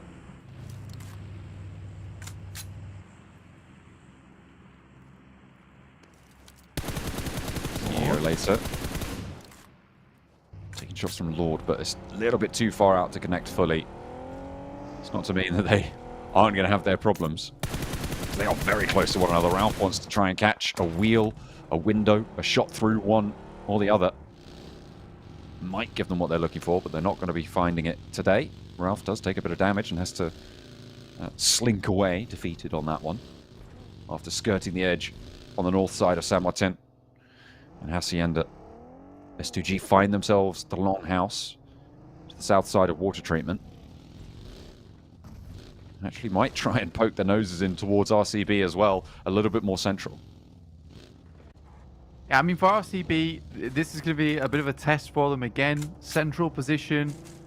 But I'm wondering whether they're going to get shifted off it. They did a good job to remove Heroic on that last game. I like that a lot. But again, some of their defenses have been slightly weak. A lot of times they win their games when teams just leave them alone. Not willing to take the fight on the compound, but teams are getting more and more confident to go for those Hail Mary pushes. And the RCB has just not quite been able to hold on to it. Squeeze the vehicle through the gap there for Virtus Pro. They're making a wide wrap on the northern side of the map at the moment. Are you looking to cut in round about Cruz de Valle? See what they can get past Oasis now.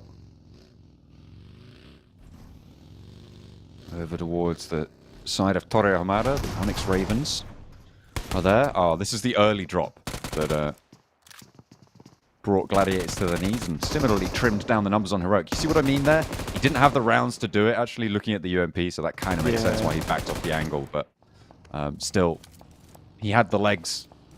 Could have tried to kick out the ankle, but didn't quite have the ammunition to do it. Maybe a weapon swap, but in the heat of the moment, he thought best back off the angle, try and go for a second part of the fight. Had a second weapon, right? Because forced up the stairs almost immediately. Tough situation. I think he did the best he could. The best he could. All right, it's a long day. Oh dear. Virtus Pro, they have got 4 points already, but they're sweeping in late now on the northern side, near to Foot Chaos. Can they find an opening? Are they going to try and skirt further east, actually, towards the Onyx Ravens? The Shrink goes out to the northeast, so maybe more incentive to do so now. Try and take control of some of the ground around there. Na'Vi, quite central on this one, but they've only got 2 players standing in there. Na'Vi definitely have not had the best of times over the course of their games so far. I think they're the lowest performing team that's played both days right now, which is not where you want to be. No, I mean, for Na'Vi, there is just this sense that they don't quite equal up to the matching inside this lobby. And again, you have to have some teams like that. Within the PMSL, some great shots from Freepod here. Goodness me, he pops them both out almost immediately. You have to have teams like that. Just because you also have to have teams like Team Spirit, NIGMA Galaxy, S2G, right? It's just the way it works. You have teams towards the top and teams towards the bottom. But we have more of those middling teams than we would in most tournaments we have seen throughout the past years. No longer is a case of just a couple of teams at the top and then you've got everyone else doing poorly towards the bottom of the leaderboards. This time around, it's just a few teams that aren't able to quite make that cut. Whereas we have a ton of teams who are on the precipice of it right now. Prepod is on a tear, though. Going up against loads of separate teams at the moment.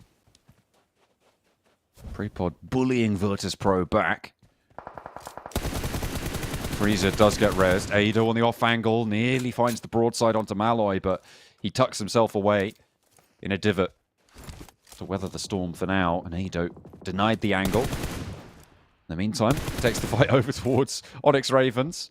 He's right on the outside of the blue. Prepod low, but Virtus.pro are slowly just giving ground, and I feel like this is the right play. Draw Brute Force in closer, force them to make a misstep. Play along this ridgeline that you've got at your back. Unfortunately, their ground will be cut off by 3D Max eventually, but they've still got some more to play with. I mean, for 3D Max, holding this line is not a bad idea, but yeah, it's going to take a bit of a battering ram to get through. Corker has been really good today, and Brute Force is no less than any other team that he's come against so far. Just finally get put down, but not before impacting a huge amount of damage over towards Brute Force. He's done his job as a frontliner. And there's Milky Way opening up with the MG3. Nade over towards Corker. Does a tickle of damage. Milky Way goes low, but they can still res this. And Ado takes a bit too much for his liking. There's the knock onto Milky Way into the backlines, actually, with a follow-up nade. Ado under pressure with the DBS, but Prepod has an angle to try and hold as well. Furia close by.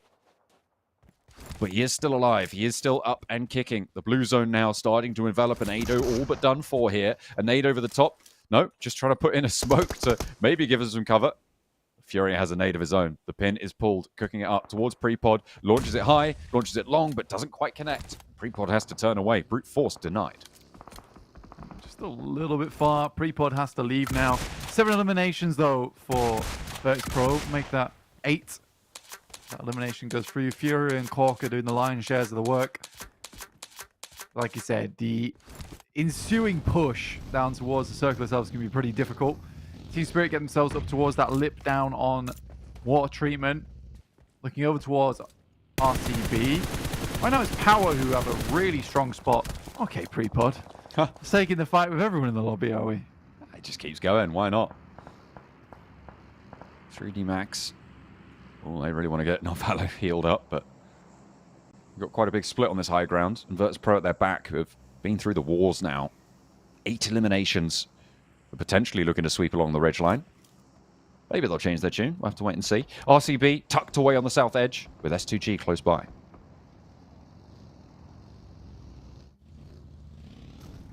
Moneymakers probably make it the furthest into one of their games so far over on this eastern edge, and more likely to get a little bit further with this position. Mentioned Navi earlier on, currently just in the arbiters of that northeastern side for now. But it's Pro coming through, looking to finish off the final player in Brute Force, but not going down without a fight. That's definitely to be said here. Oh, there's off angles as well, and that was 3D Max doing a lot of damage, but the rear axle, the garroting line of metal sweeps across the throat of Prepod there. And they are choked away. Unfortunately for Virtus.pro, they've lost a player. The off angle from SnowX from 3D Max, you can see how strong this high ground has been for them. It's the first time they've kind of had an impact here, and they didn't even get the point for it. No, I mean, 9 eliminations, though. Very good for them. They'll be happy with this game, despite more likely going out soonish, say. Still had a good showing here. 3D Max looking to pick up a couple more elimination points off the back of this. Now 1.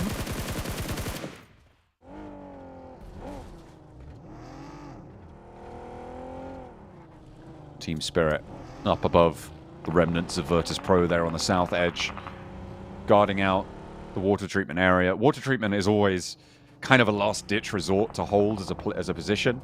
You just cut yourself off entirely from any information, from any real hope of getting out of there. But it's not going to stop them from trying. Virtus.pro trying to make their route out through NIGMA Galaxy. And so far, seemingly, going to be able to do so. I'm not too sure how they managed that. But Malloy's alive. Yeah, NIGMA Galaxy took a couple of knocks earlier on, right? Went down to 2 players, so they've been struggling themselves and didn't want to pop up too much. But here comes a nade over the top. That is a long one. Might bounce nicely. We'll never know. Don't think it did. Head back over to the map feed. Yeah, we want to see the circle. Yeah. Slap bang straight on top of Power, who don't really need the help, but they'll take it. They are all too happy to be the beneficiaries of that shift. Virtus Pro in, but Team Spirit very quick to align themselves to take on the remnants of NIGMA Galaxy. Watch for that rotation from 3D Max. S2G currently the hot button team right now on the south side. Do they go forwards? Do they go through RCB? Do they try and sweep past Team Spirit, or do they go east and try and take on DA? Yeah, it's a hard climb for S2G back up towards that western side. The real benefit to them right now is that they're closer towards that circle, so they can cut Team Spirit off. Team Spirit, it's more than likely a question of moving up towards this north side. You can see them right now looking to clear out Luther. I think a nade should be good on him. Effect actually sends it over towards the east. So I don't think they have any ideas of where Luther is currently. But Effect could easily hit that nade. Will instead opt to send it over towards Malloy. Effect. He just sees him now. Probably calling for a teammate to bring some nades now. Guys, I missed him. God, I used all my nades, guys. Someone else have a go. Have a crack. And look at that. They're going to move... potentially. I thought... Oh, no. No, they aren't. I thought they were going to move Kitsune into a position to go for that nade setup there. You can see him just a little bit further out west, holding their off angle there, watching out north for any wide sweeps that could come in late as the blue zone pushes. I don't know if you saw, but Fury has been able to run across open ground all the way out and towards the center of the circle. Effect just saw him. That's actually really easy. Just don't get shot by anyone. Yeah. It's that simple. Crazy that he was able to do that. But I think the Galaxy trying to reposition. Finally, 3D Max take the initiative and move down south to fight off against Team Spirit. But they fall short yet again. They don't quite commit all the way. We did see, actually, S2G get a shot over towards Effect. Ooh. Sells out of the way for a bit too long. Coops, masterful when it comes to dodging those vehicles. Uh-oh. I don't know how he lived for that long. Oh, dear. How does Victor get away with that? They lose Robs, but they stay alive as 3. Have to figure something else out, though. Team Spirit moving into RCB's compound. Naomi not down yet. Nomi low. Kitsune up into the wall. Silas looking for that off angle, trying to line them up, but he's taken a nade. Kitsune allowed around. Kiss with a nade on the cook. Wants to put it out towards the back, but might just send it a little bit too far. Pulls out the SK-12. Peppered in the back, but stays alive for now. Wild on the back, looking for a heal as well. There's a nade. It's bounced in. Came from Kitsune, and it's the first casualty of this engagement. Effect has already gone down on this fight, which means there's only 3. A flush out, and it leaves RCB and Team Spirit 3 versus 3. A nade in. Silas down. Ooh. Yeah, Effect actually went down early to S2G, back towards that western side. So this has just been a full-on 3v4 so far.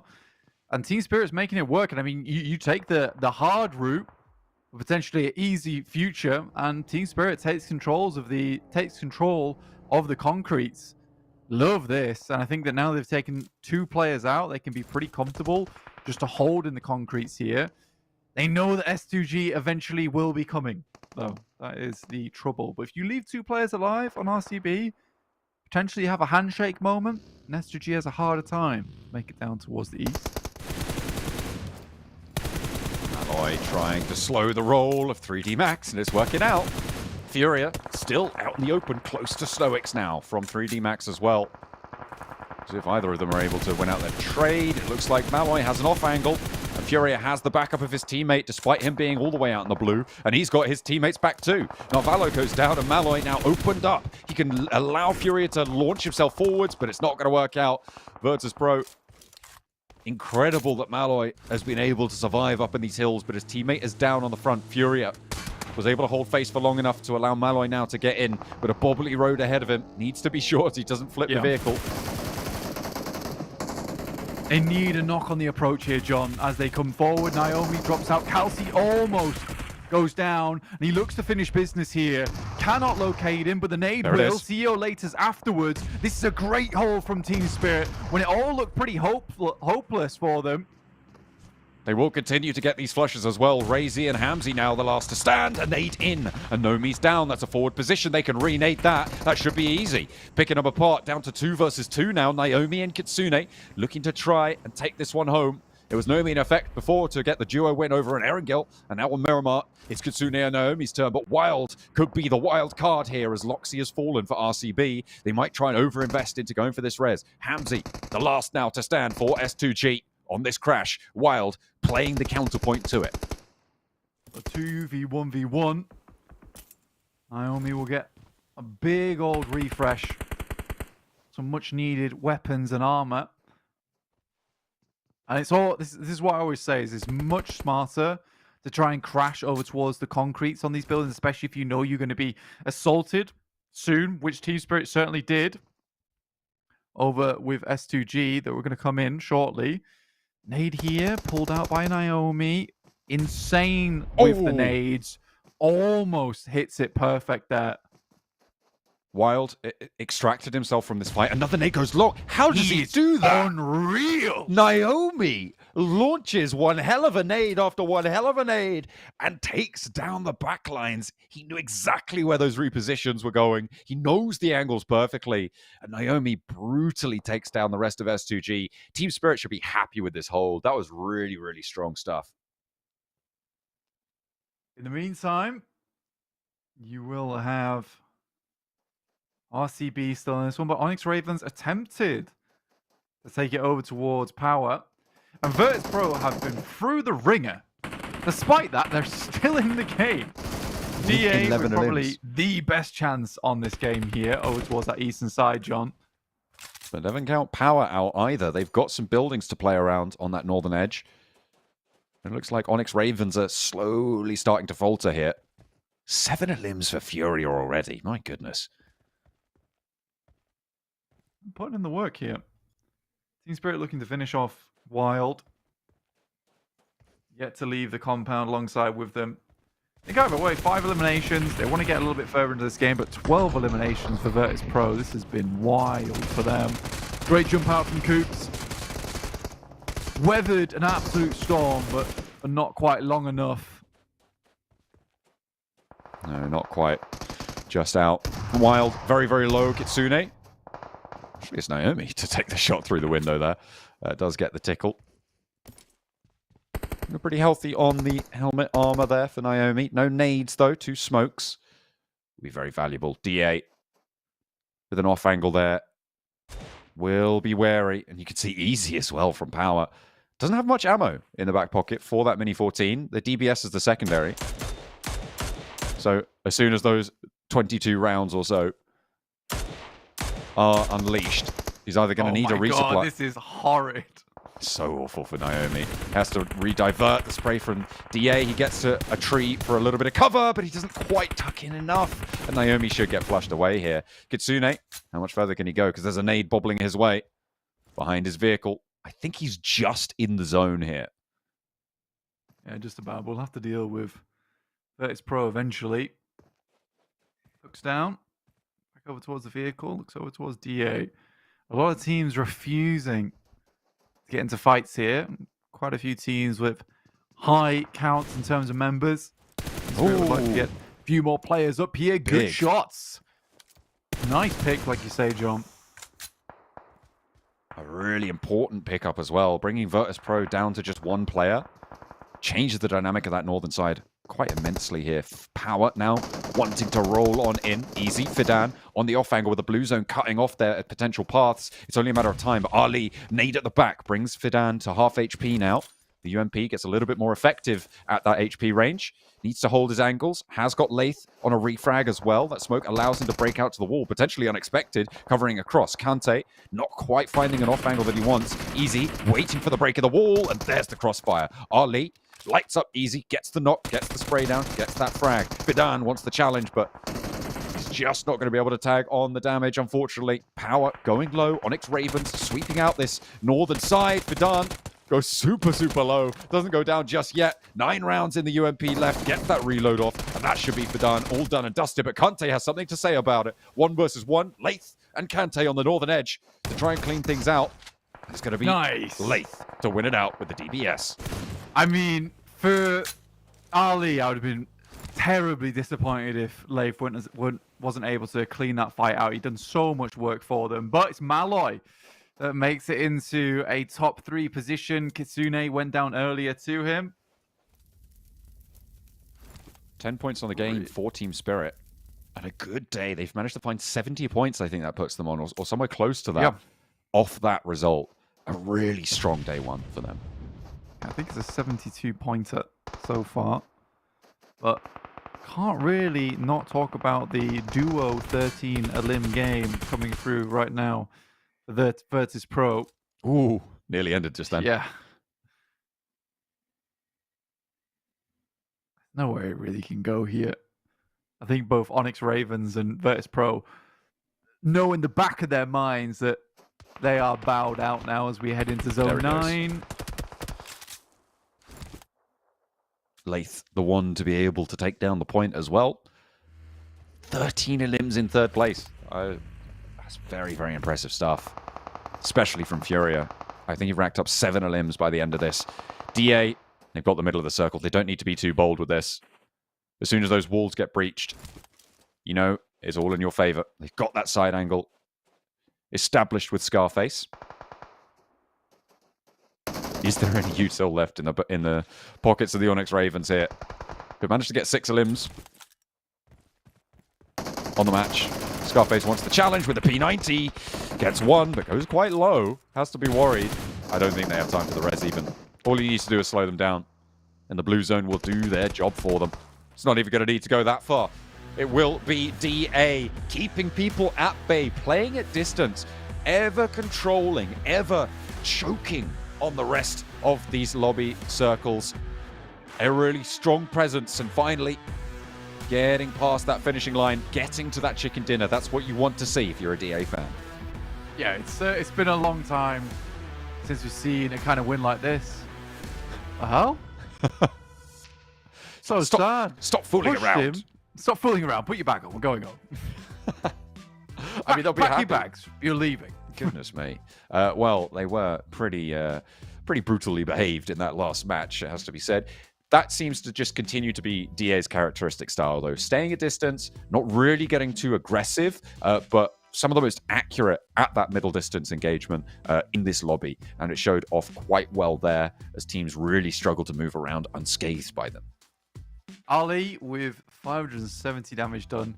I'd probably liken Ali to a bit of a Al Hadji from last year, right? You know, not on the greatest team in the world, but certainly still putting up numbers as a bit of a upcoming star within his region. Ended up with 12 points here. Virtus Pro making second place and almost toppling Digital Athletics' record there with the 19 points is sort of insane. That is. Team Spirit in fourth place, 10 points. Good stuff. Really impressive. Yeah, impressive first day in this week for Team Spirit. We know they're a strong team, right? And they have just outperformed, I think, everybody else in their single day on today's matches. They've just kept these 10 points rolling in, and then they get those chicken dinners. I think they got they got their 15 elim chicken dinner right earlier on today. So just adding up those totals, something nasty. Yeah, it's great to see overall so far for Team Spirit. And I mean, they set a precedent today versus IWNRX. 3D Max with 2 points. I think 3D Max have had a much better day today. You know, it hasn't been super explosive in terms of points, but they have been slowly accruing them over time. And I think they're on a decent position within the overall leaderboards right now. Yeah. There has been definitely a change in playstyle for them. That much is obvious. Yeah, they seem more cohesive, more able to play off one another. I think their position taking has been, their decision making on the rotations, I think, is the big change that has come through, right? Being a little bit more decisive and actually effectively holding the positions that they call out for. Yeah, exactly. And I think that is a really important thing to consider for that team in general, just because, like, before it felt like they didn't really know what they were wanting to achieve here in these games, how they wanted to make those rotations. A lot of it kind of came down to, we want to annihilate S2G. I don't think that plan is working out so well anymore. And they've stopped doing that as much now, which is nice to see. And they're sort of learning, if anything, from their rivals in S2G on how to navigate these circles from the position on the map they are. So this has been a great learning experience overall for them. Hopefully so, and hopefully they can take those lessons with them into the future. Oh, okay. Surprise, MVP. It's Nomi from Team Spirit. I don't think you could have really reasonably predicted too many other people. I mean, maybe another player from Team Spirit. Potentially either Lord or Coops from NIGMA Galaxy could have been in with a shout here. I feel like they've had a strong day, not in that last match, of course, but overall, we've been kind of happy with what they've developed and shown off the back of a poor finish to last week. Yeah, I think definitely Lord would have been a good contender here. But Nomi makes sense. He makes sense massively to have him here as our MVP of the day. He'd been hitting some shots after shots. Scott, let's try to find out who they're going up against tomorrow again. Oh, do we know their challenge? I'm not entirely sure who the challenge is. Okay. I see. We've just been told that they have yet to make their decision. They're keeping it under wraps for now. Deliberating. It's a secret, but first we've got overalls to look at, which is kind of what everybody is looking forward to, I think, at the end of this first day. See where Team Spirit were able to finish out on the overall standings. Of course, they only have those 6 matches played, but they are up in 7th place. This is where IWNRX were at the end of their first day last week when they debuted in day 2 as well. So a great result for Team Spirit. 2 chicken dinners on the day to jump up here. And the fact that they're only 28 points behind Power in first place on one day is kind of nuts. Yeah, it's slightly frightening. I mean, they are literally the only team with 6 matches played that are on the first page here of the leaderboards. I mean, it's almost a 12-point average, which is ridiculous from game to game. But it's nice to see. It's nice to see. NIGMA Galaxy, though, performing well. I think they've adjusted their playstyle nicely coming into today. I hope that continues. A lot more of that play where they stick together and try and play off the back of Lord and Coops whilst making some good decisions in terms of compounds. Regnum Kaya brought esports. They didn't fall off.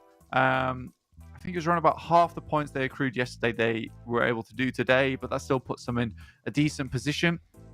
Just want to see more of it. With that last game, that shoots Digital Athletics up to 54 points. I feel like football is chaos and BEŞİKTAŞ just haven't moved. Well, BEŞİKTAŞ hasn't played, so. I mean, they were in second, I think, at the start of the day, so they've dropped a fair way, I think it's safe to say. But look, Digital Athletics, 54 points. It's gone under the radar, but they have just continually been mincing these games. And like 70 points from Team Spirit has overshadowed it somewhat, but they've beaten BEŞİKTAŞ. I'm not entirely sure what the score was, what the top spot was at the start of today, but I feel like 54 points is bloody close to whatever it was. And the fact that they've been able to do that, you should not go unnoticed. So they are in 9th place, but on 6 matches, those averages are some of the strongest in the lobby. Yeah, it's good. It's really, really good. I think it was around about 53 coming through, maybe 57 coming through from Power. I'll have to check. But it was definitely in the 50s, like you were saying, John. Brute Force back up to 13th place. And with that, we see IWNRX in 20th place. Ooh. Even Onyx Ravens did better than them. Well, let's go. All right. Big. Yeah, that just shows how horrendous of a day they had yesterday.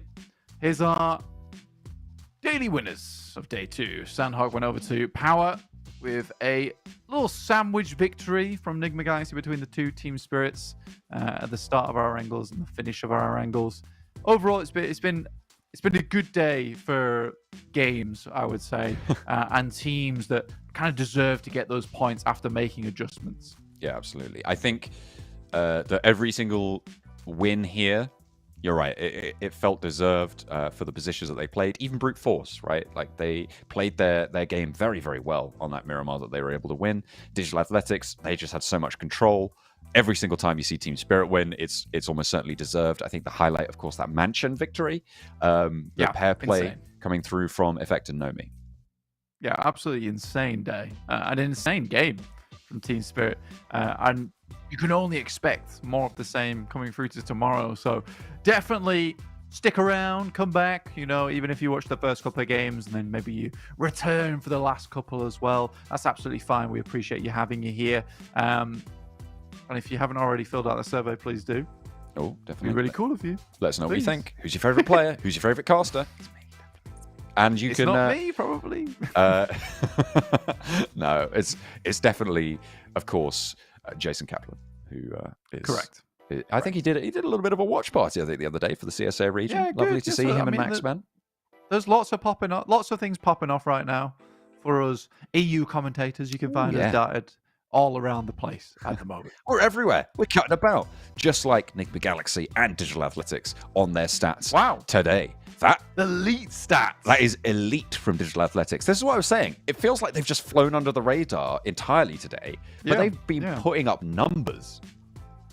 This is a great graphic to have as well, just showing that even though NIGMA Galaxy did quite well, you're right, they were definitely overshadowed now by what Digital Athletics were able to do. The 1-3-3-7 though just makes this all the better. Nice little. It's like one of the nicest numbers.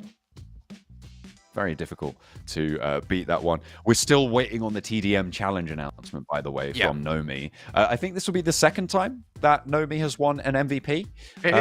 He won it the first day of the first week, I believe. And he's won it the first day of his first day of the first week. Second week, right? Yeah. And last time they called out Gladiators, which of course was Kitsune's old home. It'd be funny if they did it again. They did win.